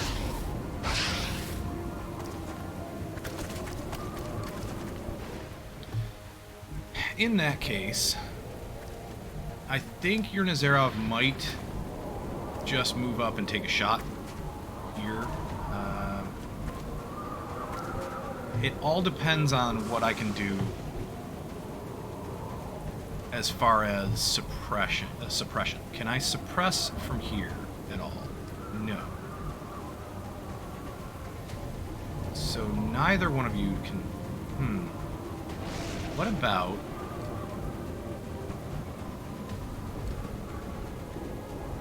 Can't suppress from there, unfortunately. Yeah, we're just shy of being able to suppress this guy. We're shy by what? 2 tiles? Yeah, look at that. 2 tiles, and then I'd be able to suppress him. Crap.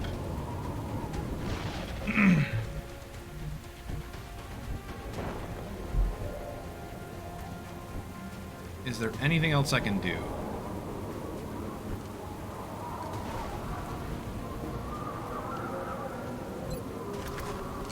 Chem grenade needs... what? 1, 2, 3, 4, 5, 6, 7, like 8, 9 tiles.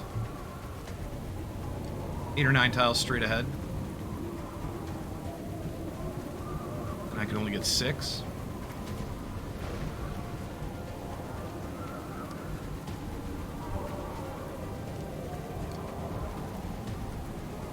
What if I move up just slightly and then use Zulu as high cover? Then move Duarte up behind you.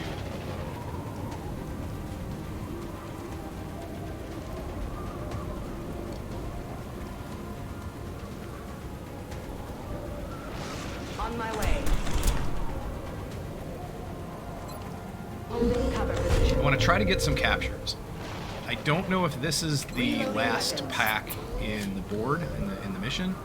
It might be. I feel like it's not. Because we've only killed 9 aliens so far. It's possible, but I don't know. I'm on the move.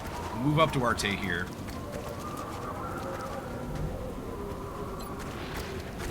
Yeah, we can't reach with a chem grenade yet. But next turn we should be able to. Ankobaya can move up and hunker. And then perhaps get a suppression next turn.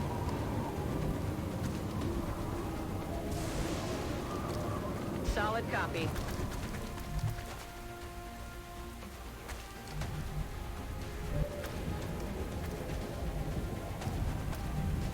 Your Nazarov can move over and just sit here for a little bit.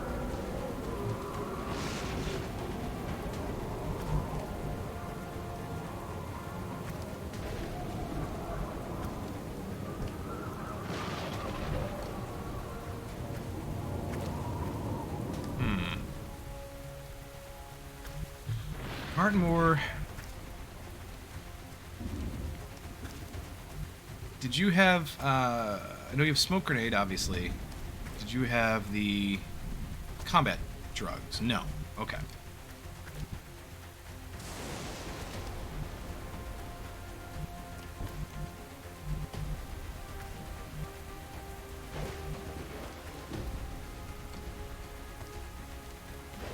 I'm gonna move Trevor Gamede all the way over to this side. I know it's low cover, but... Okay. C'est la vie. Your Nazarov reload. Duarte... Overwatch? Maybe we can keep him from moving.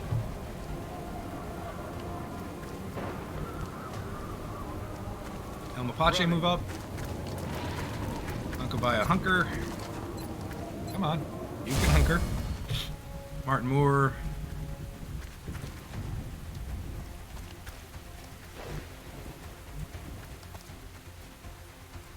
I might just smoke. Move up and smoke here.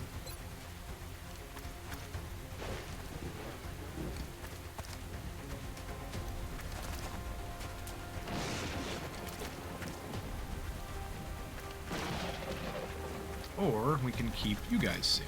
Well, one of the two of you anyway. Let's do that. Let's keep our assault safe here. Smoke.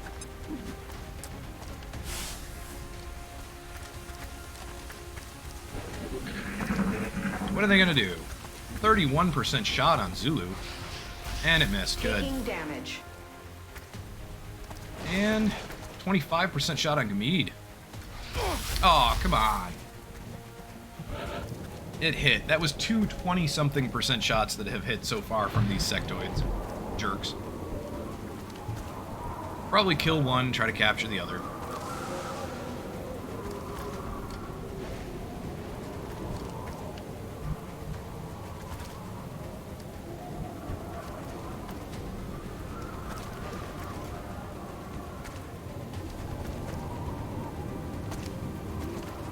So I can move up with Zulu, and then, again, move Duarte in behind.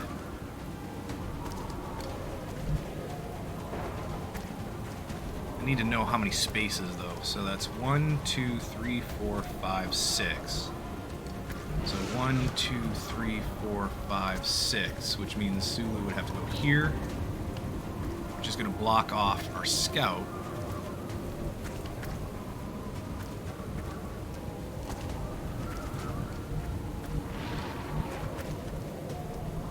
That should be fine.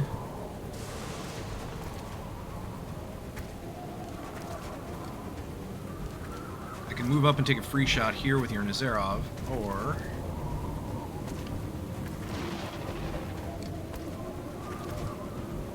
move up to here with John Thunder.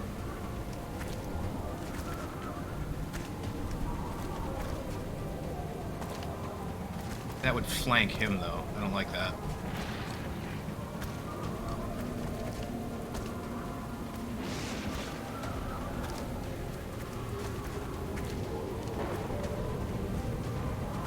What do you have? 53 from Gamid. Alright, let's move up John Thunder. Take a 55 here. No, that's a miss, but it put up hollow target. Damage. So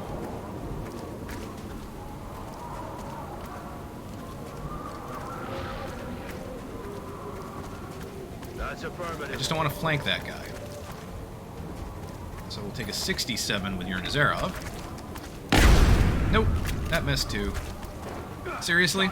You're gonna hit with 20s, 25s, and I'm gonna get screwed on 50s and 60s. 63. And that's a kill. Good. About to start keeping score. Finally. We're green Just to go. reload there.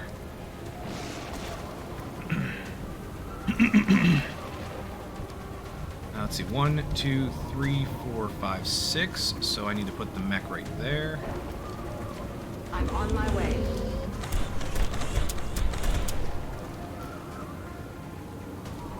Will one for all. Holding cover position. I'm on the move. Move up Duarte and Chem.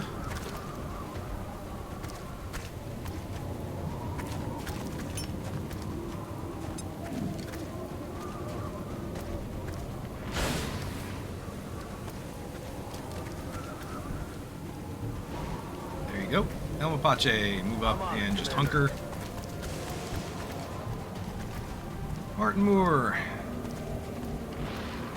How about you move up into the smoke? Because why not? Moving to designated coordinates.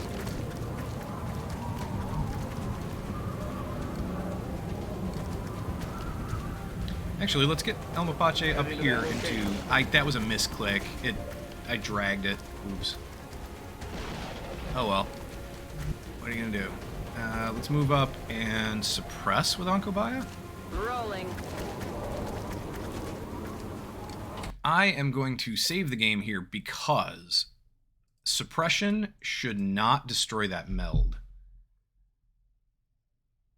And I have a bad feeling that it might. Ending that target.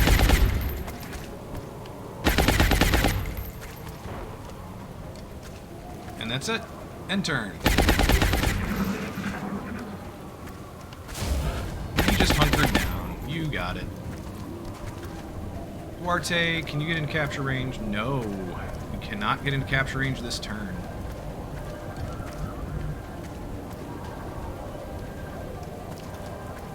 So, where can you go? Right here? Aye, aye, Commander. That's fine. Good enough. I'm on the move. Actually, I might have been able to get into capture range that turn if I had moved the mech first. Take cover here. That is a possibility.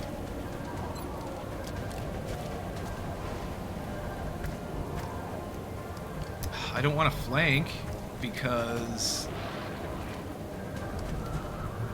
A, he's going to want to move, and B, it's going to be a crit.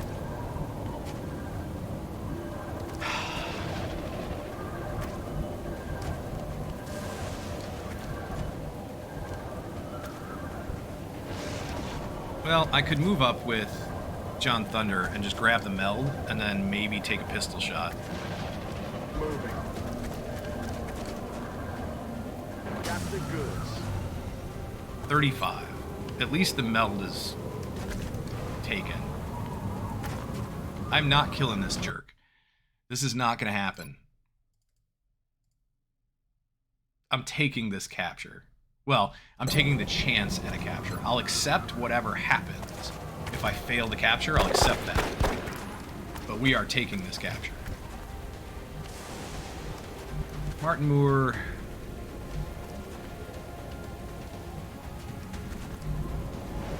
Just move up here. Will do. Heal up our assault.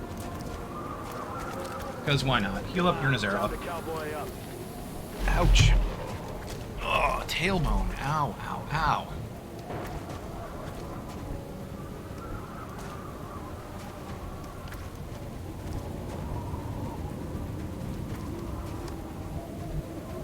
On the move. Let's suppress again. Why not? X-ray locked in. Draining ammo fast.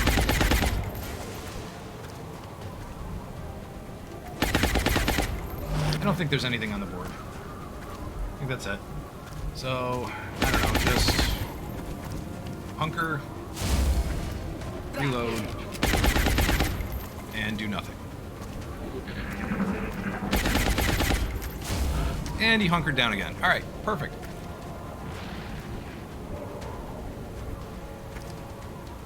This is our capture chance. So we move up. To that location. We try the capture. 57. 99. Got him. Everything by the numbers. Yay. And then I had a command ready to go for if that capture failed. We could try another capture. Yay.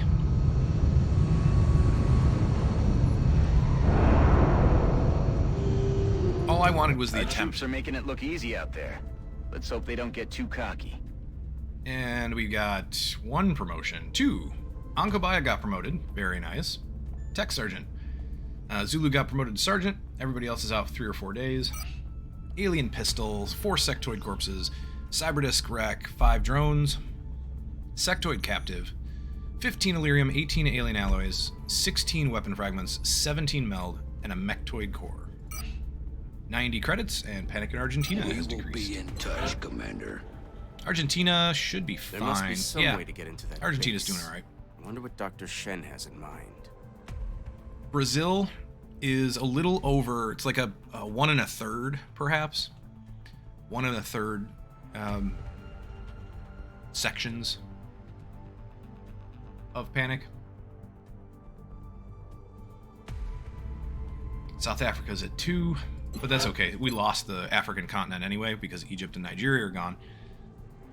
We can do a base assault sometime within the next month, perhaps. I really wanted to get the satellites up over Argentina and Brazil soon because 20% bonus from abductions is decent, plus a 10% bonus to research credits. We don't really need that. We've got a lot of the research interrogations done.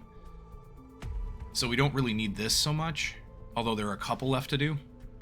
But power facilities, 30% less to build and maintain. That is going to be nice. It's not amazing, because we've already built the ones that we need. But it is going to be nice. 70 credits and 25 credits altogether for the power. Oh yeah, fission generator up here for 20 as well. So what, that's 95, 115? What's your status? Over. We're getting a lot of garbage on the line. You're not coming in clearly. 115 power so far. Yeah, we've got our block of 4 right up here. So fission, Illyrium, thermo, and thermo. I don't know if we're going to need any more power for the rest of the game. I honestly do not know. We have used 115 out of 137.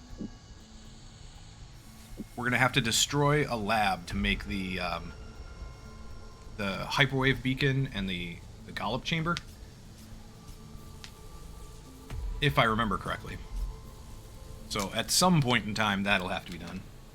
But most of our research will be done anyway by then, so that shouldn't be a big deal.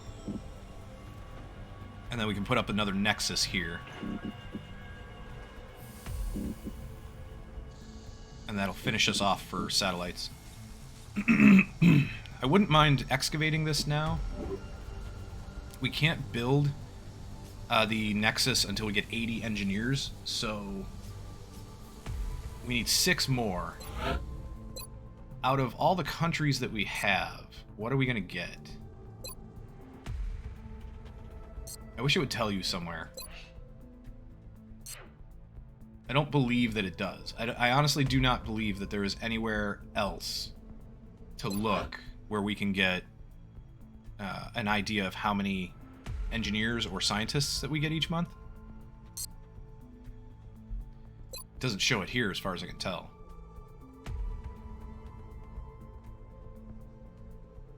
Nope. No, not that I can see. So we just have to add them up. Go to launch satellite. And we'll go to... Let's see, which is which? Germany has 1. That request directly with Dr. Valen. China's I'm not 2. sure she'll be very open to the idea. India's 3. Australia's 4. And then Mexico's 5. So we're 1 short. We are 1 short for next month. Now, theoretically, I could put up a satellite over Argentina, and that would get us the one that we need. And it would be nice to get us the 20% bonus from abductions and all of that. But we could also put one up over Egypt.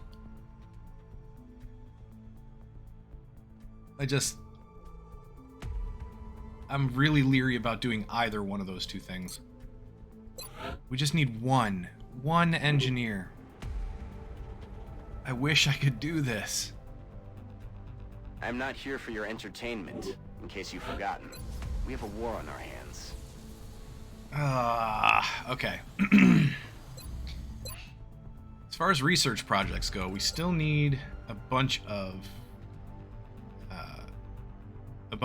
weapon fragments. 200 for each of those. Pulse lasers is 125. We need 10 more. Then we can do pulse lasers.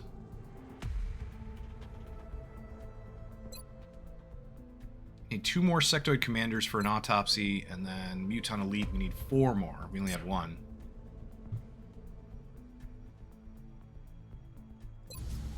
What about Foundry projects?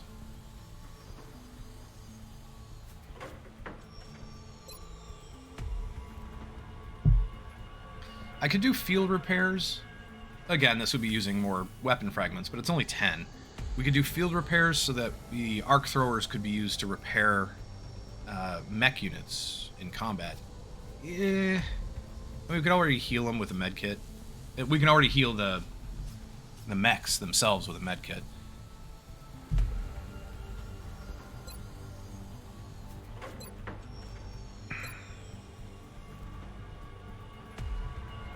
Jelly Delirium just increases the chance that you can panic enemies with the flamethrower.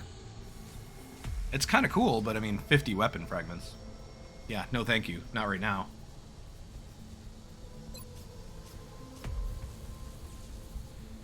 We could bring a Sentinel drone.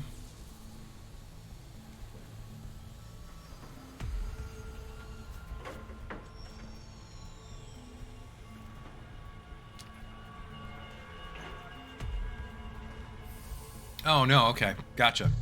So Sentinel drone is just a defensive module for the Shiv. Gotcha. Which I don't have any Shivs. Mechanized unit defenses.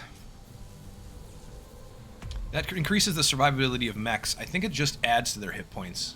I want to say it gives them like 4 hit points or something. I don't remember. But that's a possibility. Again, 25 weapon fragments though. We're trying to save those. Phoenix coil guns. We could do that right now. We definitely have to do the Super Sky Ranger soon. How long does this take? 9 days. I think I might get the money together right now to do that. It's getting to be that point. So let's get the money together to do that now. 150, right? There's 30.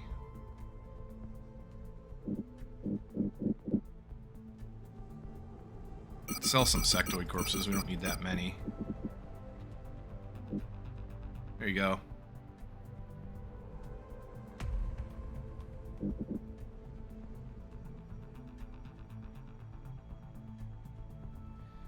Do I really want to do that?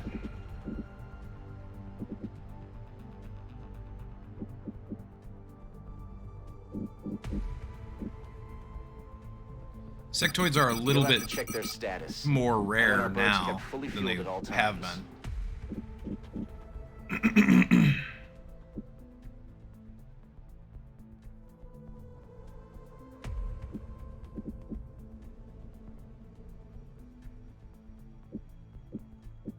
I could sell an alien pistol, but I really don't want to. We will get more. Uh-oh. Uh-oh. Oh, excuse me.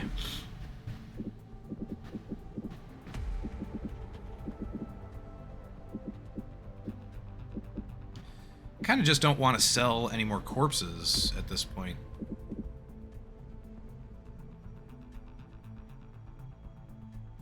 I don't need. I honestly don't know if we need that many mutant captives. Targets, but nothing that requires our attention just yet.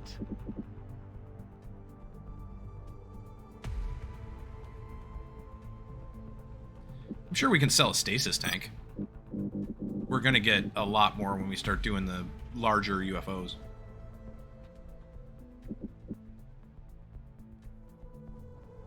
And then we only need 3.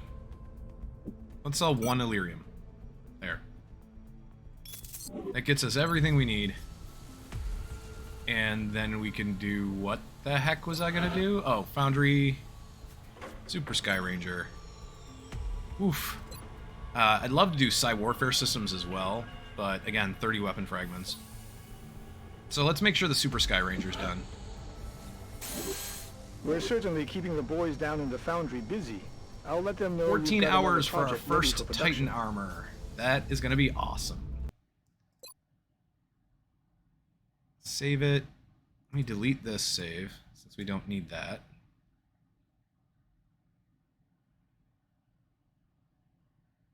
Probably delete this one too. And then just go back to this one.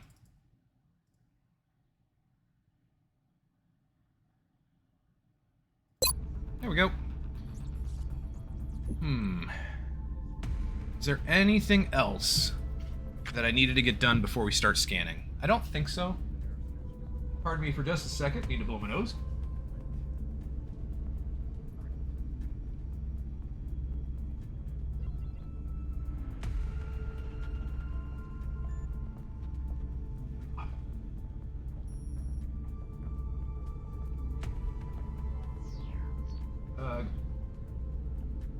Apologies. Sinus issues. Hooray for sinus issues.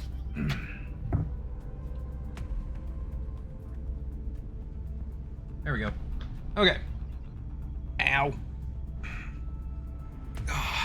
Posture check.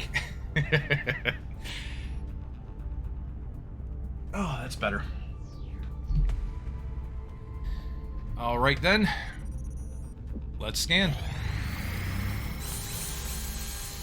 Yes, 18 alloys and 12 Illyrium back from our Titan armor here. Which is fantastic. I love Titan armor. That's going to be amazing. So our meld request expires in 4 hours. Fine. I don't care. We're not doing it. 21 meld for 157 credits. It's just not worth it. Muton corpses I'm still considering. 2 scientists, but we got 5 days.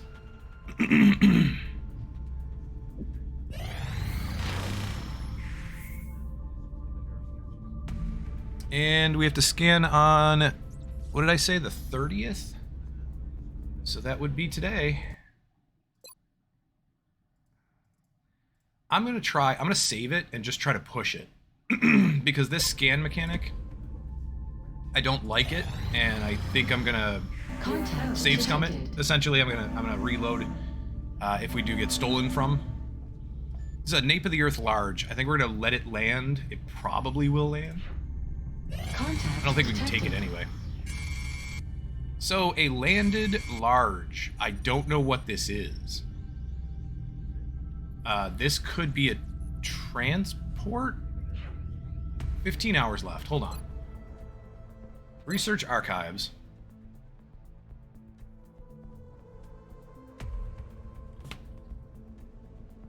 UFO analysis. No, we've already analyzed the transport. So it's not a transport, it's not a harvester. I don't know what this is. It's a large unidentified. So I'm not sure which UFO this is, but I want to try it. I want to try it just to get the experience. We may not be able to do this one. I don't know. And I might wait for the council report to scan for Exalt. I don't know. I don't know, but I'll save it here since it landed. In fact, I'll save it twice just because.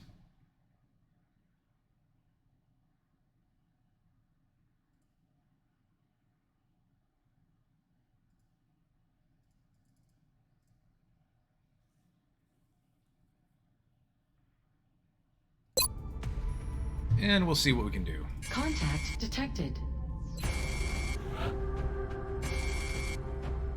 I am probably going to take the Jaeger Van Damme here. I might take Martinez as well. We'll take some of our best people just to try to get this thing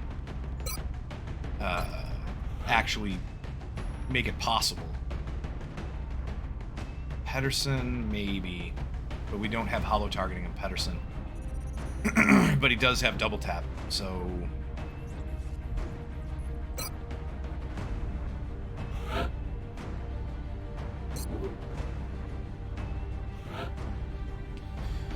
how about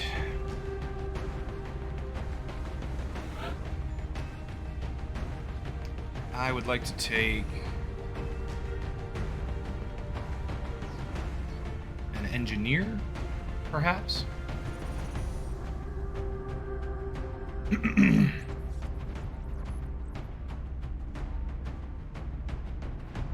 Maybe the Pathfinder as well.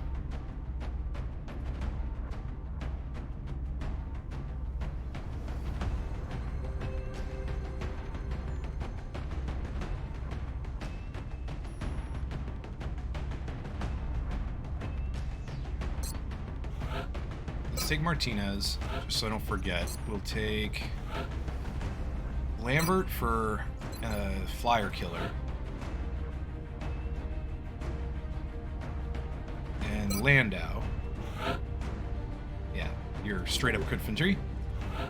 Then we'll take our best assault here. Probably use Skedaddle.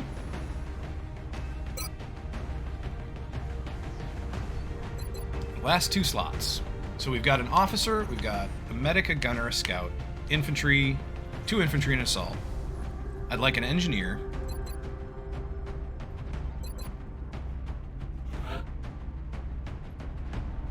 So perhaps antimatter here?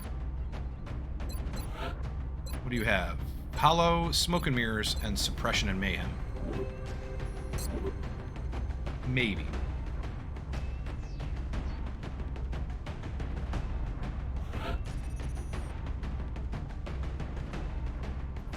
And then maybe the Pathfinder.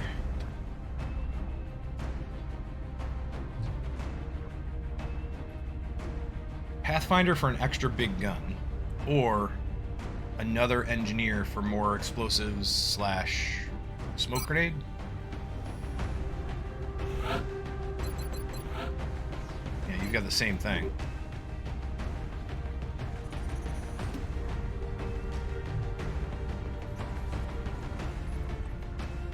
That coupled with alien grenades would destroy some cover. I don't really want to destroy a ton of cover, but if we need to, and we might not be able to, but if we need to, or need to try at least,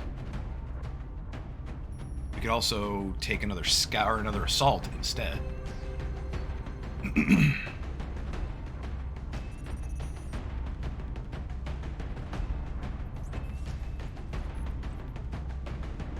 Or we could take a Rocketeer.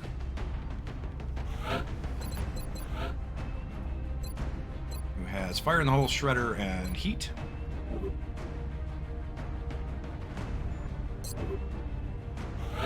With an 80 aim, so not horrible.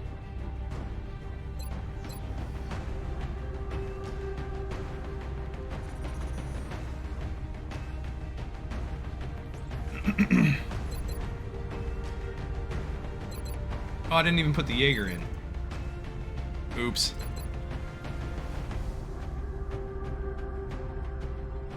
Well, we'll probably take the Jaeger instead of the 2nd Infantry.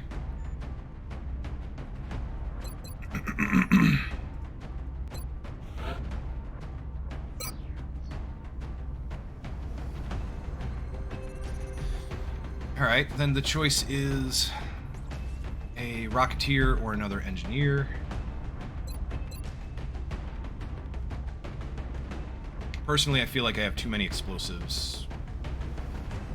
I would love an Engineer with, like, smoke and mirrors, smoke grenade, and dense smoke, but those are really all of our capture engineers, are that.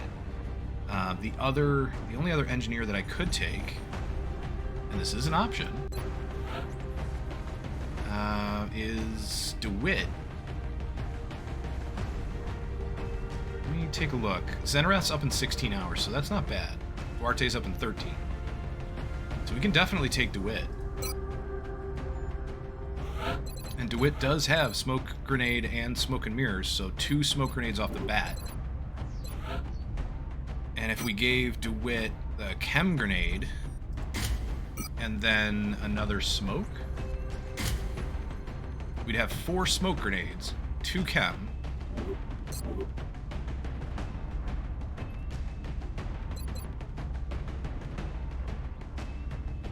we'd have enough explosives with our Rocketeer for my liking.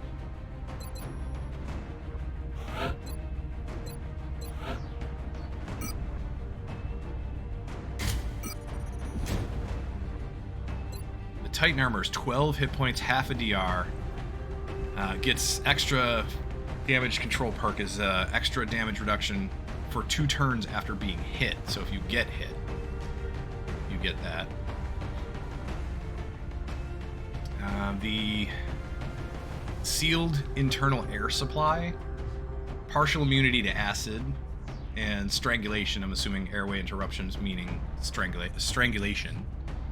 So immunity to that, and then flame resistance, so you can walk through fire.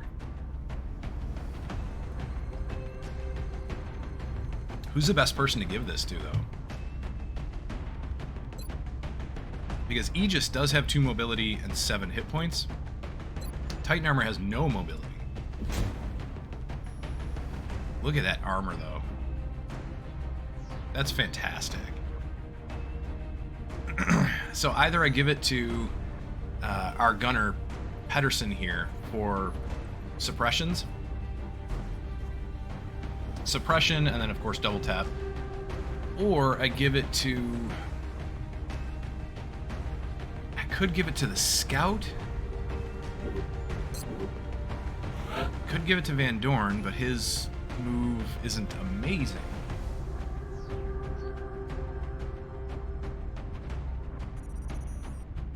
And that way he can run Overwatches, you know, more safely, at least. Or I could give it to the Assault. Those are the only 3 that I would really look at.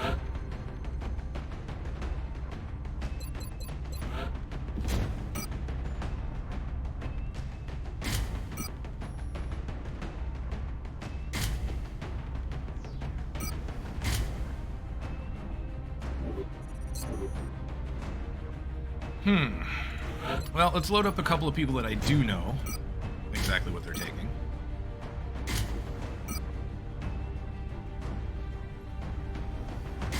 Although I may not take the flamethrower with Van Damme, I might actually take the grenade launcher. It's not going to be great damage.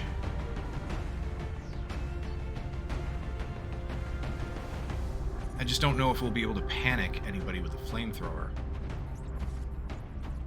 No, you know what? I'm going to take it anyway. I'm going to take the flamethrower just because it's possible. We could run into a situation where we might be able to panic a Muton or something. I wish we had the Mech 2, though. In fact, with the Mech 2, I think I could just take both. So, there we go.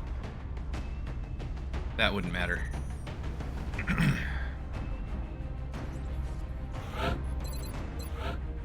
Lambert, you're pretty easy. Targeting module and scope.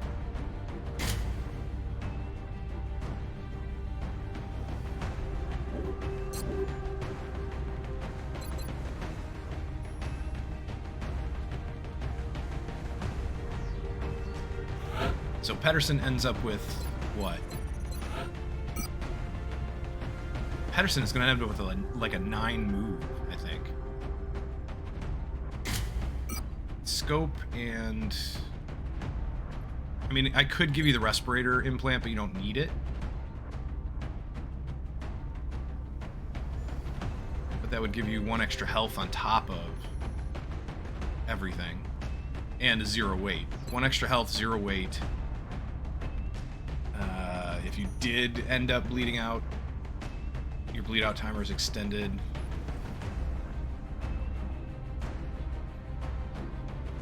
But you get the same benefits as the Titan armor as far as strangle and acid.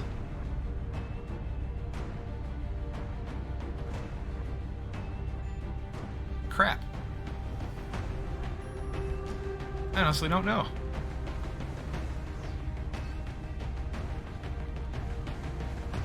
I could take a med kit, I could take high cap mags. It's just, I don't want to go down to 9 move. 9 move is so bad. It's so bad. I just wish that move was higher.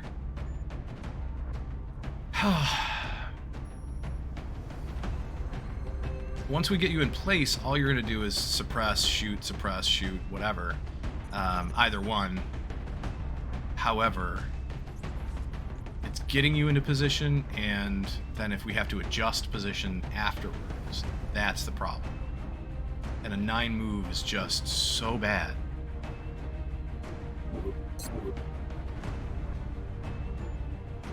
I might give it to Van Dorn.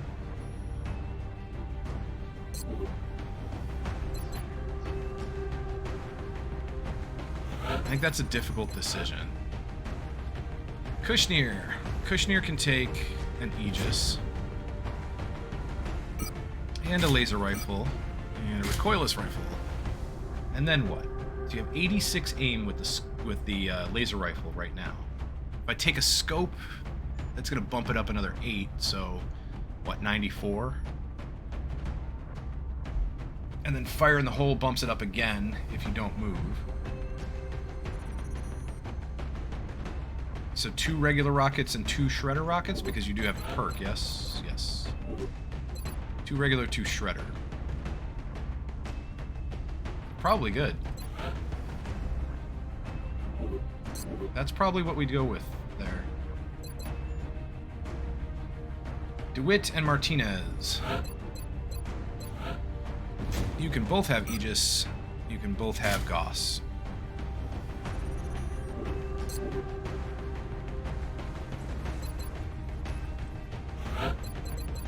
I need to start using laser pistols. I keep forgetting.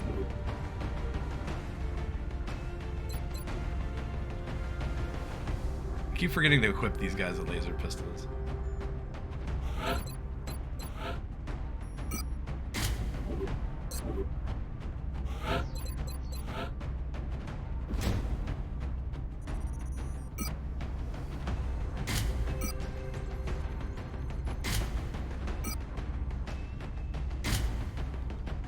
See, I like this move. 14 plus 1.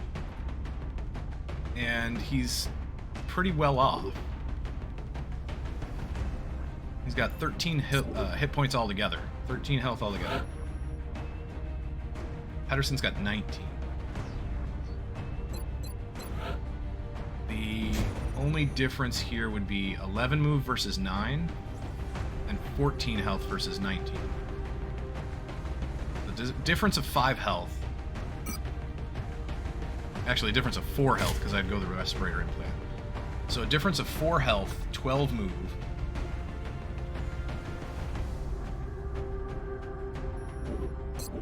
And if we put the Titan on the Scout, you'd be down to 13. We could take the respirator implant and change it for something else. Then you'd be down to, what, 12 move?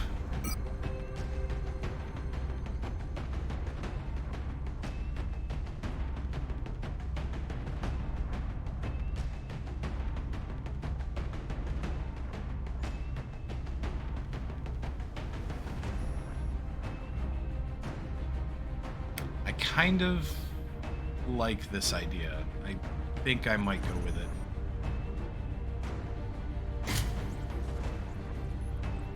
Take a flashbang, just in case I can't get into range. Laser pistol. So 12 moves, 17 health.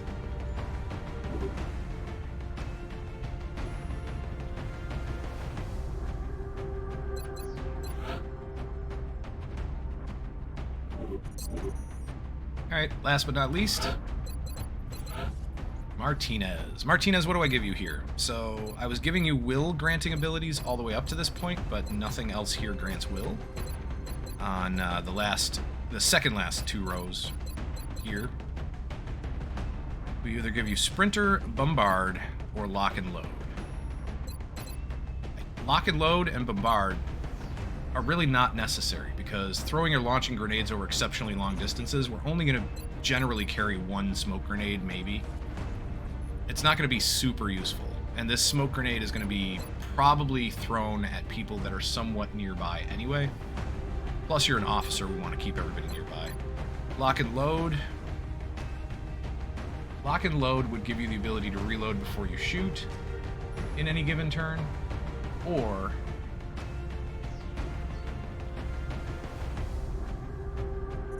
it gives you 1 extra ammo.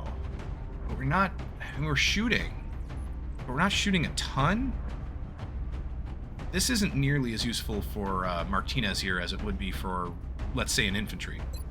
I think Sprinter's the way to go here. Sprinter, so that we can get to where we need to be for command, or to get in range for the will, the officer's will, Yeah, I think Sprinter's the way to go on this one. And then maybe extra conditioning. Packmaster might be nice.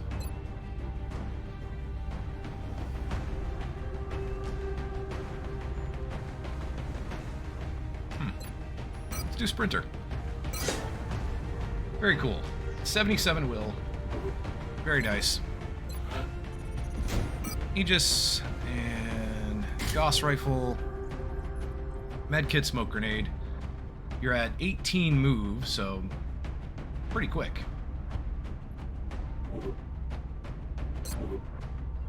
Pretty quick medic. This might be the squad that I take. We've got a motion tracker, we've got a couple of battle scanners. We've got 2 chem grenades, 4 smoke. 1 smoke here. So that's what, 5 smoke grenades altogether?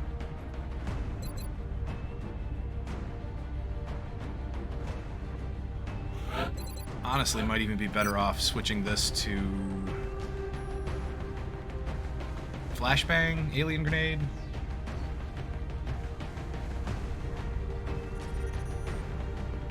I could try an arc thrower capture, but not on a mission like this, I don't think. It's not worth it. Perhaps a flashbang?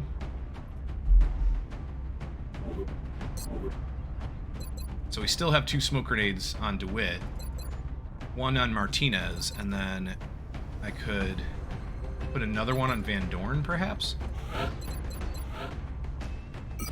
Instead of the flashbang?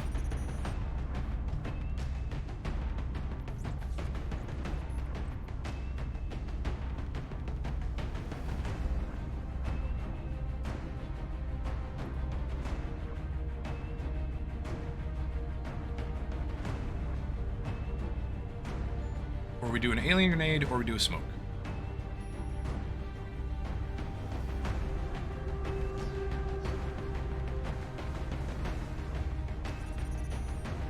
Or even a med kit. Just in case. Especially with the mech in the mission. 2 med kits here, 1 med kit here.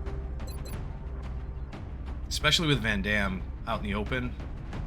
We might need to heal him up quite a bit. But that only leaves us with 3 smoke grenades.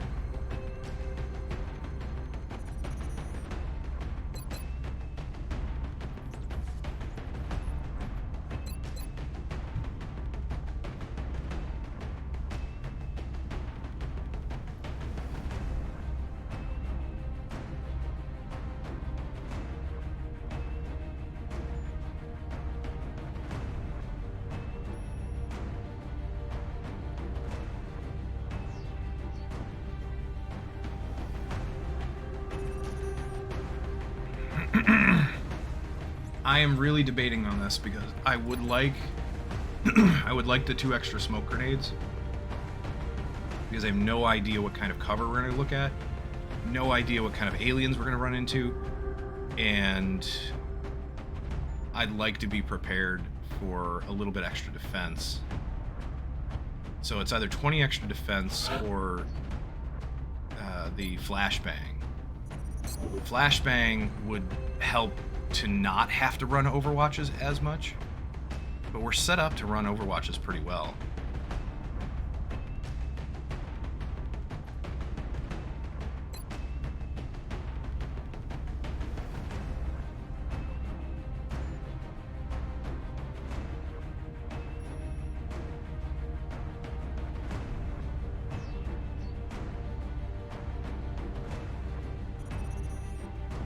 And of course, it's not going to be effective against any kind of mech.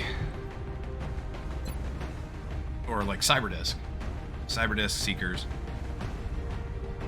Alright, I'm going to back out and save it.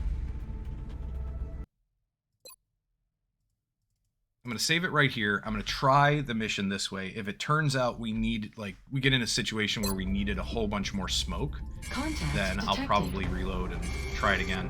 I want to try to do well on this mission and figure out how to do well on this mission. I don't know if it's possible. With the tech that we have right now, I honestly don't know if this is feasible. This large landed Touching UFO. down. We're going to be putting down in Mexico for this mission. The launch mission button came up right away.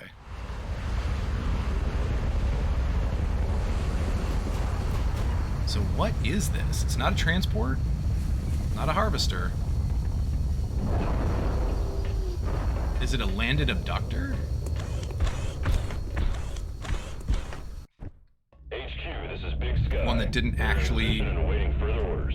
Roger that, Big Sky. Strike one. You're result green in to an deploy. abduction mission? Approach with extreme caution. Current enemy status at the site is unknown. I truly don't know. And even looking at it now, I still don't know. I recognize this room, but I still don't know what type of UFO it is.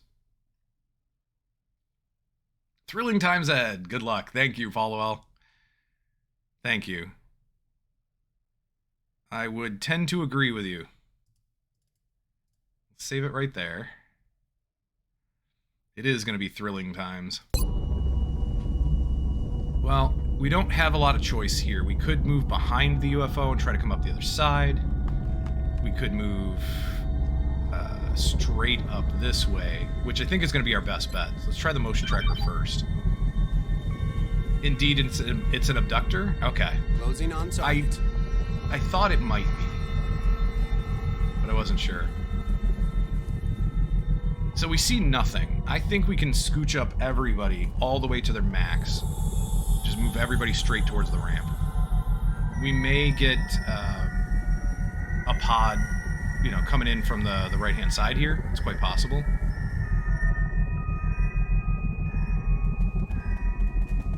And in that case, I think I'm going to move Van Dorn up this way. Affirmative. There. What is this, though? Hold on. Van Dorn, what is this? Damage control. Oh, okay. That was a new symbol on his line. That makes sense. So I'm assuming this ×0, this X0, is probably a countdown. If you get hit, it'll count down the turns that you have your extra damage reduction. Maybe. If so, that's nice. I'm on it, Commander. Aye, aye, Commander. Let's blue move everybody, and then we'll figure it out from there. Wit, go this way. No, actually, fair enough. Some of you people are getting in the way, so we need to move over. On the move.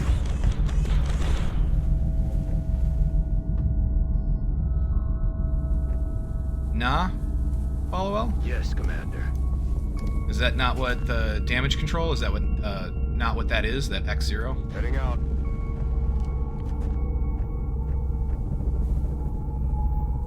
DeWitt, That's move up here. Martinez.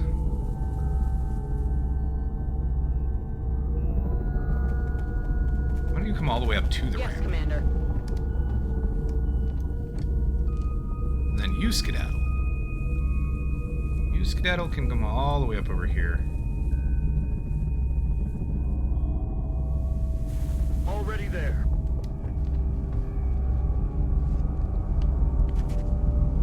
Already there. There we go. Alright, that counter should be the number of HP he can recover after losing.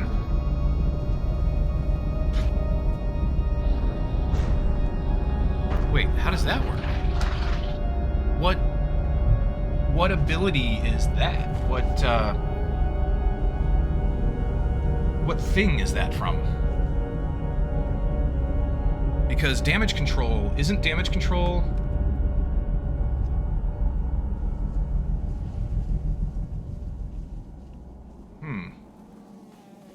I thought damage control was just when you get hit, you get 1.5 extra damage reduction for the next 2 turns.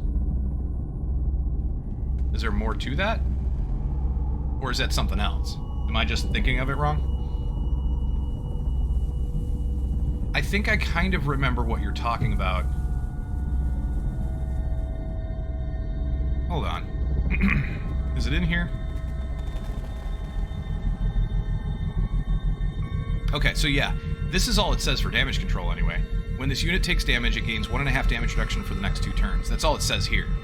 I don't know if there's anything else, or if it's a hidden part of damage control that's just not shown here, or if it's part of anything else that he has.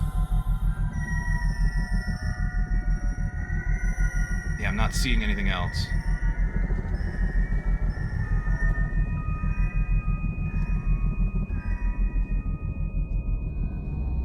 Note, if you lose HP before it recovers back to 0, you lose half of it? Okay.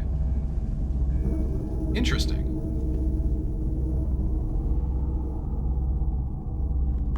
Check if this is right, for I might be thinking of LWR. Gotcha. So, in Long War, this is what damage control says, at least in the description for the soldier. But let me take a real quick look at the UFOpedia. Let's see what the UFOpedia says. That would be... Let's take a look at armor page. And then Titan armor. There we go. Damage control perk. Damage control is just when the unit takes damage, all further damage will be reduced by 1 or 2 points for the next 2 turns. Yeah, it doesn't say anything else about recovering hit points. I think that's all it is. I'm pretty sure that's all it is. You just get reduced damage by 1 or 2 points for the next 2 turns. So I'm thinking that X0 is probably the turn counter. Because you can't recover those hit points. I mean, you can heal them as normal, but there's nothing special about recovering those hit points, at least as far as it says. That what you're talking about, though, does sound really familiar. I don't know what that is.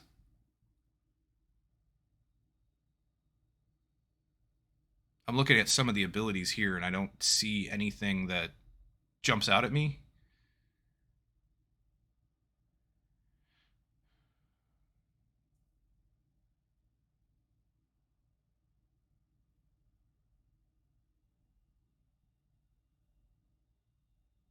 Oh, repair servos. Repair servos repairs up to 50% of damage taken, max 2 per turn. The value on the icon represents the repairs remaining at 2 hit points per turn. Additional damage taken before repairs are complete reduces how much can be repaired from prior hits by 50%. So, repair servos, yeah. Yeah, that's the one I'm looking at right now. It's a gear with a plus in the middle of it.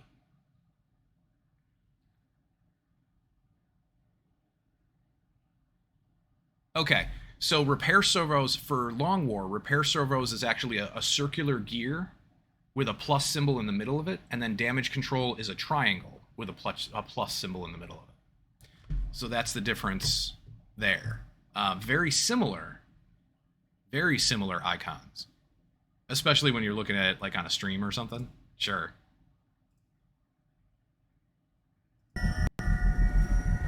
Yeah, it would be, this is probably really hard to see that it's a triangle here, but that would be a gear if it was repair servos.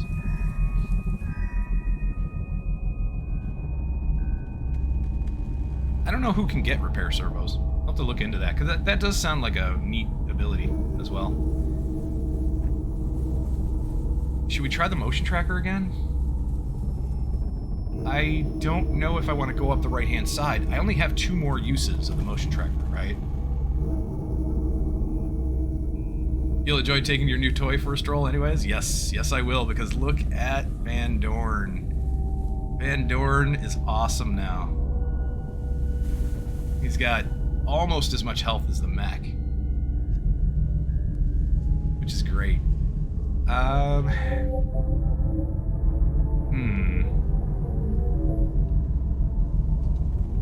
I can move up to the corner and just check a little further, but it's only going to be, what, 1, 2, 3, 4, 5, 6 tiles-ish further in. There's probably a patrol out here somewhere. Do I want to wait for it? Or do I want to go into the UFO?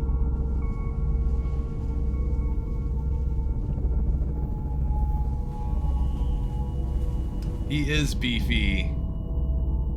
I like that. That emote is cool. What if we move straight up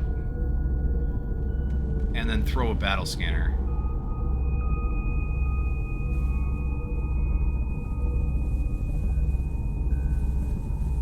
I'm not worried about like meld or anything else. I want to just do as well as we can with this UFO. So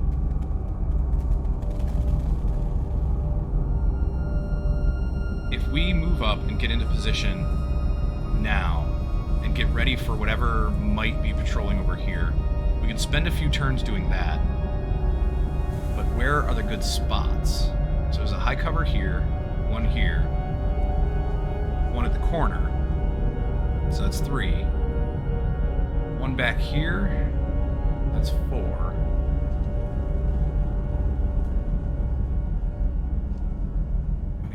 One back here, but there's too much of a distance. You're not going to see anything, most likely. So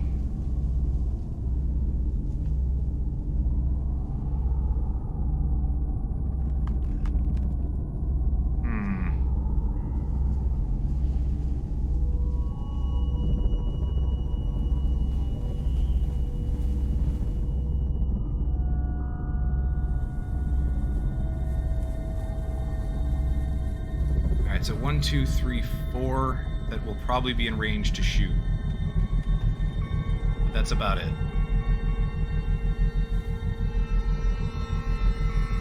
Alright, Van Doren, why don't you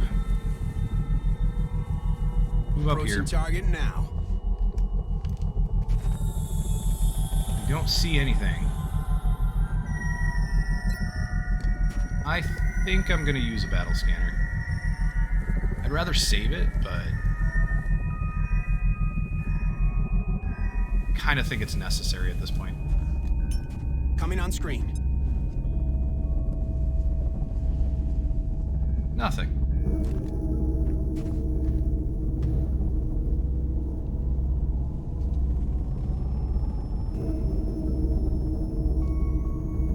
Well, we could just make our way down the side of the UFO and then up the back.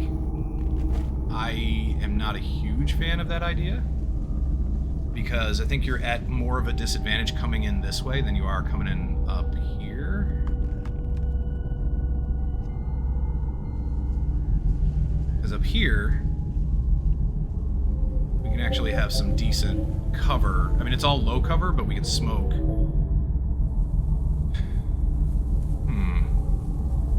Alright, doesn't seem to be a patrol on this side unless it's way behind the UFO. Let's go in. Let's make our way in.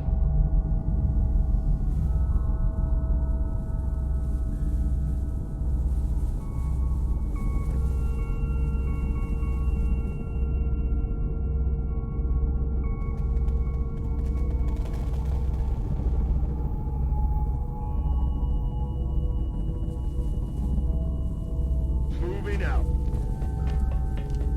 Where is my gunner? Pedersen. Pedersen, get up here. Solid copy, Commander. Van Dam. Actually, let's do Lambert first. Oh, we can't make it to the corner. Oh well. Moving to designated coordinates. That's fine. Heading out. Already there.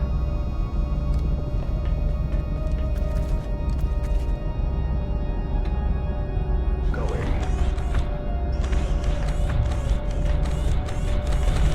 Running. Run. I've got my On Overwatch. They were just behind the UFO. Here comes a mechtoid and his sectoids. Alright then, we might have to just move back over. I think they're gonna come this way. I think they're gonna come for us. So let's get out of here. Running.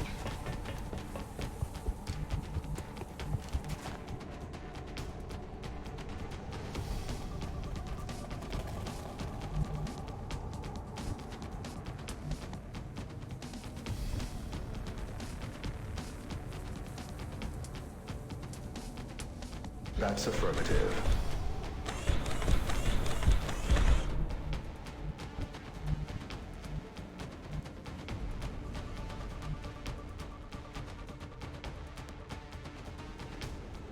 I want to get Lambert probably over to that tree. Moving on target location. And we'll get Pedersen to this one. Understood. Moving out. DeWitt. You're really going to be less important, I think, DeWitt. Martinez.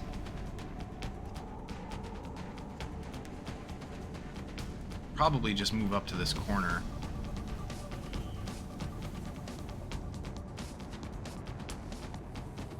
On the move. You skedaddle here. And DeWitt. DeWitt.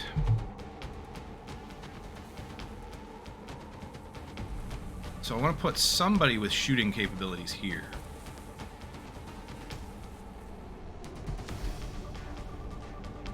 All that careful planning to each step ahead just to see it doesn't aliens swarm your position regardless. Yep, such a treat.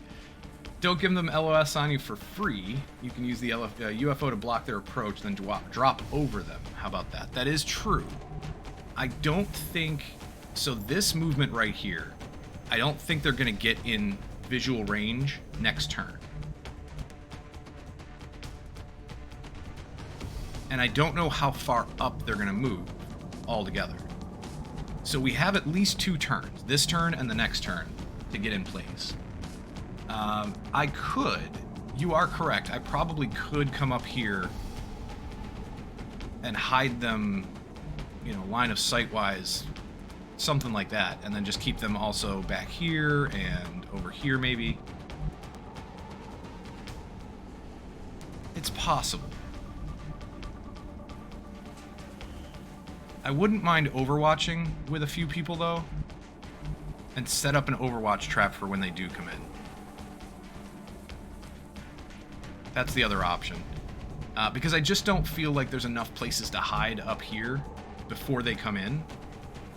We could probably hide here, here, I think here, because unless they flank you, you can't step out and see. So I don't think they can see you. I don't know.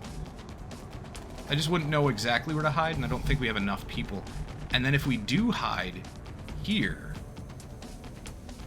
we run the risk of, when we come out and drop down, we run the risk of seeing what's in here and pulling a group that might be inside that area. That's my thinking on that. I could be completely way off base.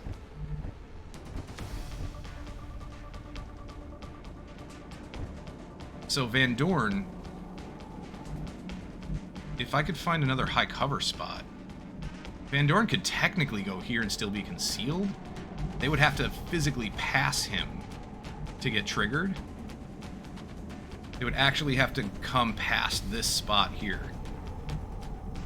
to trigger, right? And as soon as they pass this spot, they trigger and then do what? I think they have to finish their move, however far they were going to move when they pass, and then they would move in relation to, or in regards to, the trigger. So I don't think, if they pass this spot, I don't think that the sectoids are going to be able to run back far enough to get out of range of Van Dorn. So having a concealed Van Dorn here is not a bad idea.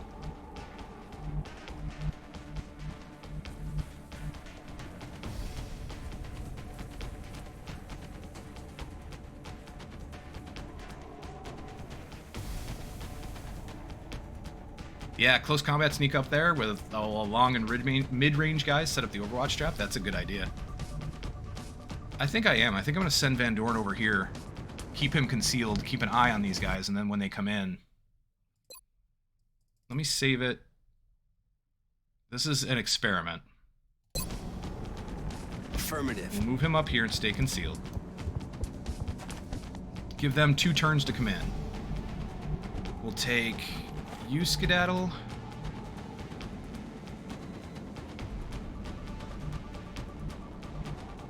Now, see, that's...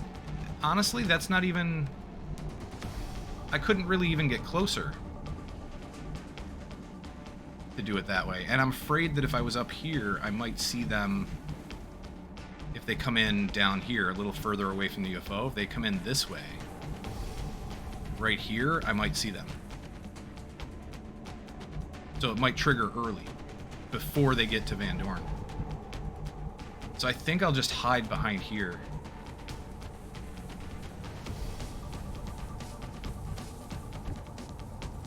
And you guys are far enough away that they have to pass Van Dorn. They can see, what, 17 tiles, right? So that would be 1, 2, 3, 4, 5, 6, 7, 8, 9, 10, 11, 12, 13, 14, 15, 16, 17 maybe? So in order to see us behind the tree, they would have to be right here. We need to get them in further. 1, 2, 3, 4, 5, 6. Maybe 6 tiles in further. So maybe we move these 2 back 6 tiles and just run in as soon as they trigger.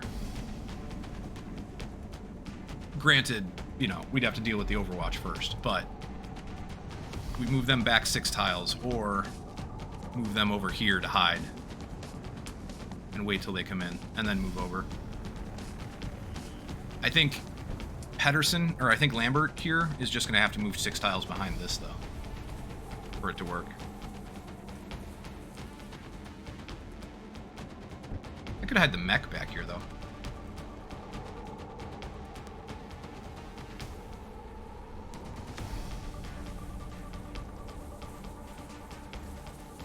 Or what if we don't do... Well, yeah, we do about a 6 tile range. So 1, 2, 3, 4, 5, 6. So about here.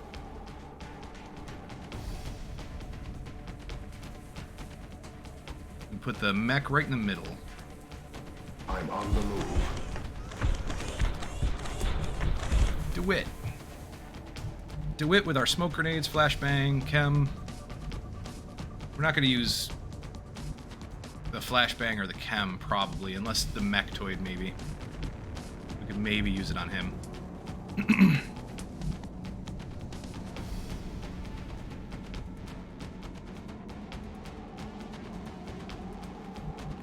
How about for DeWitt? Because Martinez could just step out here and take shots. You Skedaddle run and gun. Or move out, get a free shot, you know, if they get close enough.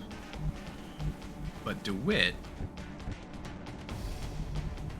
I need a place to sit where I can throw grenades. Or throw a smoke grenade, anyway.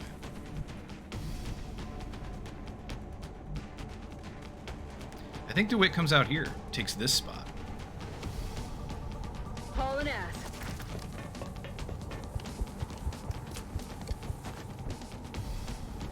Eyes peeled, Commander.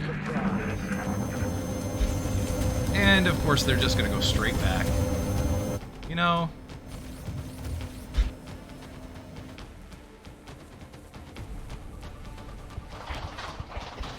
No, get your butts up here. No, you get your butts up here. So, 1, 2, 3, 4, 5, 6. On the move. Which means, yeah, he can reach that tree next turn. That's fine. DeWitt can come over here. Kushner here. Heading there now. I'm going to give them a few turns to patrol and just see where they go. If they end up anywhere near us, great. If they don't, Moving. so be it. Got it covered. Overwatch, aye aye. Moving to Overwatch. Got it covered. Got it covered. Moving to Overwatch.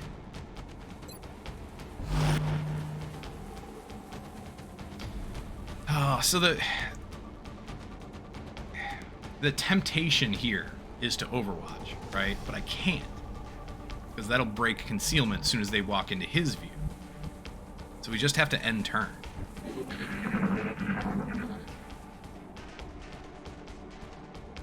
What was that? Now the closest pack is inside the UFO.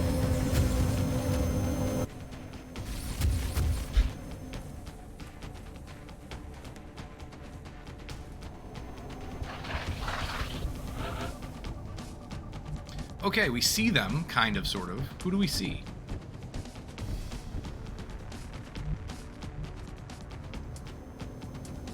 Or we don't. Not exactly. I don't know. We know somebody's there. We just don't see them. Fine, whatever. Van Dorn, just stay there. I feel, Commander. Overwatch, aye aye. Scanning. Overwatch, aye aye. Commander. Overwatch. Aye aye.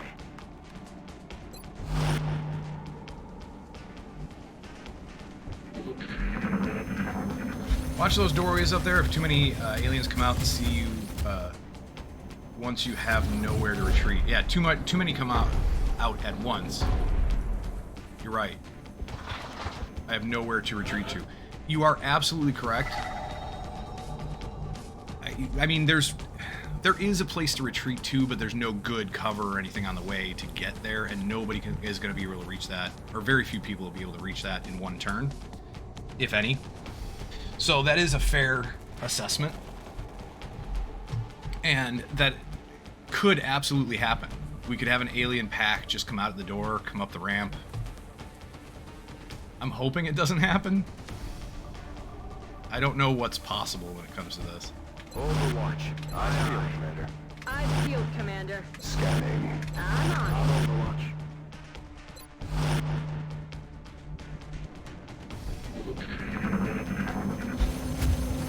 Here he comes. They're moving forward now. Good. Still not in sight range.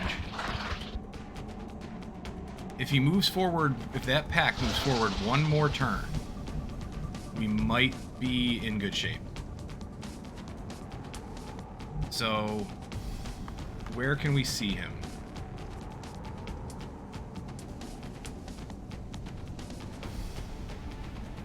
It's not going to be anywhere outside of his own visual range, I assume. But I'm just double checking.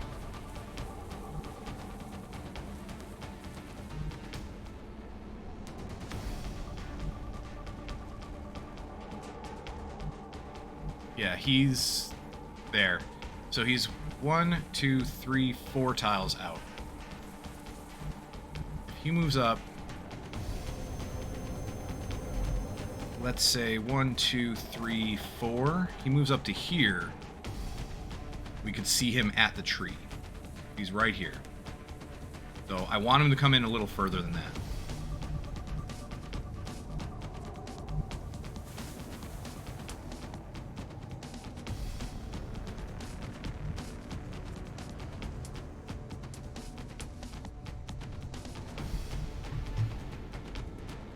Hmm. 1, 2, 3, 4. So that would be another 2, 3, 4,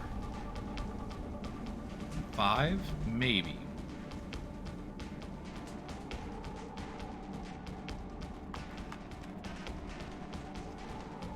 Let's give him a shot. Let's try to let him move in a little bit further.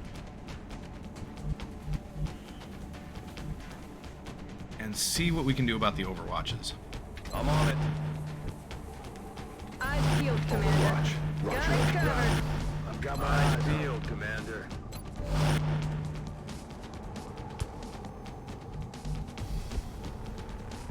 Come on, come in a little further. Here he comes. And perfect, he's revealed. We didn't get any Overwatch shots, though. Got something over here. I am a little annoyed about that. They weren't close enough for Overwatch. It sucks because apparently he's just within our sight range. He made it, but it was perfectly aligned. He just passed Van Dorn. I guess I'm a little disappointed at that. You know?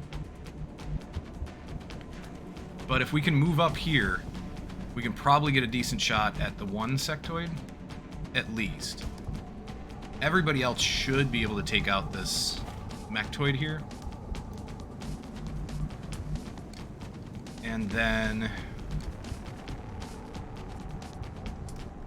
yeah, it's just 2 sectoids, a drone, and a mechtoid. I don't know where the drone went. In motion.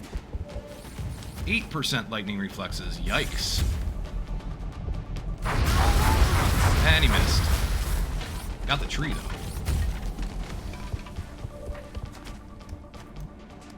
Yeah, 100%. We can take out that sectoid. So we've got at least one sectoid in the bag. You, Skedaddle, can move up and get a rapid-fire shot on the mechtoid. Leaves him a little bit vulnerable, but that's okay. Martinez here.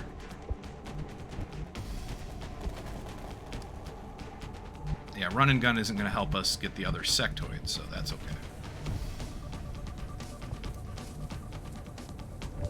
Yeah, Paulo L, it almost feels like the AI knows exactly your setup. Yep, it kind of does. He moved to the exact square, the exact space that he would have had to move to flank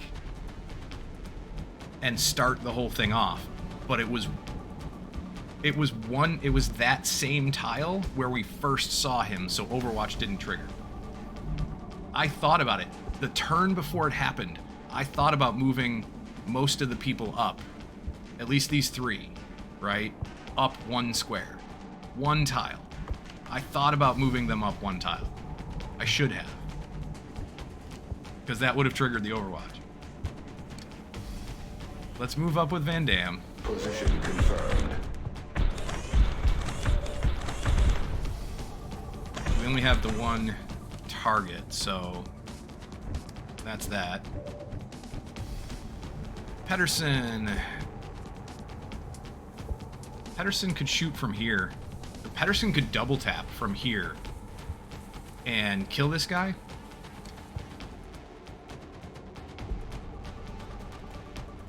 Well, maybe not kill him outright, but get him so far down that we don't really have to take shots with anybody else.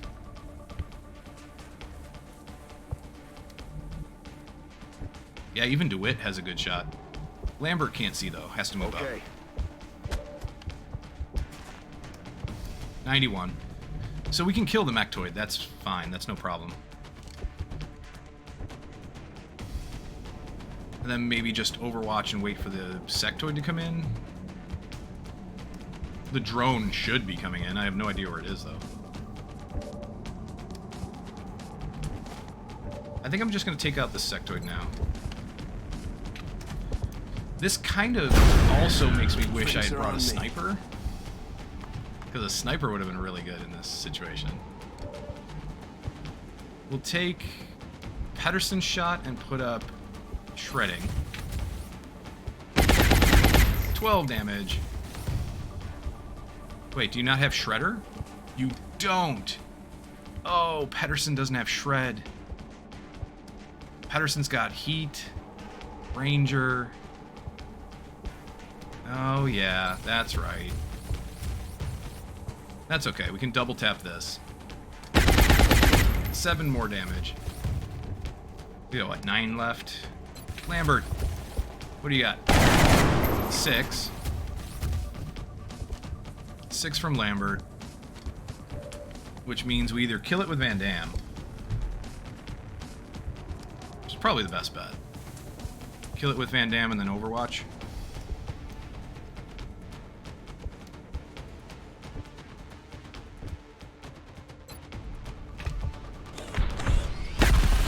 Nine damage, nice.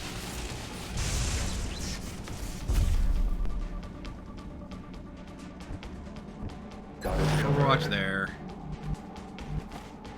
DeWitt. I could move up an Overwatch with DeWitt because our gunner can't take that spot anyway. Moving to position. At least for now. Moving to Overwatch. We'll move Moving over with out. Martinez. Overwatch. Overwatch. Aye, aye. And you skedaddle. Just dash over here. Between the two of them, they probably could take the other pack. I am worried though, because I heard a cyber disc, and I'm thinking that cyber disc is probably roaming right behind the UFO as well, and might come up this way. I don't know. It all depends on what these sectoid and the drone do. There's one of each left. If they fall back, the sectoid at least might fall back, then I don't want to go chasing him all the way to the back of the UFO. I just don't think we're going to be able to draw him closer. The drone, yes. The sectoid, probably not. 10-4. I need to get up there, I think. I think we run and gun him next turn. The minigun blast feels so real with the bullet swarm, heat, and sound effects. It does. I absolutely love the mech's minigun. The sound effects, the way it looks, it's got this tangible, like, almost like you get a literal physical feeling from it, from seeing it and hearing it. You can physically feel it. Yeah, they did great with the sound effects. Probably move up with Kushner again, just to overwatch. Okay. Because Kushner's not going to throw a rocket on one sectoid and one drone. If the cyber disc comes in, then sure. But yep, I knew he was going to move back. And a double move. Crap.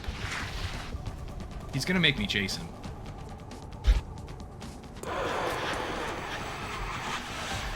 Thin men, I believe.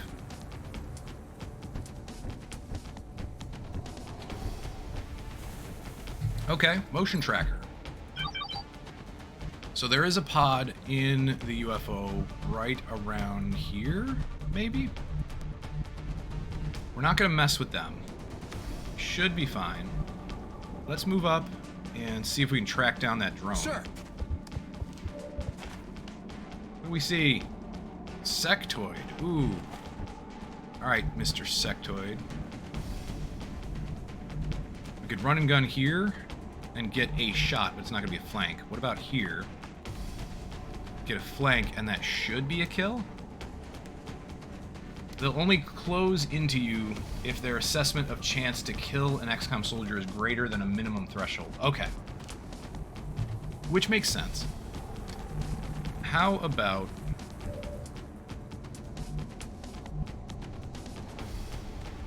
.31 is not going to get us anything. And I was right that there's another something behind the UFO. It's essentially kitty corner from him. It's this way. So there's something right here. I wish I had a sniper on this mission. I could set up the sniper to get a really good shot on him all the way back here. I wish I had taken a sniper. I've got to start taking them on more missions. I really do.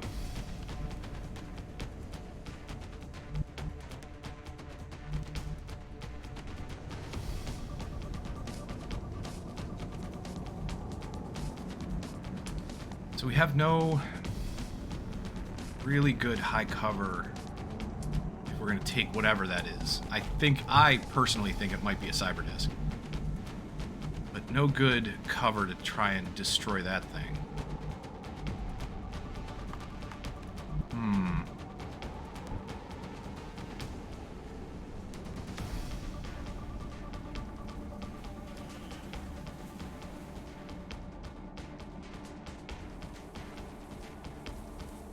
Moving to position. And where the heck is the drone? Moving Let's out. move up with Martinez. We'll...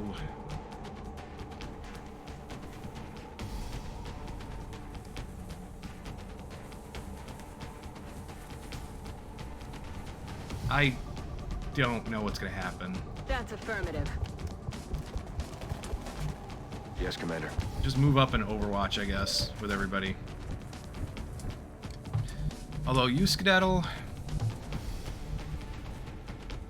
We could run and gun, take care of this, but then that's really going to pull that... Have a chance at pulling whatever that's sitting behind the UFO. Take our 31 and put up hollow targeting, but no one else is going to get a shot, correct? Correct.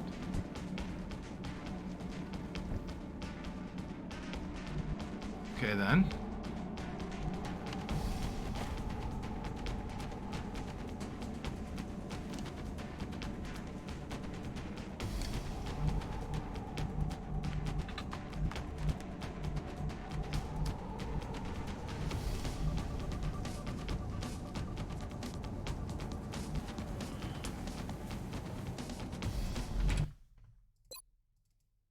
I want to know if this is going to pull that next pack. I honestly don't know how line of sight's going to work here. Depends on where they are, I suppose.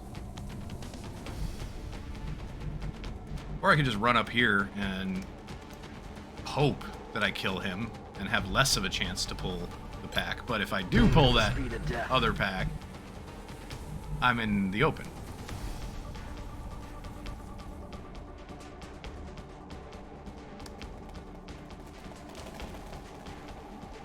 Huh.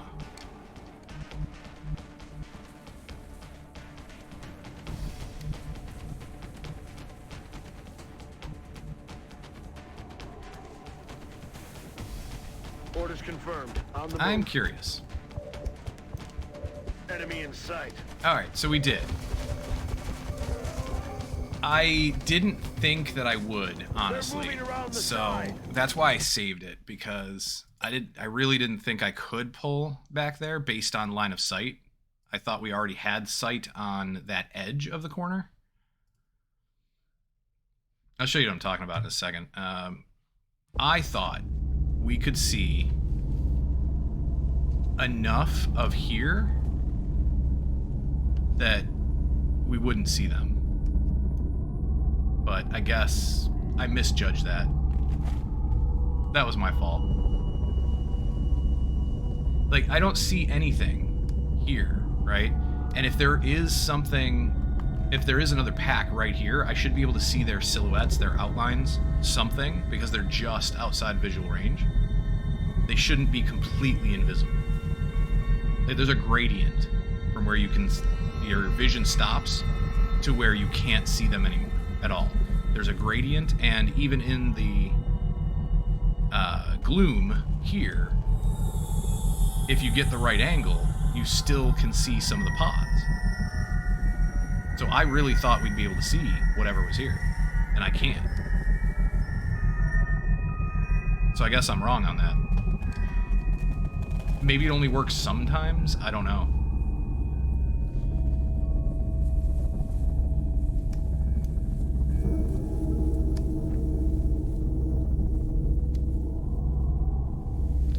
Overwatch with Martinez. We'll take a shot here with Van Dorn. 31%. That's a miss. No joy here. They're backing up! Advance! He's freaking out. I don't want to run and gun with you, Skedaddle. I want to save it for next turn, so we'll just move him here Affirmative. Moving out. to hide. Move Pedersen. Far up as we Moving can, out. I guess. Kushner. Yes, sir. Overwatch with Van Damme just in case. On Overwatch. Lambert. Lambert, take the Heading to that tree. location.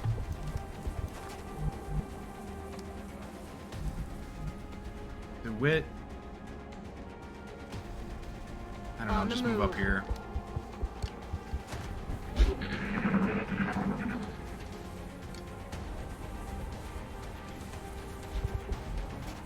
And he's retreating again. Yeah, he's gonna make me chase him.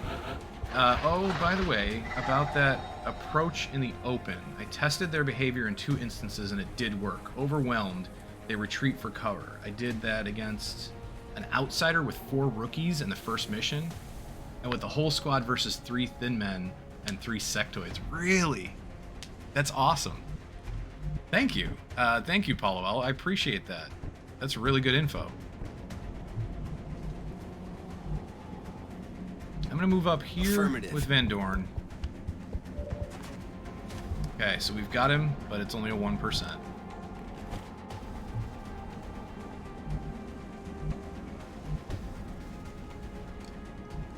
I feel like they're not overwhelmed or outnumbered anymore if I keep moving up, because if we pull that other group, I feel like they're going to regroup.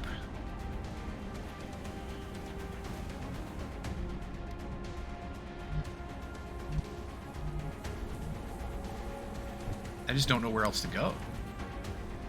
I wish this was high cover. This stupid rock blocking this tree from being high cover, that sucks. That's ridiculous. That sucks so bad.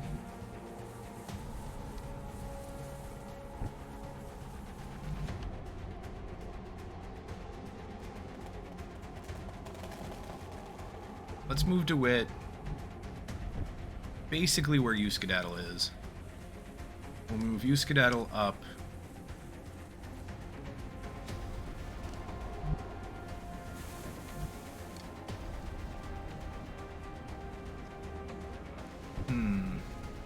Where do I want to put U-Skedaddle?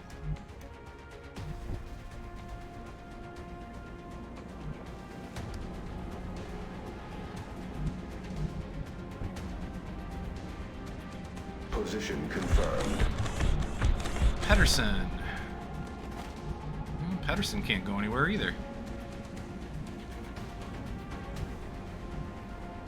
Alright, Pedersen take that high cover. That.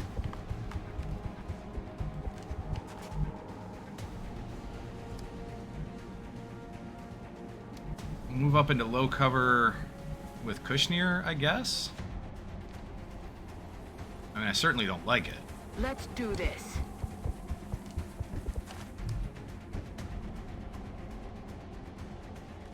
Martinez can move up and hunker.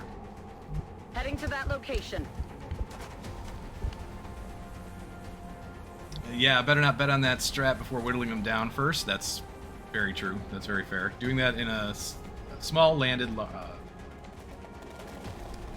in a landed large at the beginning of the mission is suicidal. Very true. Aye, aye, Commander. Very true it is.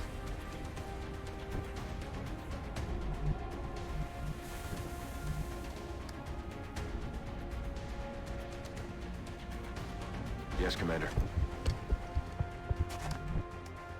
Overwatch confirmed. You know what? I'm going to Overwatch Roger, even though I've got we're in eyes low on. cover. I'm going to Overwatch with everybody.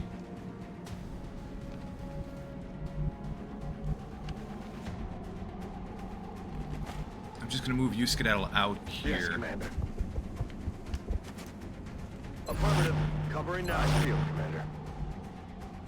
We have eyes on the target. Eyes peeled, Commander. Here he comes. Are you serious? 59%, and he missed. Whoa! Now he gets brave. And here's the drone. 39% from DeWitt. That's a miss. I'll get him next time. 61 from Van Dam. Van Dam. Van Dam took it. Good kill.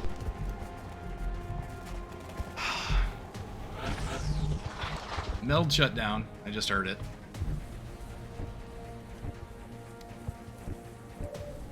So I knew moving U-Skedaddle here was a little bit risky, but I did not honestly think he was going to get brave now to try for a shot. Apparently we passed his threshold though, because he was able to get a flank, and a 59% was good enough for him. So from here we can suppress. In fact, I might even be able to take a shot and then... No, you can't. With double tap, you can't suppress after taking a shot. But we can suppress from here. And then Van Dorn could move up just a little bit. I just don't know if we're going to trigger that other group.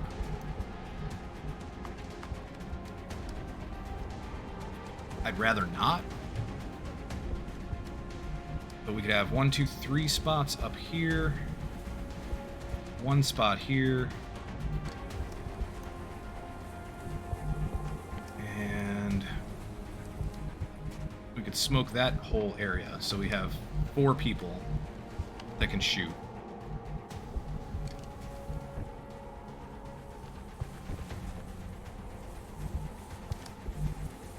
Let's see if this is safe. In motion. Yes. So the other patrol must have gone away for the time being. Which should mean we can move along the side of the UFO here and not be seen by that patrol unless somehow they went this way. I doubt it. Possible, but I doubt it. Commander. Okay, Van Damme's got a 71. Not too shabby. 34 with Van Dorn or a 46 with a pistol. We could go with a pistol. It is a thing. Pedersen cannot make it up to this tree. Oh well. How does that work? Here's a good question. How does this tree work? What do you see? Because you can't step out. Theoretically, you cannot step out because of the ledge here. It's a lower level. So you can't step out and shoot. So how do you see around this tree? Do you just get no line of sight whatsoever? I have to imagine that's not true. We're going to find out with Lambert. Roger that. Well, Lambert has no sight at all. If this is true and you get no line of sight whatsoever on anything on this direction, then that's a ton of crap. Let's take a hollow targeting shot with a pistol. That missed, but that's okay. Negative. Kushner. I might swap with DeWitt. Not swap, but change spots here. Let's move up DeWitt. Commander. Pedersen. You can always suppress. An 81 with Van Damme. I guess we just have to kill him. Or try to, anyway. Martinez, just move up to the empty spot there. She's got a 43. DeWitt has a 40. I think I'm going to save these for overwatches for the sectoids that come in. That's affirmative.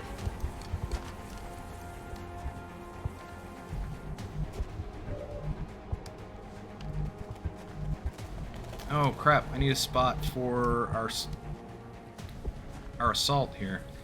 Maybe I'll move Martinez back and then put our assault there.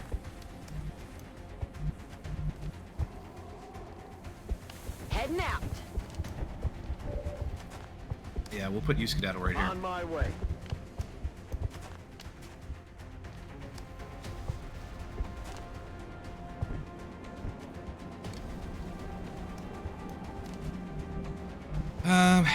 How about a steady weapon? How about a... You know what? I'm gonna take a shot. I'd rather have the overwatch from the mech. It'll be more valuable. 40% is nothing, but... Yeah. So it's unlikely that we're gonna get a hit anyway. We'll try the 30 from Euskadadel. Nope. Fine. I guess we get no overwatches. We got the kill, though. Pedersen, why don't you reload? Just in case. The sectoids aren't coming back yet. And apparently there's a meld this way.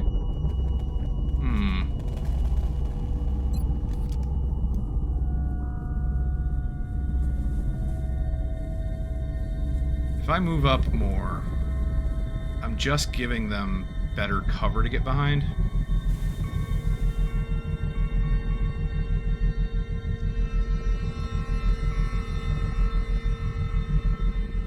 I Closing don't on have a target. lot of choice, though.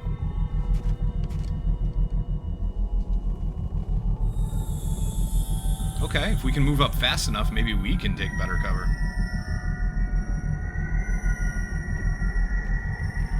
Heading to that location.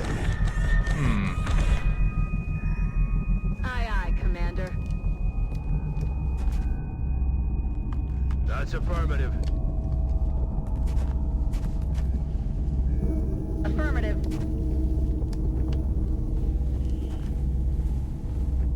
We move up with enough people and Overwatch,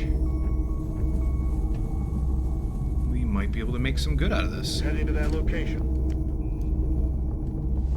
I'm on it, Commander. Overwatch with Lambert. We will Overwatch with Van Dorn. We have eyes on the target. Overwatch with Martinez, that's for sure. You Skedaddle, yes. Pedersen, yes. I'm on it. Kushner, no. I think Kushner's gonna have to move up. Time to motor.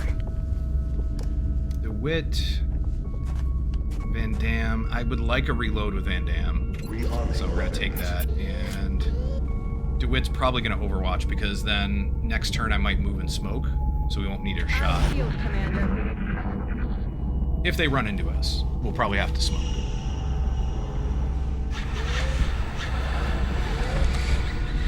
Sounds like they went inside. I'm pretty sure those sectoids actually went in the back of the UFO.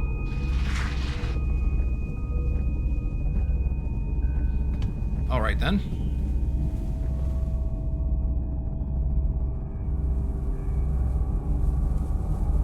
Approaching target now. Still don't see anything. So there's a ruined house back here. I honestly do not think I've ever been back here. I can't recall ever actually being anywhere near this ruined building.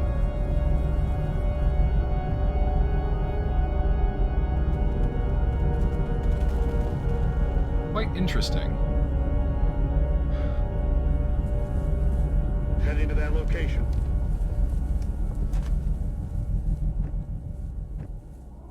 And apparently the meld is back here somewhere. I just have no idea where. On my way.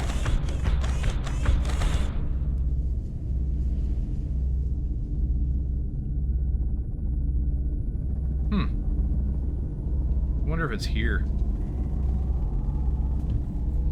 This is Z Fury's map.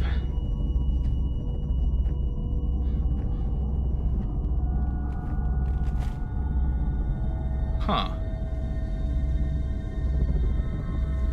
I like it. So far, so good. I mean, I know the interior of the UFO, but that's usually what I see. Like, I don't see anything other than the interior of the UFO. I'm gonna move Kushner here and probably steady weapon for a rocket. And then Pedersen could move up and suppress.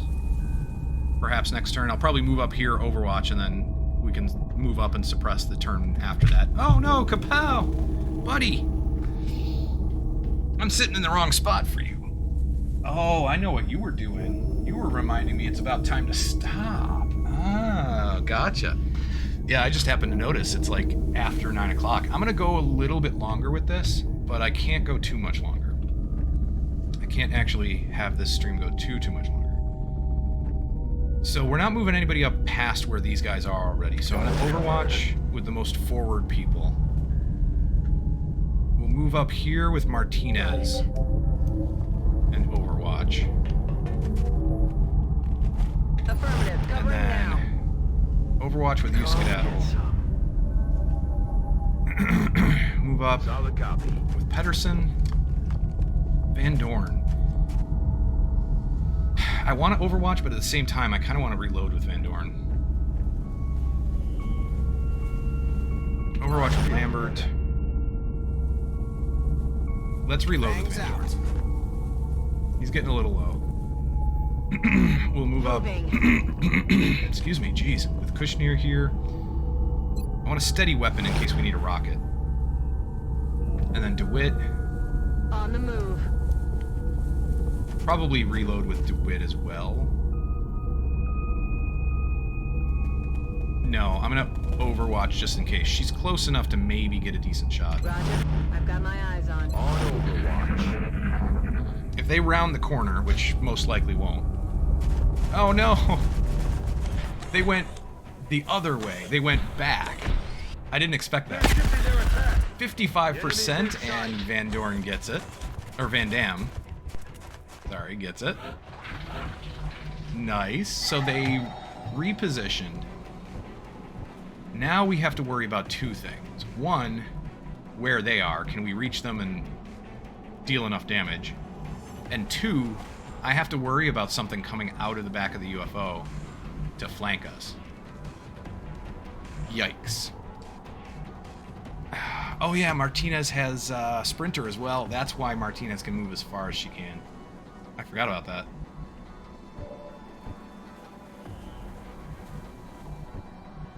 Van Dorn.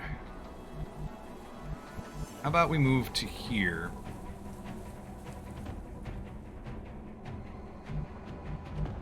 Doesn't really get me any benefit.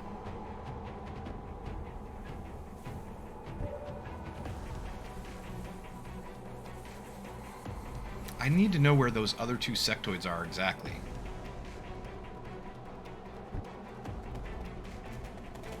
Okay, let's move up to here with you, Skedaddle. Visual on the good. There he is, and there's the meld. I could run and gun, kill this guy, still be in cover.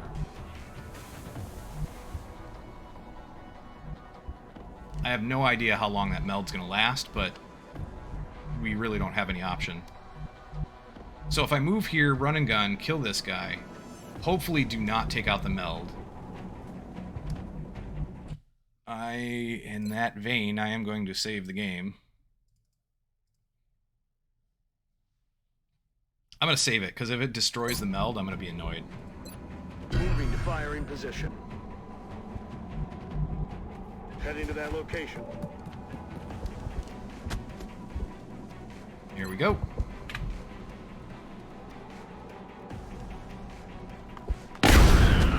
Good, 17 crit. Got it. Hostiles are losing ground. Sounds like they're panicking. Who knows? So I can move in and get a flank on him. On the move. There we go. 100 and then an 86. Van Dam might actually be able to kill both of them.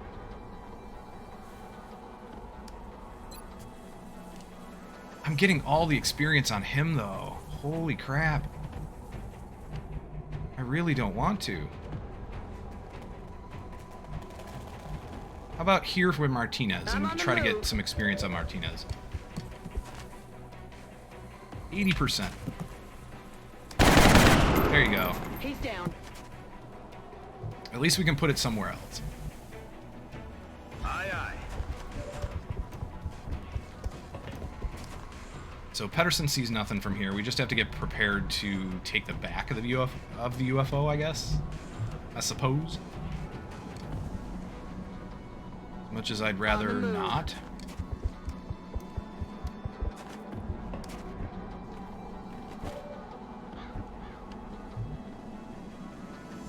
Van Dorn.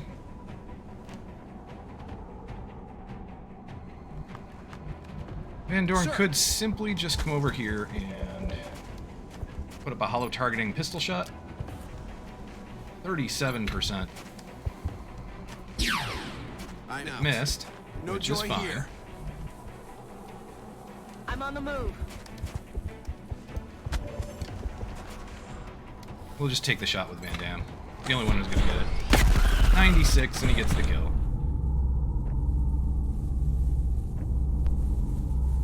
everyone else just move up and Good to go. reload.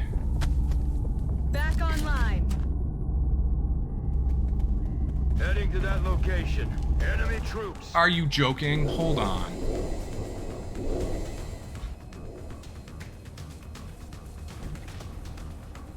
What?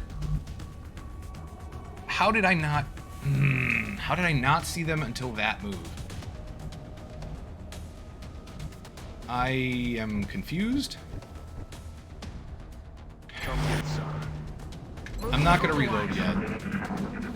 That is a huge piss off. I should not have seen them with that move, but I guess one tile is one tile, and this is XCOM, and that's how it works, and so, yeah.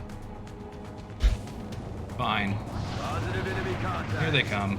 Watch the side. Oh, it's a whole new group? It is. There are now like 10 Seekers active. Adjusting sights. Overwatch hits one of them, X-ray on the X-ray move. on the They're move. flanking us. They're They're but trying doesn't to kill it. flank us. They're repositioning on us.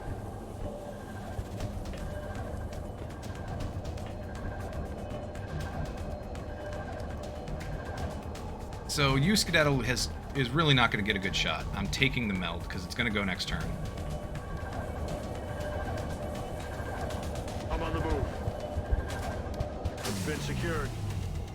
Wait, how much was that? 6? Alright. 6 meld, and then we'll just move up to here. Okay. Hopefully not get screwed over by Seeker strangulation.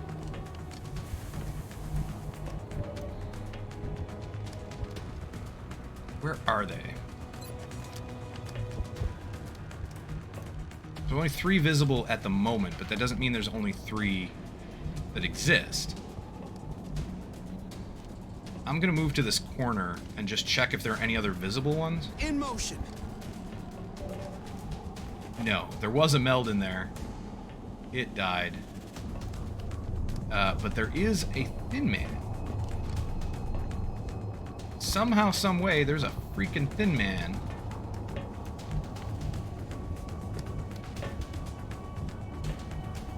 I might have to come out and suppress him.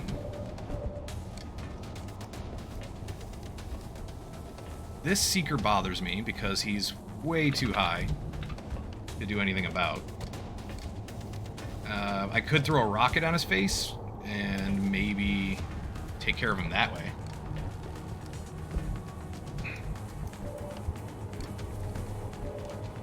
Lambert can take 2 shots. Ooh, you've got an 81. Never mind. We're going to take a shot with Lambert here. 81, kill him, please. Good job. Out of the game. I might want to overwatch with Lambert. I'm going to move up and try to get a good shot on the Thin Man over there. What? Oh, the stealth ones? Son of a... I'm flanked. Fine. They're revealed. I might be able to get some kills then. Thin Man, go away. 21 crit.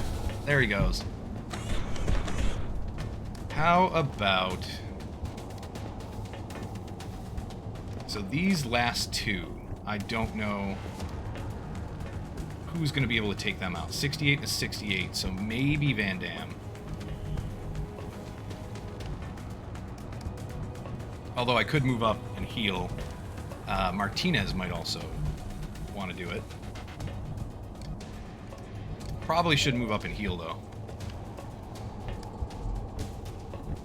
Or I could command more shots. I could move Pedersen up. And then we could probably suppress one of the 2 of them. Heading out. Let's do that. DeWitt might just have to smoke grenade.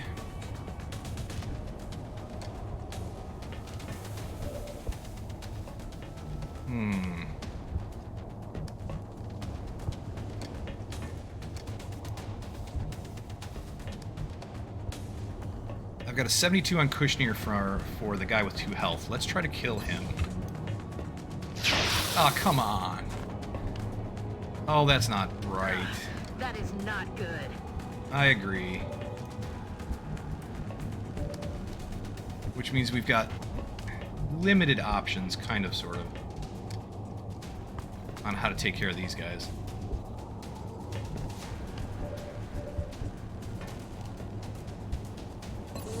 I've only got 2 shots left with Van Damme. Then I would probably have to command him to take more. So I could get a reload. 2 shots here, or 3 shots here. 2 shots here, reload.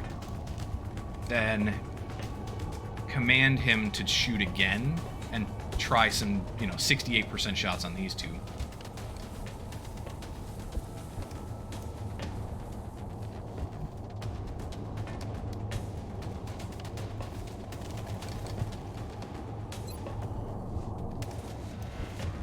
Who has a 97? The flyer. Alright, so let's do...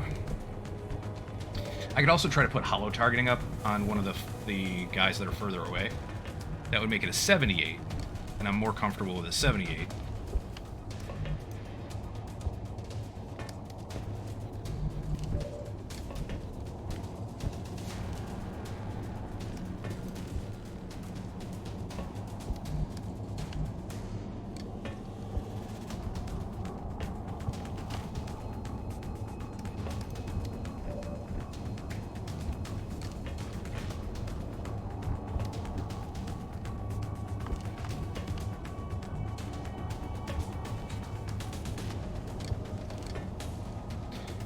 Alright then. We'll move up here and smoke. There are a total of 8 Seekers right now. And I can only see 5 of them. So 3 Seekers are stealth. Either that or out of line of sight.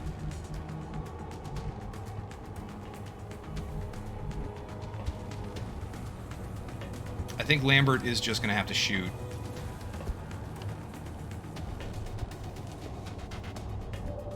But we'll save that for second last. We'll move up Martinez and then probably do the command.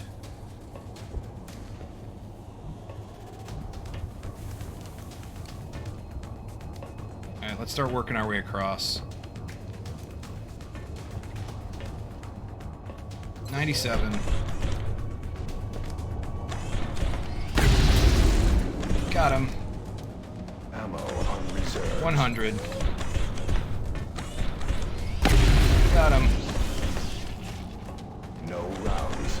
Reload. Ready to engage.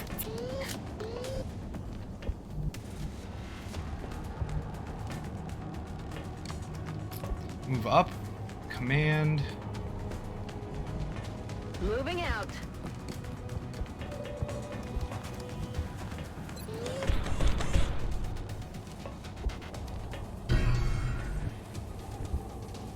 I'll put up hollow on one of these 2.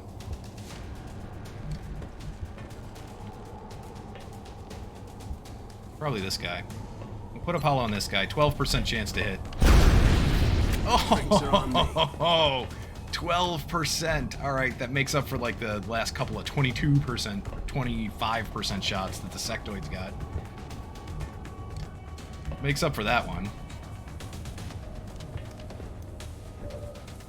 Then we'll suppress that guy. Oh no, we can try to kill him. 68 and a 98. So let's take the shot here. Kill this guy. Good job. And then the shot here. 68. Can you kill him? No. So we'll suppress him. Suppressing fire.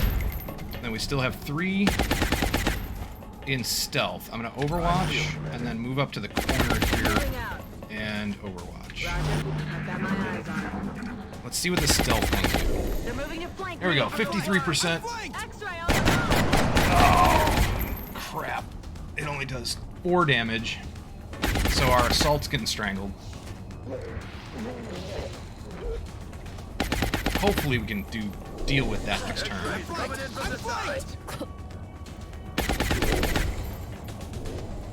Yeah, the visible one goes stealth to avoid the suppression, because of course. And Lambert was not in line of sight, which is bullshit, to hit the one that targeted our officer here. So we're gonna have to shoot it with, probably with Van Damme.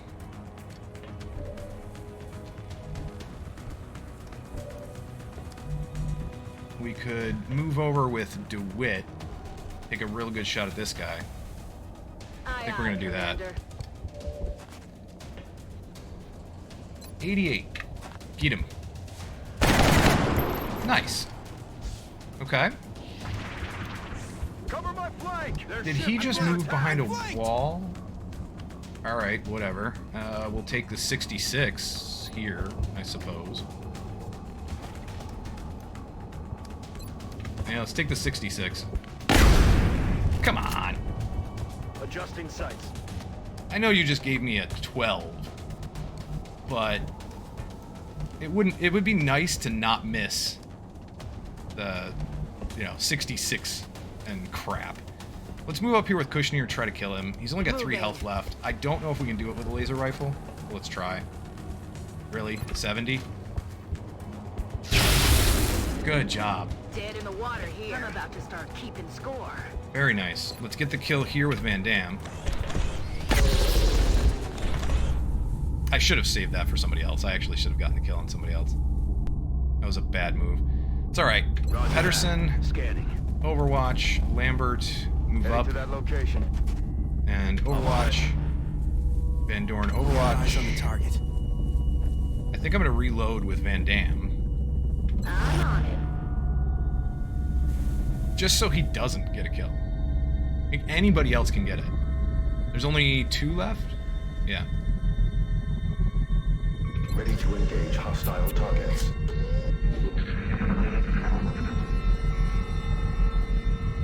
Where are they? Yeah, I figured they weren't going to show up. I'm going to alternate reloads, I think. Eyes peeled, Commander. Let's move you skedaddle back this way. Moving. Kushner's got to get closer and then I'm on the reload. DeWitt, get That's closer. affirmative. Roger. I've got my eyes on. Reloading. Roger that. Scanning. I'm going to reload with Lambert too. We have eyes on the target. What if I move in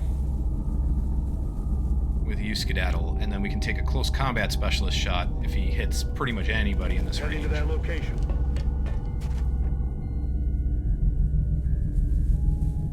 I don't want to I honestly don't want to Overwatch with Van Damme because of the experience, but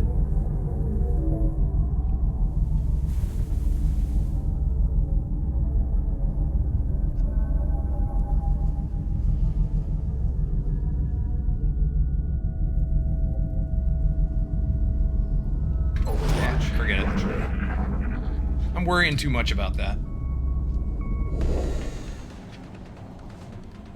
DeWitt takes a 76 and misses. Why does nobody else have a shot? Good. Why is that a thing? I know we were at the corner, but why can nobody else see this?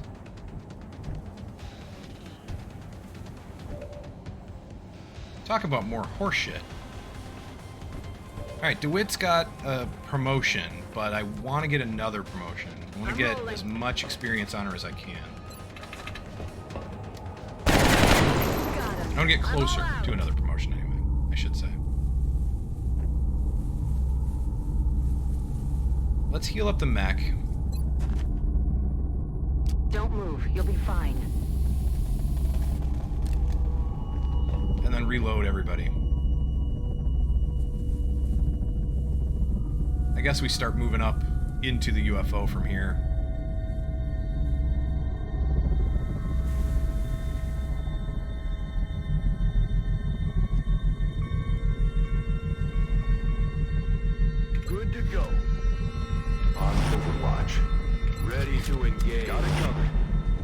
Weapons hot. Heading there now. Overwatch. Aye, aye.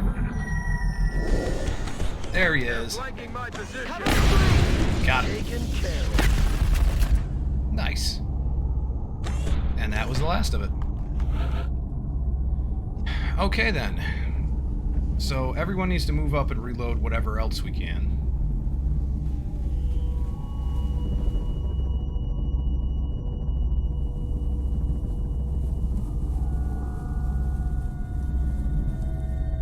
I kind of feel like we have to go up the side here.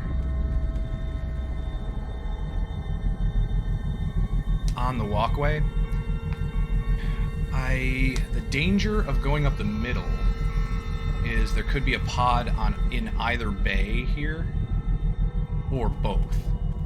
And then of course one straight ahead as well. You never know.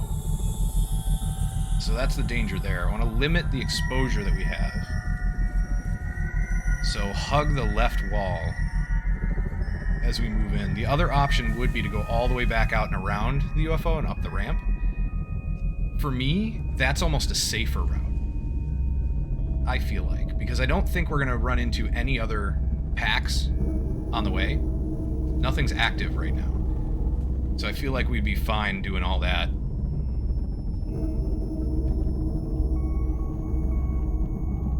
But it's much more time consuming.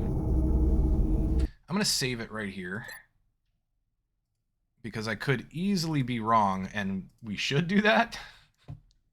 If we run into like a whole bunch of crap at the end of the UFO here, then yeah, maybe it would have been a better idea. We'll see. Let's just start moving in. Reload as we go. Heading there now. Enemies rolling up. Holy cow! I was afraid they might be there, and turns out I was right. Son of a pup. Well, we can move here and get a flank with Van Dorn. Closing on target. That's an 84, otherwise 39, 33. We can move here and probably get a flank with Martinez. Where'd the other guy go? He's up there? And if we smoke this area, we should be okay.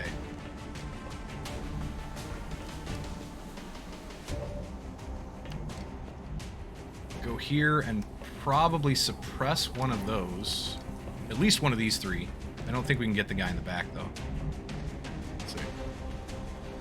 No, it doesn't look like it. No. Alright then. What about Van Damme? Van Damme cannot get far enough over to flank him unless we go back here. And I don't know if this is going to be considered a flank. I don't think it will. Mason, how you doing? Hop hey la la lay. How's it going? Hope you're having a great day, Mason. Yeah, I just don't think this would be a flank, and I'm feeling like this might be a little far away for Van Damme to get a good shot on either one. And from here, can you even see the guy behind heavy cover? Yes, we can see this guy. What about the one up there? Up on the ramp. Can we see him? No. Doesn't look like it. I don't think anyone's going to get vision on him.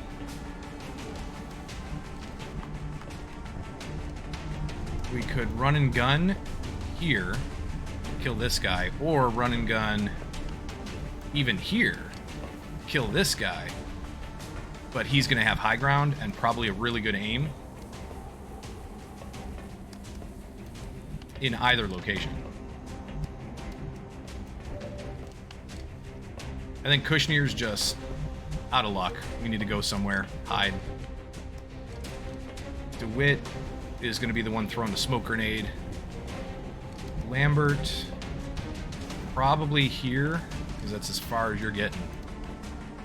And take a decent shot on either one of these two. Yeah.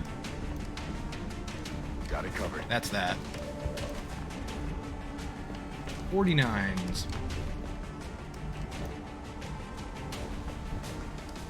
Well...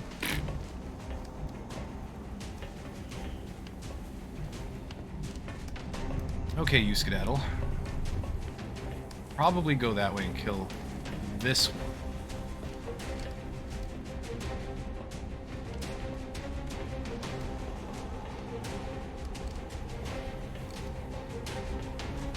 I am going to move back here with Van Damme, I think. Because your shots from where you are 70%. If you just move straight over, it should be pretty similar, 70%. Although, you will flank them at that point, so it might be better. On the move. Yep, got them both flanked. 100, 100, and a 70 on this guy.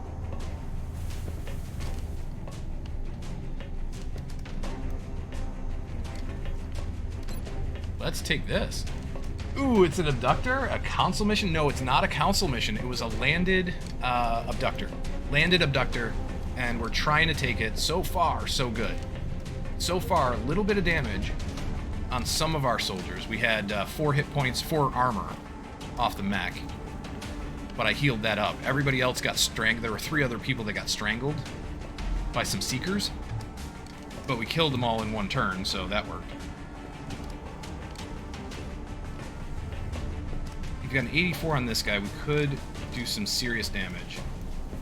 Or we could put up hollow targeting on this one.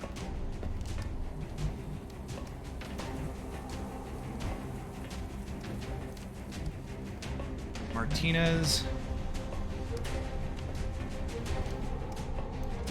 Yeah, just go here. Copy. Take the flank. See what you can do. 77 on the one in the back. You are definitely taking that shot. Nice. 9 crit. Okay, so his aim isn't going to be nearly as good as it should be, as it could be. Let's move in. We can get this guy. DeWitt has to smoke. Probably here. See if we can get the mech in there too.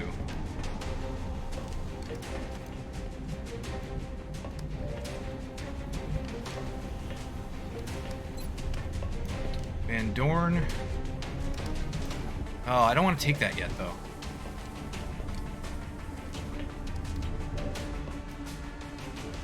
I need to get rid of this one.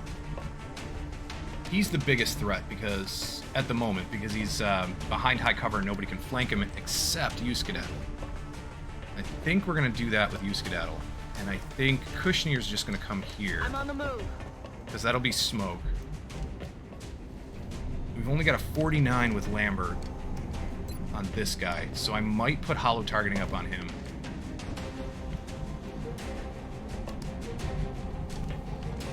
Or we could just run and gun and flank him. I am very afraid that if Skedaddle does that, we might pull another pack. This is going so well. I'm going to save it here. And we are going to try the run and gun. Hunt him down. Moving to designated coordinates. So we don't pull anything else. And we've got both of you. I'm going to take this right here. We're going to do a rapid fire. Should be able to kill this guy. Oh, one hit. Very nice. One hit, and he's gone. So Pedersen can go here and shoot or suppress either of these two. Aye, aye. Van Dorn. Try to take this guy out if you can. Nice. Down there. All right then. I suppose Van Damme's the only one left, really. Because the other 2 shots aren't very good. A 49 from Lambert. I mean, we could take it. See what happens, but I don't think it's going to be a crit. No. We missed. Adjusting aim. Smoke grenade.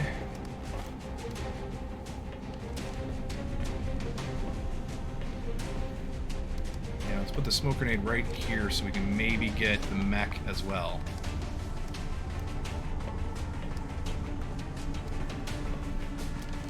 Clouds away.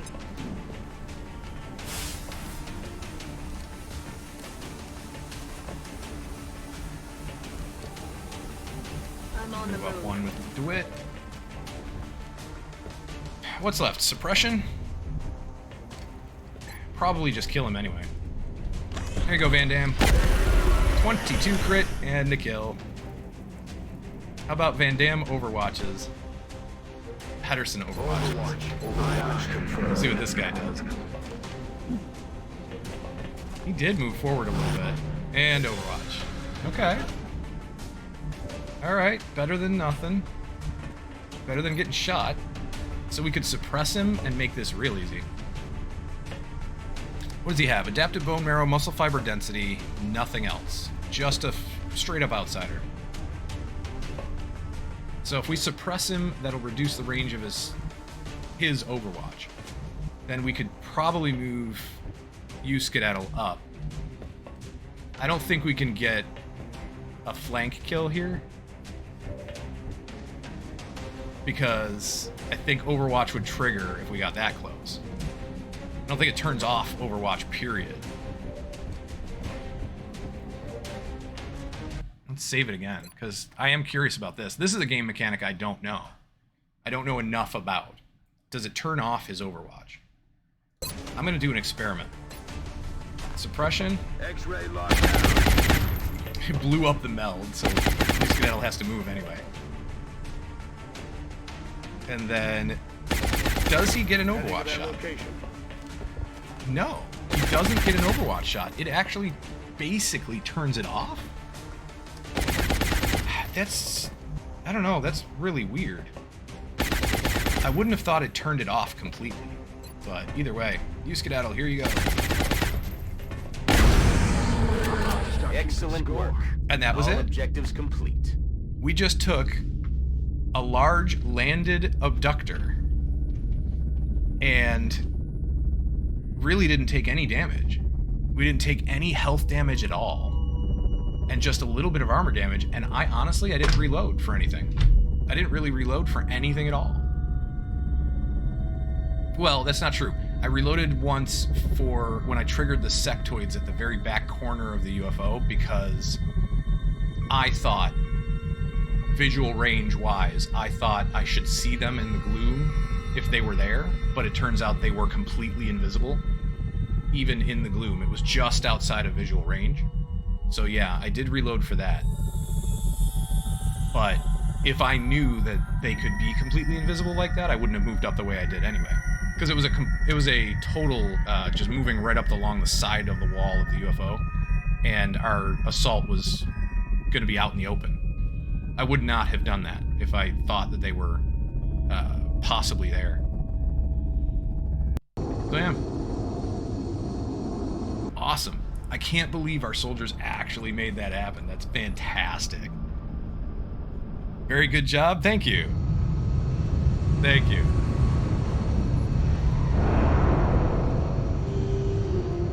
I figured the aliens would put up more of a fight. So we They got didn't look so tough DeWitt this time promoted to around. sergeant, which is fantastic. I needed that because we need... This is where we get repair. This is our other capture engineer. So normally I don't promote from this screen, but I knew exactly what I was going to give her anyway, so it doesn't matter. Everybody's out 4 or 5 days except Martinez is out 6. Oh, everybody's out 4 days. Martinez is out 6. 7 sectoid corpses, Thin Man corpse, drone wreck, 117 Illyrium, 141 alien alloys, only 16 weapon fragments though. It's because of all those seekers. There were, I guess we just don't get any weapon fragments for the frickin' seekers. That's annoying. There were 8 seekers, 14 meld, 4 UFO flight computers, 2 surgery, 2 power sources, all undamaged. Mechtoid core, 9 seeker wrecks. There were 9 seekers. And there we go. Well, we needed all of those resources, but I definitely need more fragments. Badly. Very, very badly.